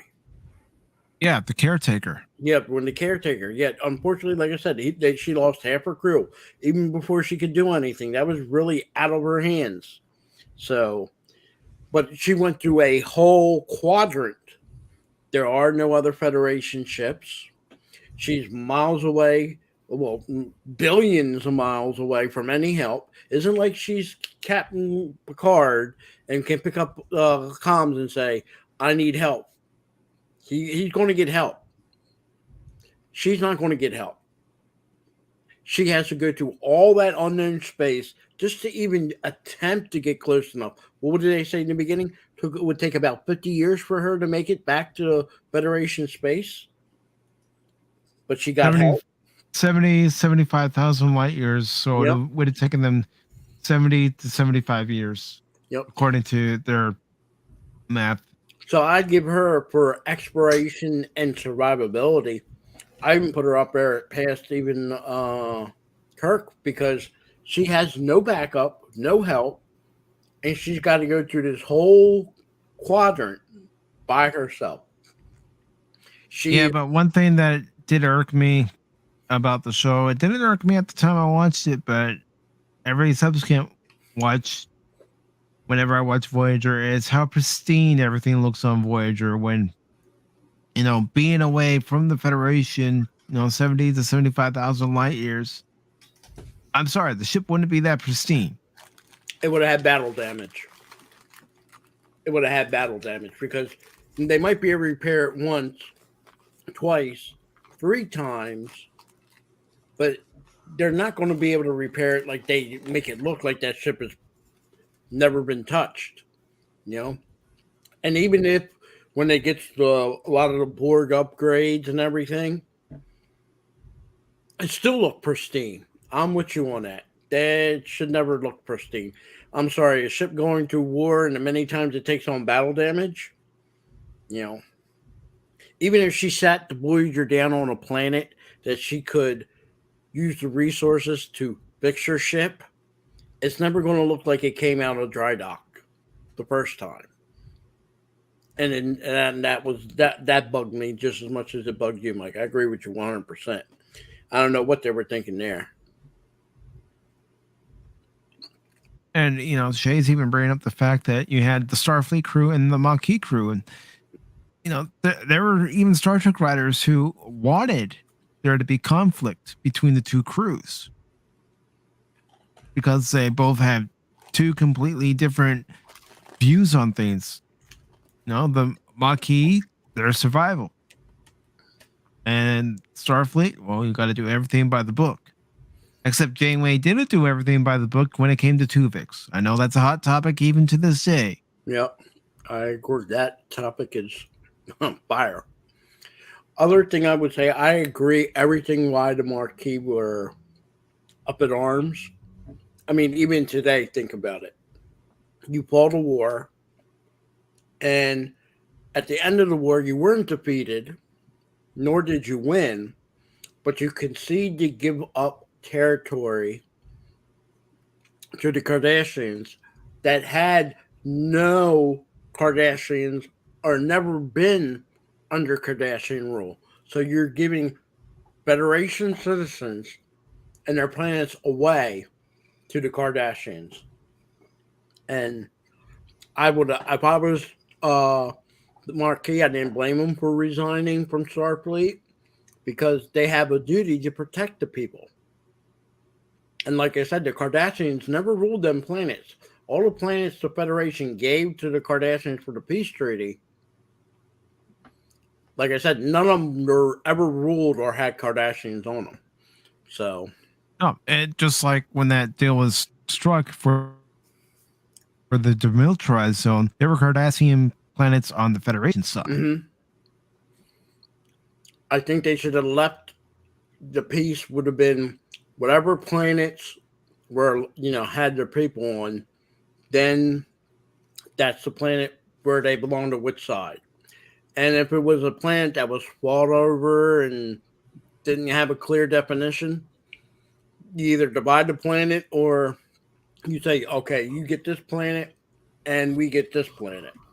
But to give away straight out what the Federation did, all them border planets to the Kardashians for peace, and you're putting them under Kardashian. They weren't going. The problem with the Kardashians, they never treated even their own people, let alone people under their rule. I wouldn't even say equally, anywhere near other than, a caste system where they're worthless. Look what they did to the Bajorans. Oh, unless you are part of the Obsidian Order or any other high-ranking Cardassian official, they treated their own people like scum. Heck, O'Brien was put on trial for the sake of putting somebody on trial. Yep. And the way I see it, when they come to the treaty with the Kardashians, and why I see the Maquis, if it was Cisco, let's say you had the option of having Cisco make the treaty, Cisco would never have gave up Federation planets for Federation citizens. Jean-Luc Picard, he might, for the sake of peace, for a breather, because let's be honest, the Federation needed a breather. Yeah, he would have done it. There's the difference in the attitude right there.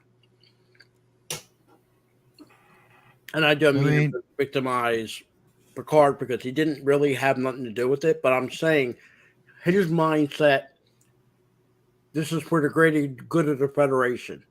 And the only thing the Federation offered these people is you can stay under the Kardashians or you can leave and come to Federation space. Which it was Federation space. That's the thing. They gave up their own territory. It would be equivalent of us giving up Washington State to Canada. You can have it. I wish you on them, it ain't worth that much. But you know what I mean. That's just an example. I'm just trying to use an example. I think wisdom of the day, a Cisco would have done a better deal where, like I said, I would feel Captain Picard would be, yeah, we'll do this deal. And the reason we're going to do this deal is not because I like it. It's because the Federation needs a break.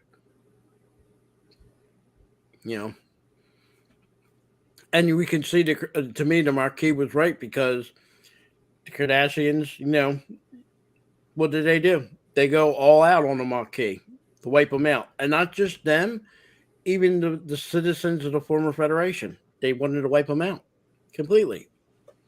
And then you think, Well, remember what happens once the Dominion comes into they play, and slipped right Cardassian's an over. ally of the Dominion. Yep, they sided with the Dominion because the Dominion problem offer more planets, and especially the chance to get Bajor back. Well, the Cardassian Dominion alliance went to the Maquis colonies and pretty much wiped them all out. There's very few survivors of the Maquis. Only ones I can think of off the top of my head, naming off the top, is the ones that join Janeway's crew. Well, there was also the ones that were with Michael Yes. Eddington. A few of them got out. Yeah. So to me, the Maquis was more in the right. Unmatched, and don't forget, the Maquis was most 90% made up of Starfleet people that didn't agree with the treaty. So, like I said, I give Sisko all the credit in the world. He's put in a no-win situation on this station that's technically he's in control, but he answers to the Bajorans. So you have all that conflict. You have to deal with the Cardassians, and then Minion really did a lot. That was a lot, and I think he dealt with more than any other captain in all Star Trek. He did, because he constantly had Dukat on his back. He constantly had Kai Wynn trying to manipulate things, and Sisko had to deal with a lot. Could you see? And Picard at the edge of the wormhole with the Dominion. Could you see Picard doing what Sisko did, and to the degree and as good as he did? No. The only captain I could see doing what Sisko did is Kirk. Yes. Yeah, I'll agree with you. I don't even think Janeway could have done good. I think Janeway would have been in the situation of Jean-Luc Picard. I'm not happy with it, but we need to make a deal, because Starfleet is, after so many wars in that short period of time, they're burned out. War. Yeah, and I guess as far as Archer is concerned, well, now that was Wild Wild West. That was cowboy. Archer would have probably said, "All right, come at us," because Archer would have put up a fight. I think Archer would have fought no matter what. Even if the odds were against him, he's going to fight. He wouldn't even debate, negotiate, nothing. It was an automatic fight.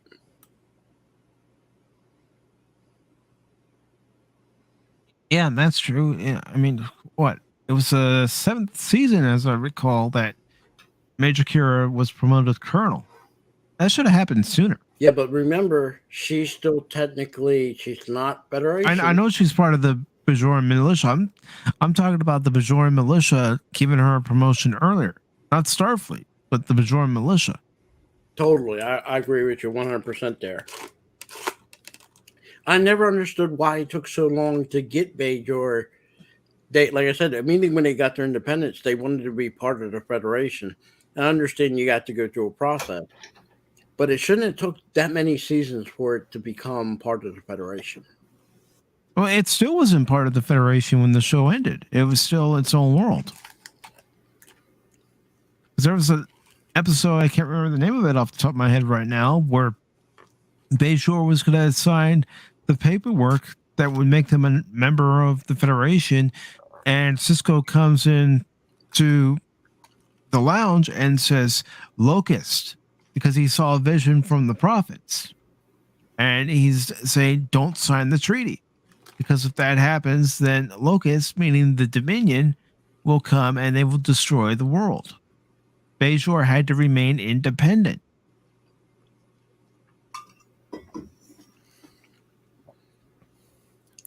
I wonder what the situation stands today in the Star Trek universe with Bajor. Is it still independent, somewhat signed to the Federation, or is it fully part of the Federation?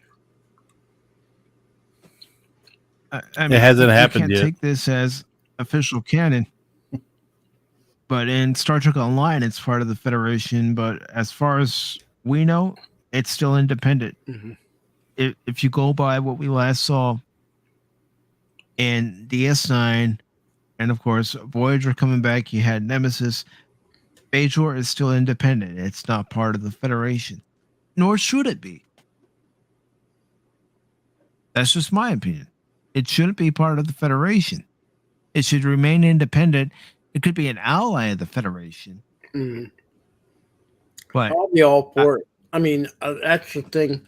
I wouldn't mind in Star Trek having planets that are not aligned to anybody or sign their own deals, whoever they want. Hey, we'll jointly do this, but we're still our own. I think that'd be perfect for Star Trek. For other places, other things, that probably wouldn't work. That wouldn't work in the Star Wars universe. But like I said, me, Cisco went through. Let's just say this: he went through the ringer. There was no moment. You think there would have been a moment of peace? There was no moment of peace for that man.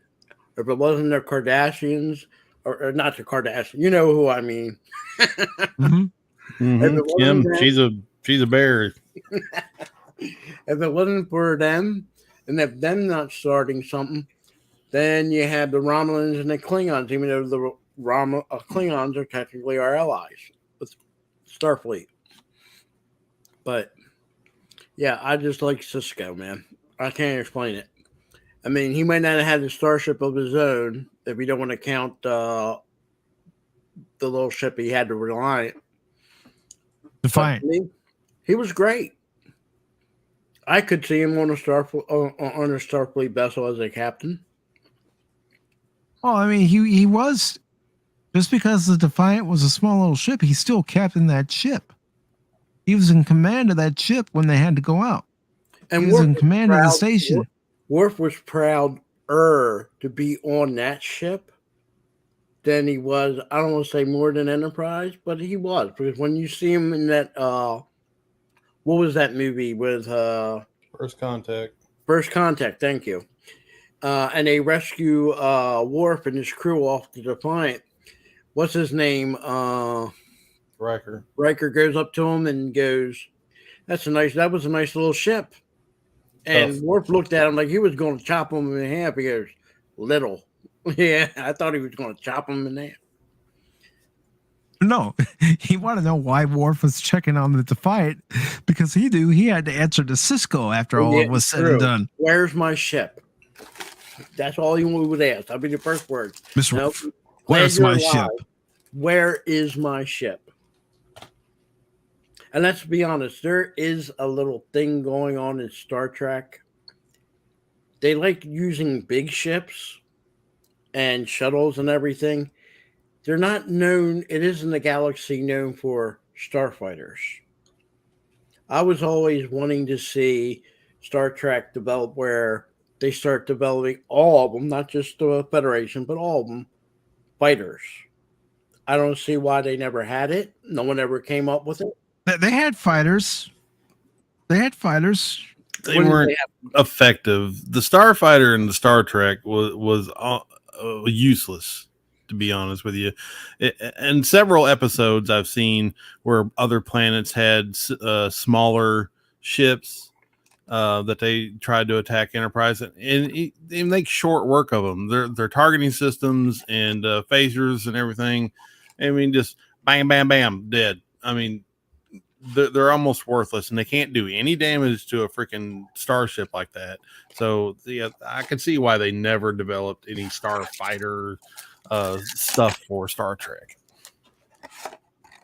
I understand that. But the Maquis fighter, that was a Federation fighter. It was used in Sacrifice of Angels, and they weren't there to constantly hit the larger ships. They were there for hit and run. You hit it with a volley of torpedoes and phasers, and then you get the hell out of there. Yeah, but how effective is that? I mean, it'd be equivalent Not of very today. effective. That's why you had to rely on the Galaxy class and the Excelsior class, along with the Defiant and the Akira class. So it's not practical in this universe to have starfighters. No. But if you would consider it like in today's Navy, similarities, fighters are more than capable of taking out a warship. Yeah, that's a different Different firepower, different firepower. It's like I said, can a makes more fighter sense jet here. can a fighter jet take on a ship as size as the Enterprise D? No. No. I don't think even in today's world, in reality, one can do it. But when you have maybe like 20 or 40 fighters, that's a different story. Now you're talking about being able to take down a ship. No, see, even then, like I said, the weapon systems of a starship are so far advanced that they wouldn't be able to do a lot of damage before like one hit takes them out. They probably don't even have to use torpedoes on them. They could probably evade a torpedo, but you get a good person behind the controls and of the phasers, and then you can wipe them out pretty easily. And what ticks me off is like in the Star Trek the new movies, the third one. Look what they had to do to the starfighters in that movie in order to do any damage. They had to make them almost indestructible and turn them into weapons themselves in order to take down a starship. I mean, heck, if anybody remembers the episode Jem'Hadar, when you have 3 runabouts along with a Galaxy class starship going after the Jem'Hadar fighters, runabouts were getting their ass kicked. The Odyssey was getting its ass kicked. Yep. Smaller ships equal just useless.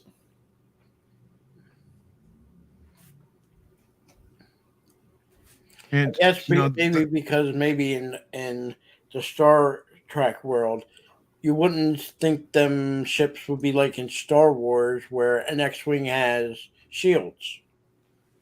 It has the ability to take hits. But the runabouts do have shields. The shuttlecraft do have shields. Even the Federation fighters had shields, but they weren't enough against something like a Galore class cruiser or a heavy Dominion warship. It's all about they didn't have the power supplies, weapon strength, and weapon technology. Like in Star Wars, all you had on a Star Destroyer was turbo lasers, blasters that weren't very accurate. It's basically like shooting a rail gun from a carrier or something at a fighter plane. It's super hard to hit them, and you waste a lot of time trying to get it. And you can get guys through, especially if you have 20 or 30 fighters trying to get through. You can get a lot of damage in on a ship. They're over there just using small guns and stuff trying to hit a small target. But with Star Trek, their weapon systems are so advanced that they can just pinpoint one and just whack it out. What's his name mentioned the Delta Flyer from Voyager. Yeah, I like the Delta Flyer. I'll be honest. I wish they would have did more, even with shuttles in Star Trek. I mean, in the earlier Star Trek, the original, and even the beginning with TNG, they were nothing more than if you couldn't beam someone, then you use your shuttle. Shuttles were like secondary. I like that as they got more advanced into TNG and definitely in Deep Space Nine and then Voyager, you can do stuff with your shuttlecraft. They need to perform as a secondary ship to attack another ship. They can do it. That's where the beginning, runabouts came in. they didn't do that in the original, and they definitely didn't do it in the first couple seasons of TNG. Like I said, to me, in my head, growing up and as a kid, and I'm watching even TNG in the original, I never saw the purpose of a shuttlecraft. What's the purpose if you can just beam someone anywhere? Purpose There was is really no for purpose. a planet that has a heavy ion storm where you can't use the something like transporter. That's what it, or something. I could see why they have them, because if there was a problem with the transporter, you got a secondary source by using the shuttles. So, but like I said, you didn't see, like in the original motion picture shows or even in the TV shows, their shuttles didn't have lasers. And even the TNG, they didn't have lasers. They start giving them lasers season 3 and 4. You start seeing the shuttles being more how can I put it? I don't want to say weaponized, but they were able to do it, you know. Did they ever have upgraded shuttles in TNG? I don't remember them being. Yeah, that they had fancy. shuttles. They were able to use turbo whatever they're equivalent of their lasers. Phasers. They did have phasers on there. They didn't have torpedoes, which could have been realistic because even a small ship can use torpedoes. But it did have further on in the TNG seasons, they did add that they can have phasers. So.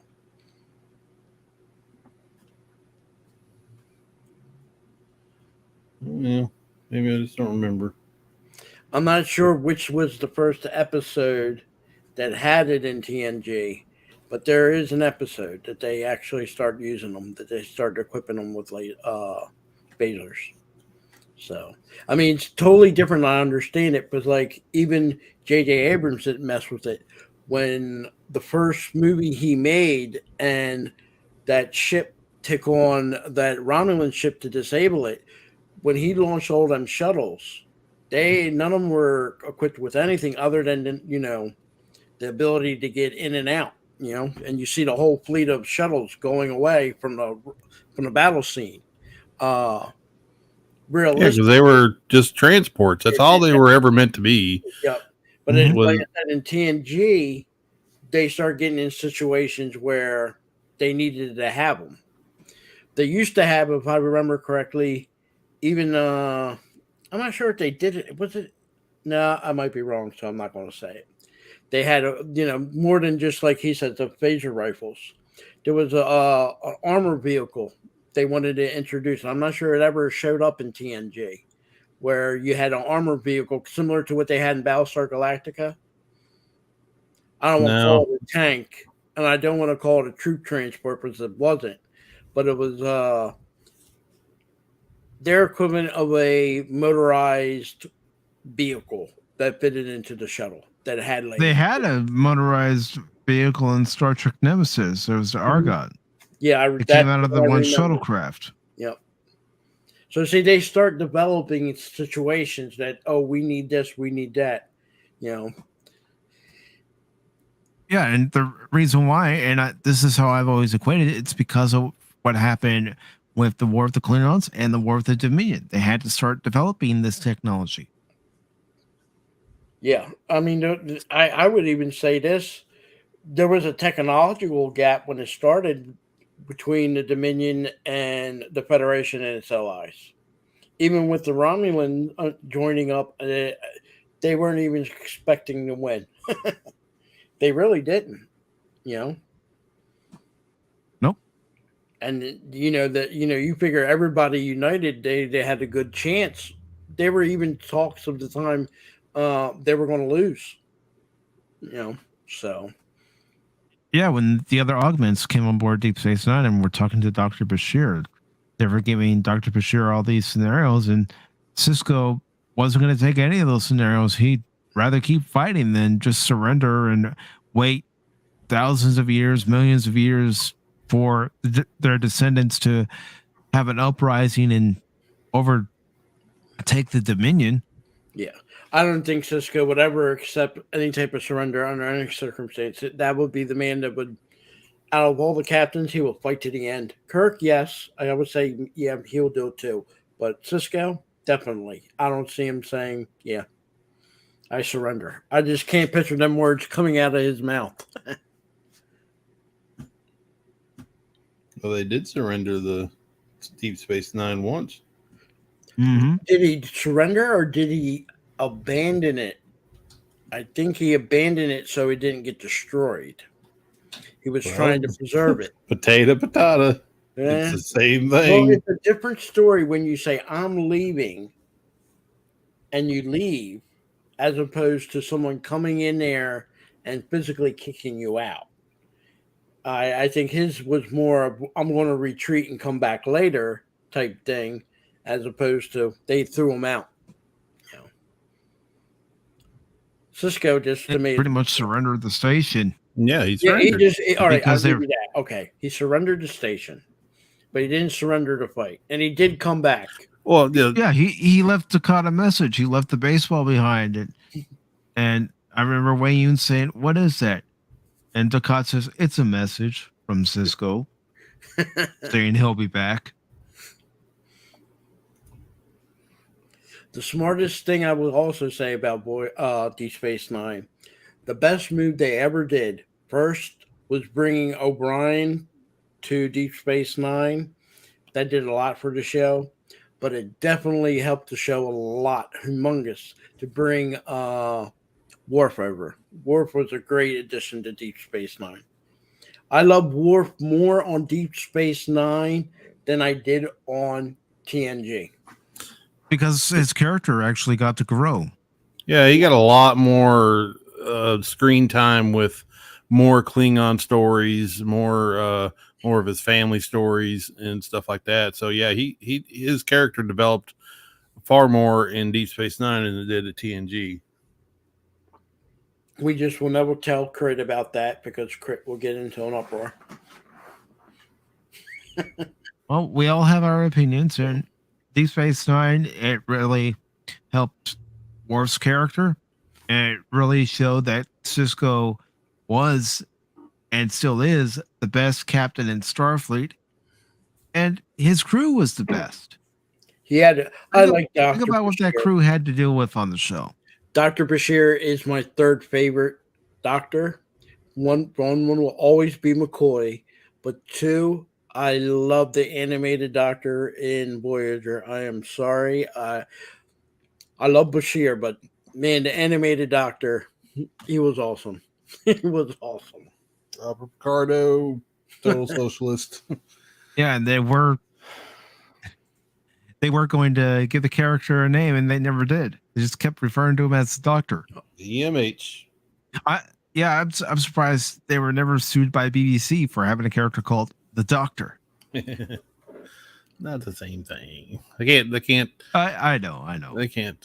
The one thing I would give a visual credit, and somebody needs to really get credit for it.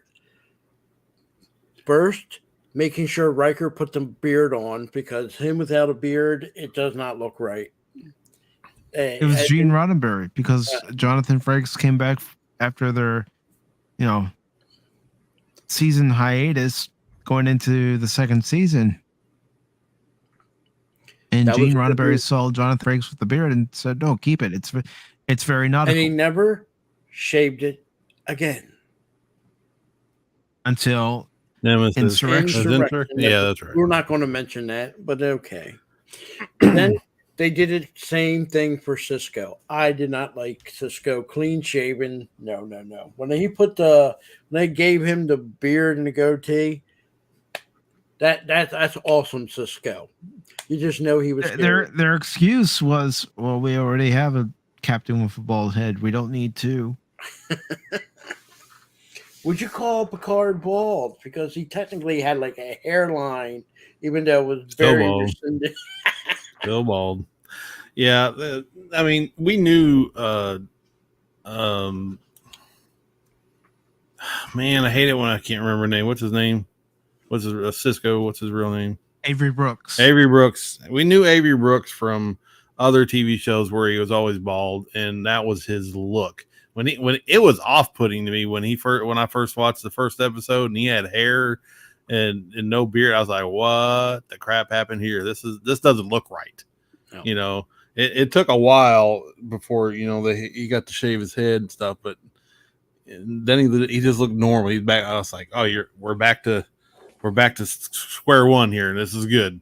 This is good. So looks always play a part in surprising things. Something small like a beard, a shaved head. You know, it makes it sometimes it changes a whole character. It changes a whole show. You know, so yeah. Well, even later on in season 3, where he has the facial hair, you could pretty much see that the character was coming into its own, and they were actually going to let Avery Brooks do something.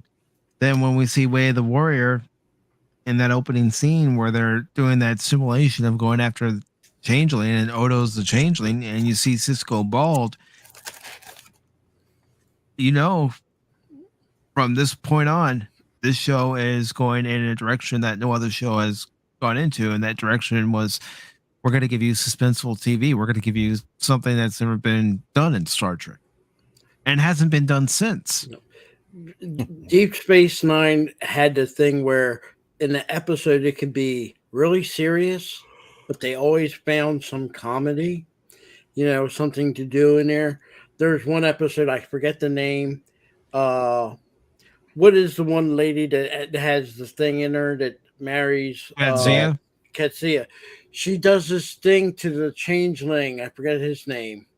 Odo, where when he goes to sleep, she would move everything by, what was it, an inch, and it would mess with his head, and he would come Odo out, knew it. Yep, and he knew it, and he would say, "I know she moved it," because his race knows about how everything is set, but she knew just moving something by 1 inch was enough to affect him, and that affected him all day long.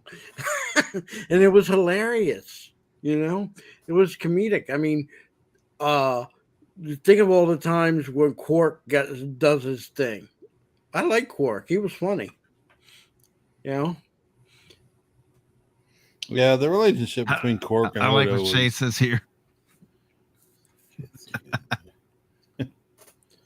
You know, I'll be honest, Jerry Ryan, I loved her in Voyager. I really do not see her getting you know, when you say seeing somebody with another person, I don't see her meshing with Picard like they're doing now. I always thought she would do something better, like maybe with Cisco. I would see her being more doing things with Cisco than with Picard. Because, I mean... Yeah, but Cisco is currently with the prophets in the world. She could always stick with Janeway. What is she, Vice Admiral? She forever Vice Admiral, or did she make Admiral now? I haven't kept up on that part. But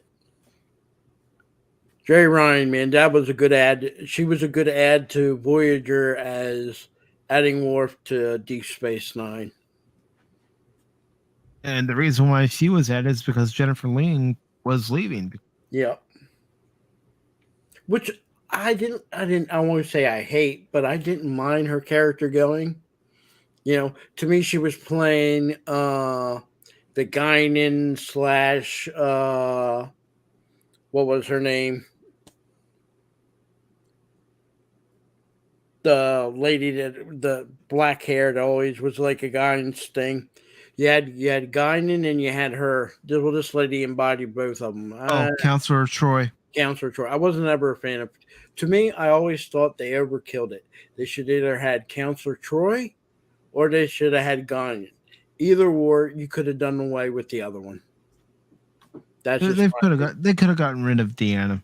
Yeah.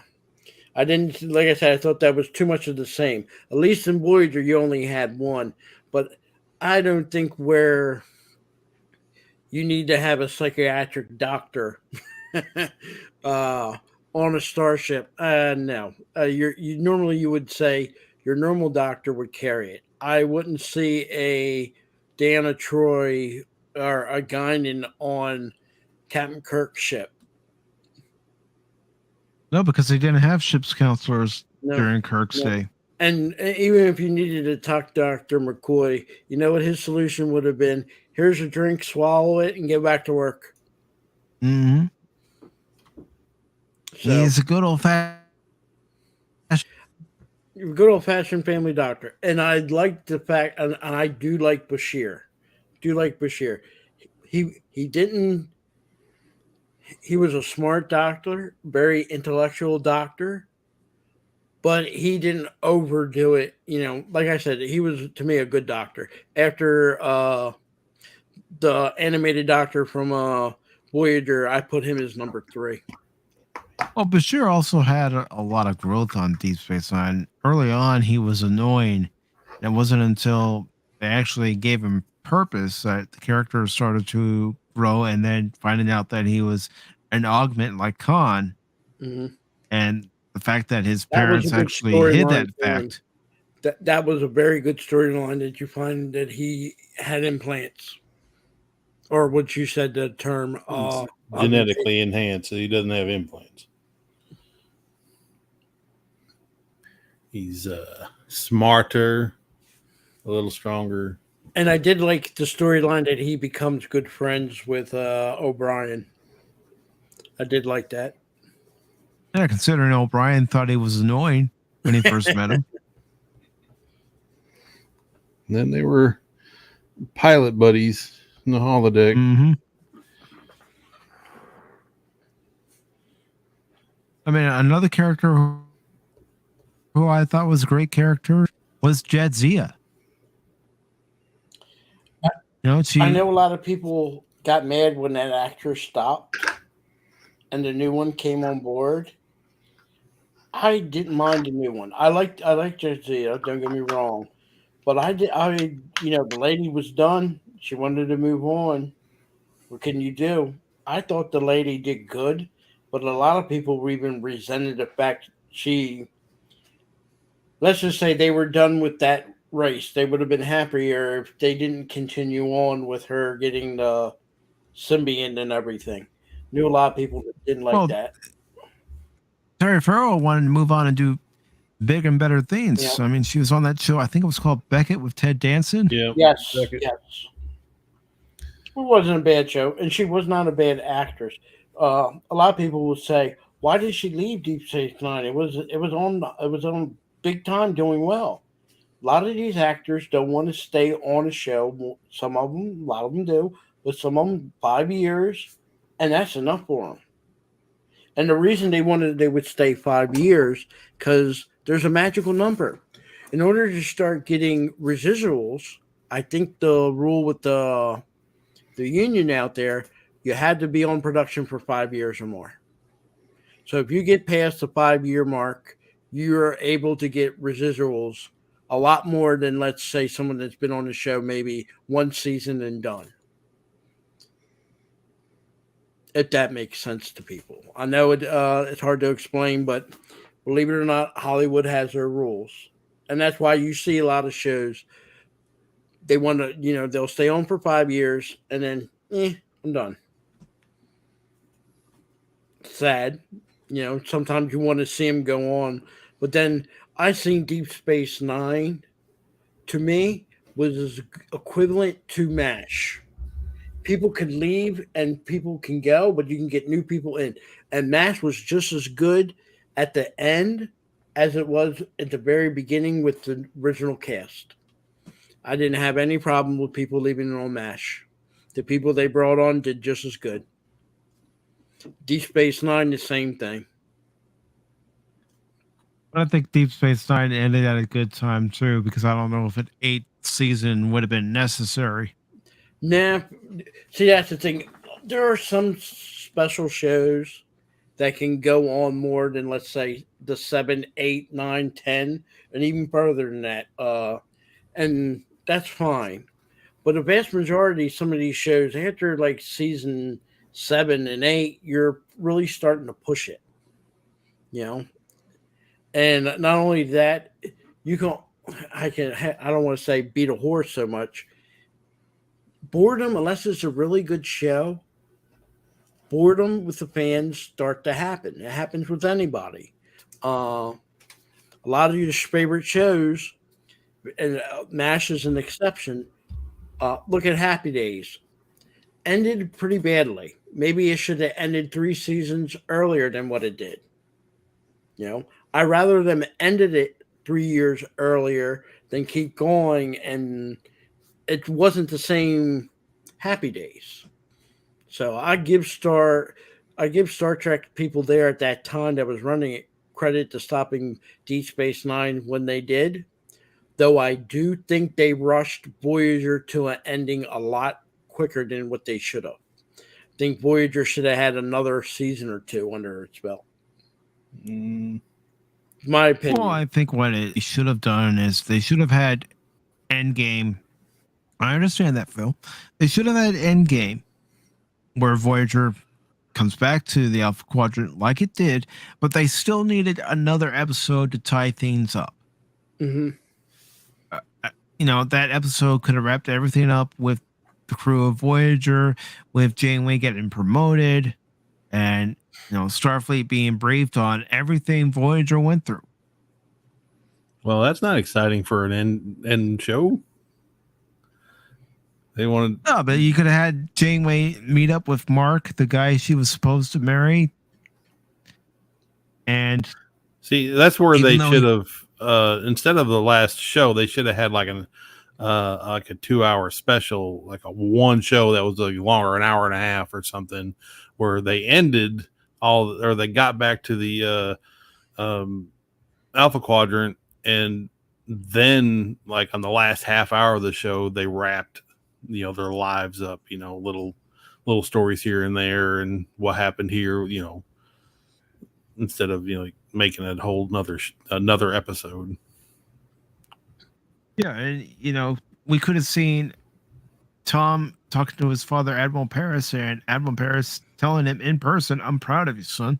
Yeah, that would have been great. Especially you got to remember with his storyline, he was pretty much a troublemaker, but turned out to be one of the best crew members. I'll be honest, Tom Paris, I would have had not Cisco, sorry, Chakotay killed off and had him become the next in line after Janeway.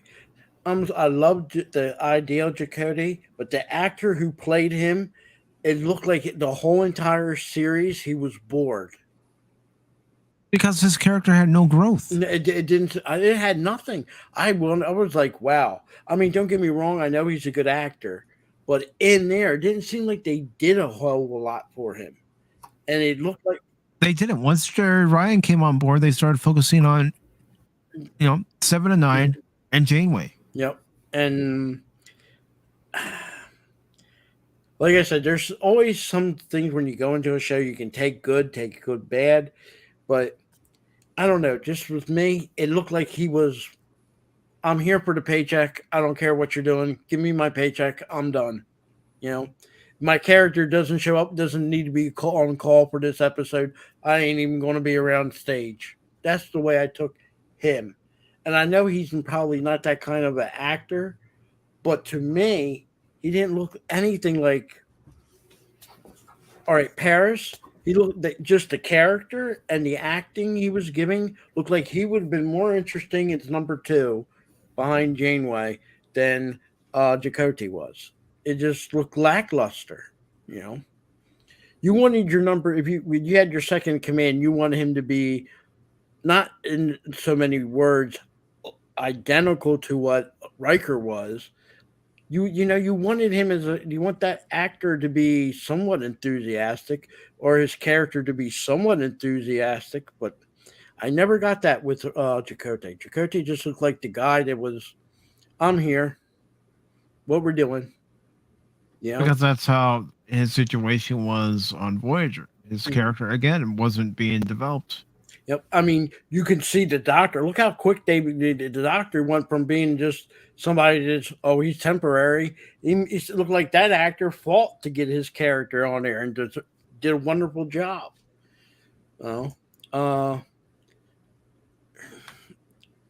Voyager, like I said, I love, but for me, anytime I think of the bad parts, I always think of the Chakotay guy. I'm sorry, even the guy who played Tuvok, he had some bad parts, but he looked like he was happy to be there and wanted to be there.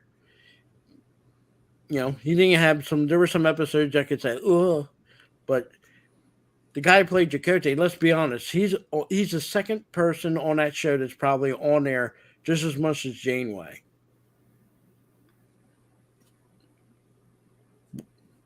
I mean, I never really, like I said, with Mr. Franks playing Riker, you saw some happiness, you saw some sadness, you saw a whole character. You see the good and bad.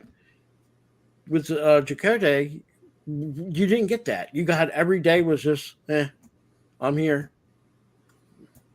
Well, Jay's even bringing up the fact that Harry Kim stayed an ensign the entire run of the show. Wasn't promoted once. He wasn't promoted to lieutenant junior grade. He wasn't promoted to lieutenant. He stayed an ensign the whole time. And for a person that's character stayed at that low rank, he was very enthusiastic in the role. His character did a lot on that show. Character justice wasn't served for him. Character justice was served for Paris because, look, he went from being locked up to being next in there. And I'll be honest, like I said, if something happened to Chakotay, the next person you want to put in that position to be behind Janeway, it would have been Paris. And I don't think if I would have said to you, Mike, and say, "Oh, in this episode, we're going to kill Chakotay off, and we're going to put Paris as number one behind Janeway," I don't think you would have a problem with that. I would, because Paris was only a lieutenant. The next in line would have been Tuvok.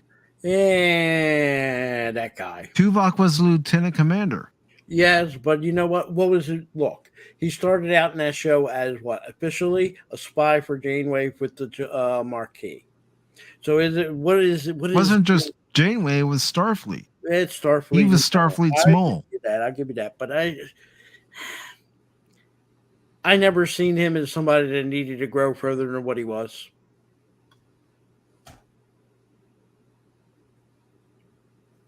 Paris was the next more colorful person. You only want Paris because he's white. How Asian hate, white privilege. Didn't like the black guy. Yeah, we get you, Phil. I like understand. Look, so do I hate the other race? That lady that only was on there for a couple seasons and then she jetted for Jerry Ryan. No. I'm glad didn't like Tuvok. He's Native American. I get Jerry Ryan was very good and lovable to the eyes. And white. Okay, I even like the lady that played the half Klingon, half human. How can I be hateful there? Lana Torres, Roxanne Dawson. No. I did not like the character that Kardashian that pretended to be a Bajoran. Seska. Yeah, I couldn't stand her. I was glad they killed her off. I could not stand that lady. Oh God bless. Worst character I think anything in Star Trek. It was just, she was a Kardashian. What do you expect from the damn Kardashians? I have a hatred for Kardashians. Yes, I hate Kardashians and Kardashians or whatever they call it. Kim Kardashian, she's terrible. Chloe's god awful. I'm with you, Phil. I'm sorry, I get them all mixed up. What can I say? I'm old. It's like, when the station's under attack for the first time and one of the systems goes down and Chief O'Brien says, "Damn Cardassians, I just fixed that."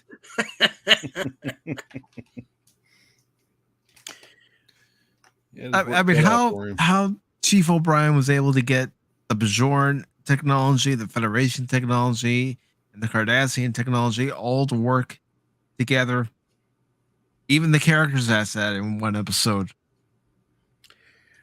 I'm Was going it to ask the Bajoran question. technology. I mean, I don't.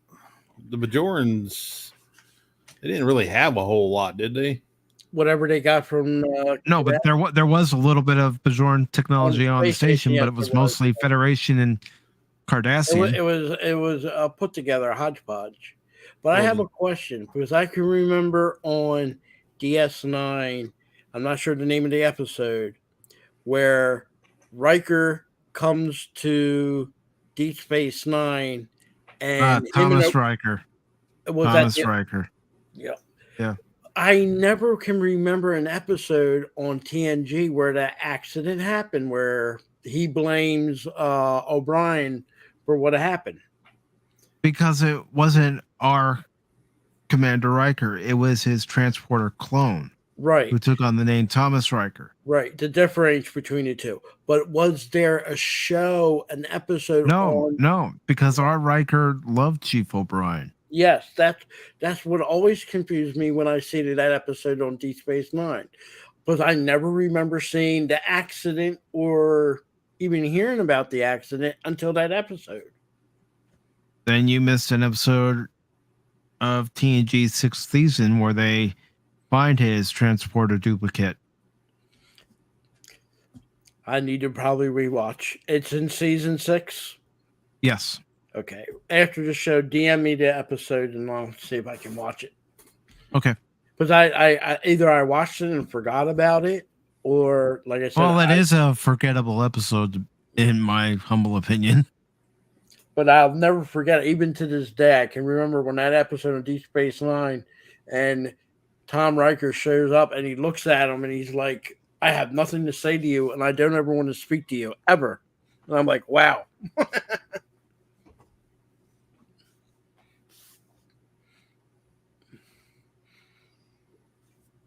Yep.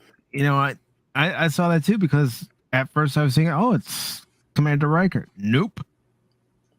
And you're looking at face. You're not looking at the color of the uniform because Tom Riker doesn't have the Commander red. He has the yellow on his uniform. He's got the yellow. He's a yellow shirt. Oh yeah. When they find the transporter duplicate, he's wearing the gold uniform, but when he's on Deep Space Nine, he's wearing the command red. Yeah. So let me get this straight. You see, I remember that confused me too. What did O'Brien do to make William Riker? Because he's pretending to be William Riker in Deep Space Nine. So what did O'Brien do to make William Riker mad? Nothing. The process that he split and made the. I'm not sure what happened when they were doing the lock on to beam him. If I remember correctly, it was a transporter malfunction, correct? No, it was the atmosphere. Something in the atmosphere that he couldn't get. Something in the atmosphere that split up the signal and it bounced back. One Riker beamed on board the ship. The other Riker beamed back on the planet. Yeah. So Riker's mad at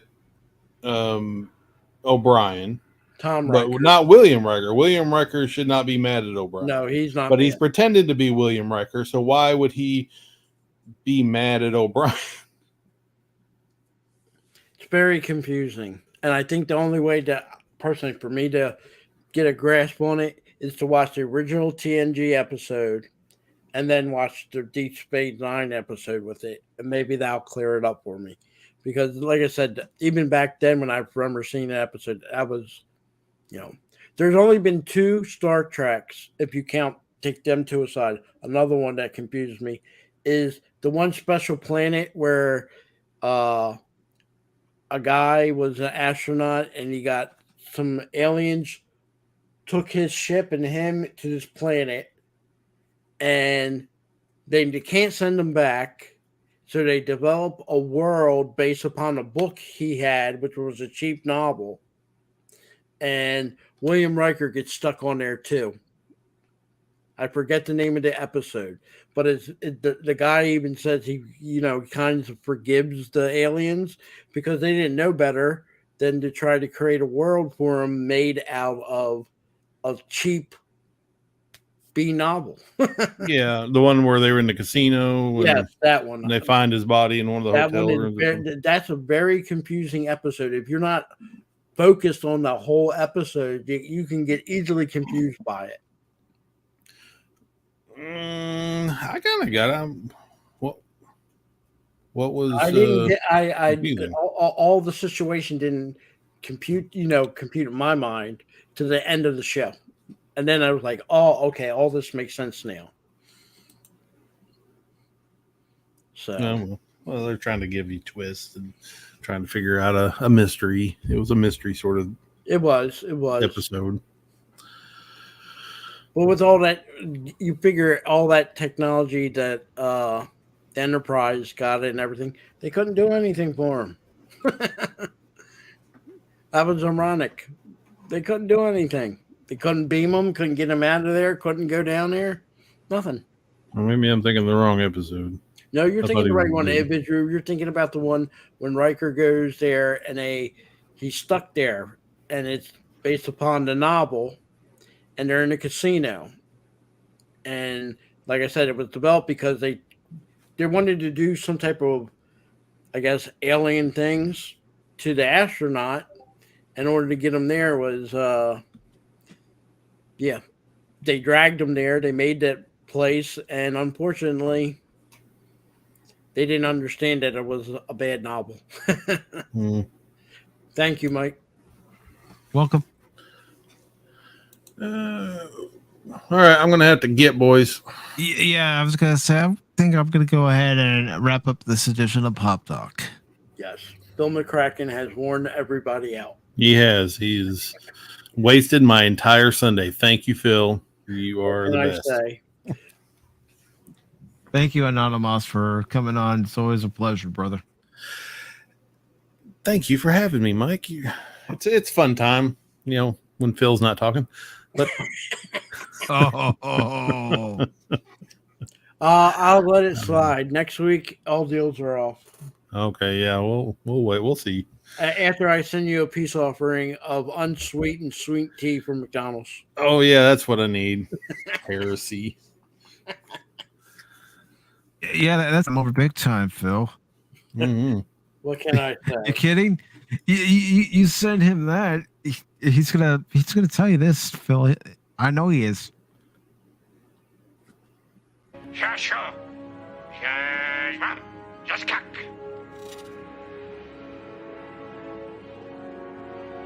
He said, "Today is a good day to die." I would want to die too if someone tried to give me unsweetened sweet tea. I'll give him some of this. How about freaking no? I can play that. How about no? You crazy, Phil McCracken? Hey. And yes, because Phil was here today. Boy, that escalated quickly. I mean, that really got out of hand fast. That's right. All I will say, in the words of that famous person, you guys would feel so empty without me. Empty or freeing? I was thinking Eminem, right? Wasn't it Eminem that did that song? I don't know. I've never listened to an Eminem song in my life.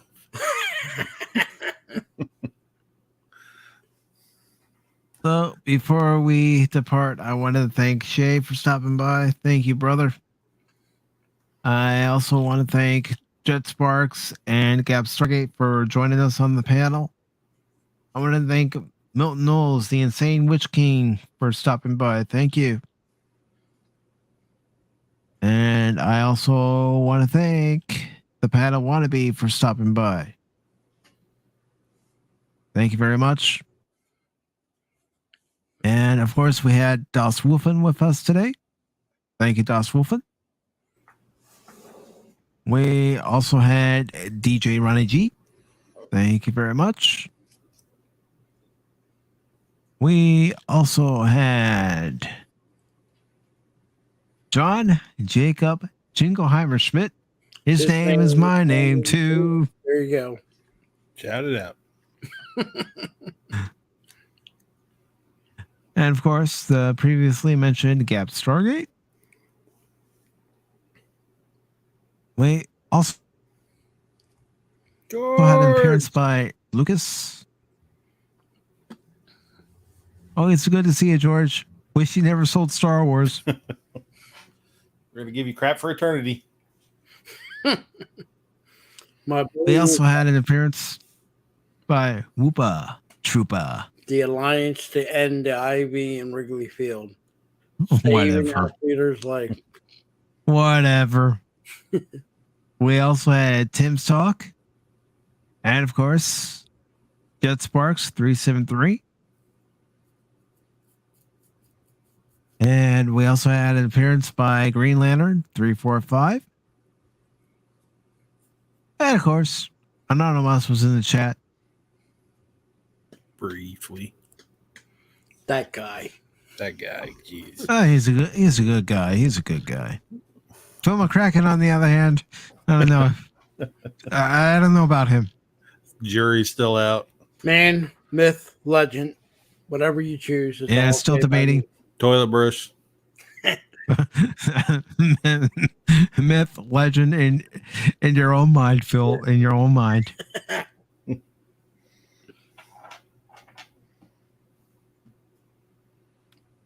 Still scrolling up. I'm there somewhere. Yeah. You're already here on the panel. You're always around pestering people, causing trouble, causing international incidents. Every Sunday morning, I pray God that Phil McCracken's internet will go out. Somebody was trying to play, what was it? Thunder. And I sent a message to him. I don't know if you got it, Mike, but I sent you a message when you were playing it. Nah. It says, shame on you, thinking Saturday is for video games. It is when it's raining around here, and the things that you need to do require being outside and the ground being dry. Rain never done anything to anybody. If you're playing out in the rain, it's more fun. Play baseball in the rain. It's that fun. means Phil doesn't have any sense. Thank you, Captain Skywalker. Because I don't carry any change less than a dime. What is it, your number one dime? You know, Mr. Scrooge. Oh, no. This riffraff. You're eating ice cream that is melted. No. You're playing with a GoBot. No. You don't give me a nickel's change. Throw that on the ground. That and a penny, throw it on the ground. Give me a dime. Your change is 5 cents, Phil. Take it and leave. Throw it on the ground. Someone else can use it, or let the bugs have it. And of course, Phil McCracken. You know, the Japanese want to know how you can say my name perfectly, but yet can't say theirs.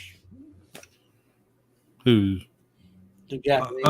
Let's see. The reason why I can say your name perfectly and I can't say a Japanese name to save my life is because English is my first language, dude. Dude. I got the dude. It's better than the other D word. I also want to thank Cobra Disney Jedi. American. Hope you're feeling better, brother. Speak no English. I speak American. I'm all right, red, white, and blue American. Yeah, you're America, all right.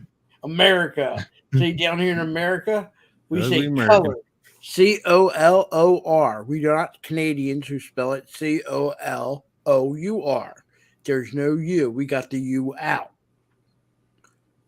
See, that's politically correct. Yeah, okay. I ain't getting into that debate. No. I'm trying to get out of here. I also want to thank Pops. Thank you, brother. Always appreciated. And of course, we had an appearance by the lovely Leah Rose. Thank you, Leah. And we also had Apex Comics here earlier today. Thank you very much. So, with that being said, is there anything you would like to plug, Anonymous? Since we know Phil doesn't have a channel. Phil don't have a channel. You don't need to plug nothing. No, I'm not plugging no channel. My channel, Right. let me say, YouTube couldn't handle if I had a channel.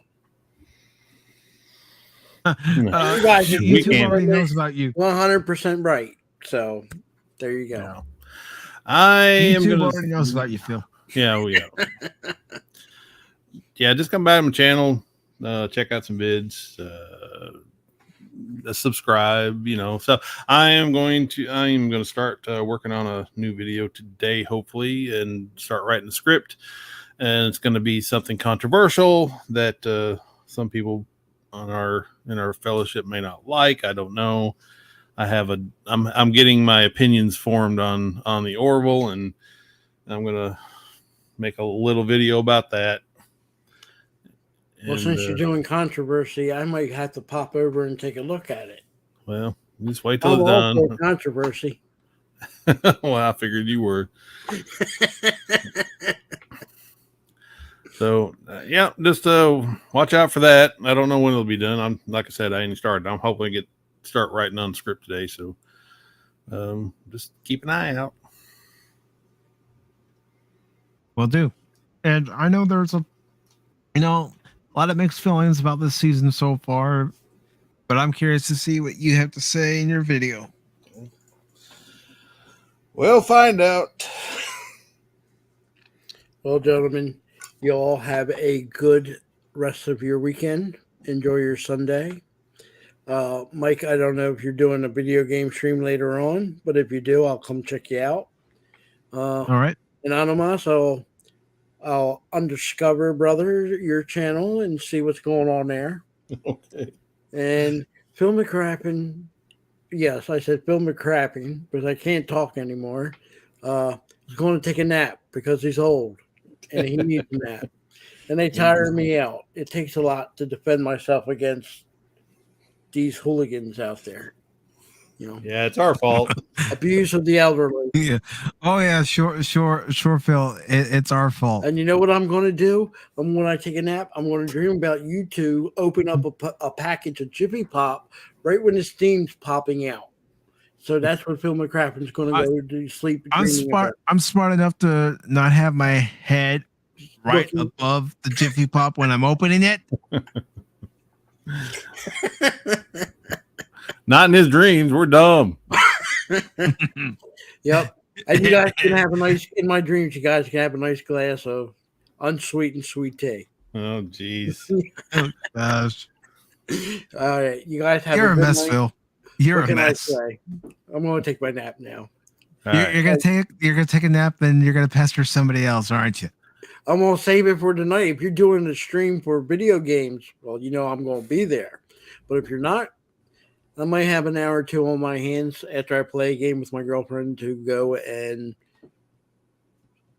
present myself to other people's channels. Who that might be is whoever's foolish enough to be on other people's channels. Run for the hills.